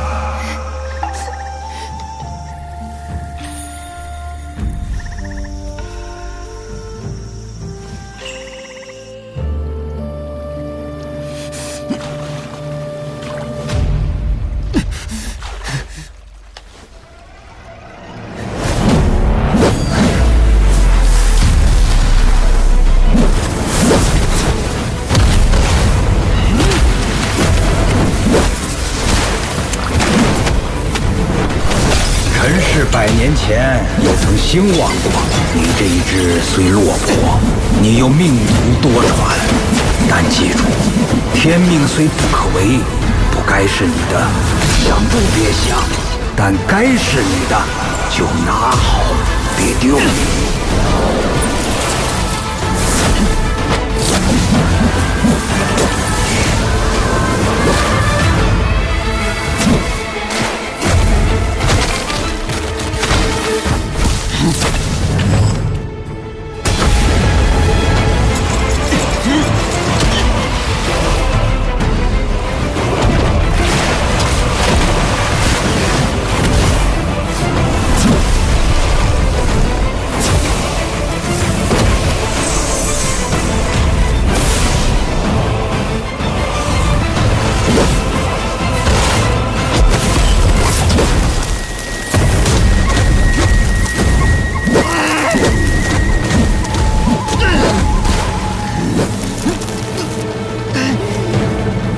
为什么不放手？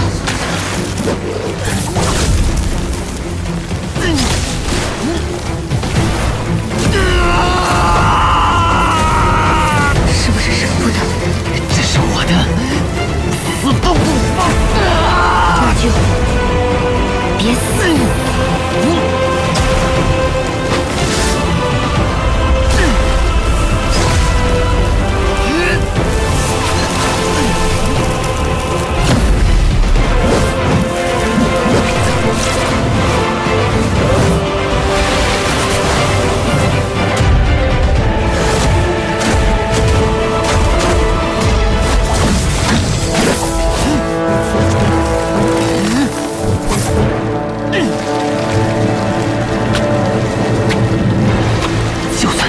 天边，我也会把你抓回来。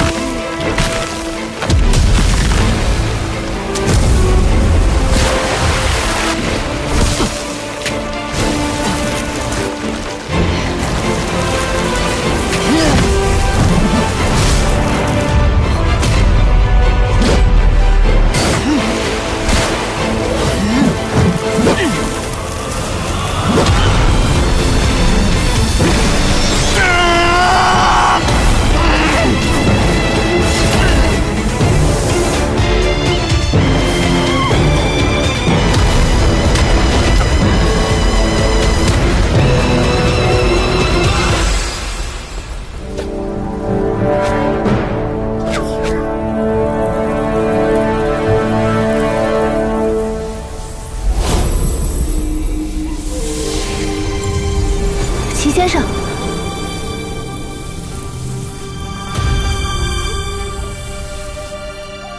宁姑娘，我有个不情之请，恳请宁姑娘考虑。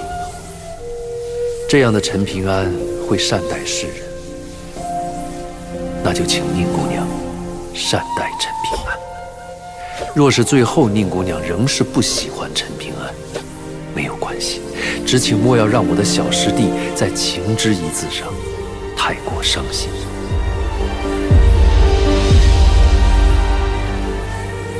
齐敬春在此拜行。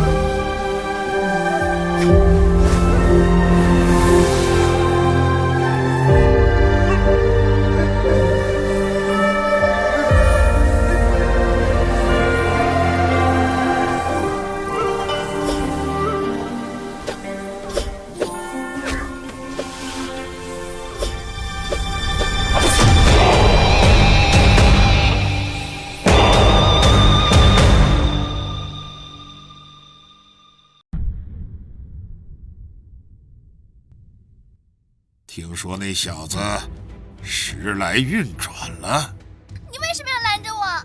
耽误了老爷的正道奇迹，说不定会害死他。娘，要过年了，爹好像从来没有喝过酒，你就让他喝一回吧。陈平安，剑修有2件事：练剑与练剑。你能吃苦，这是下限，很好；但上限，则是心与眼。妖族和剑气长城有场惨绝人寰的大战，13对13，宰掉那只剑修大妖的男人，他就叫阿良。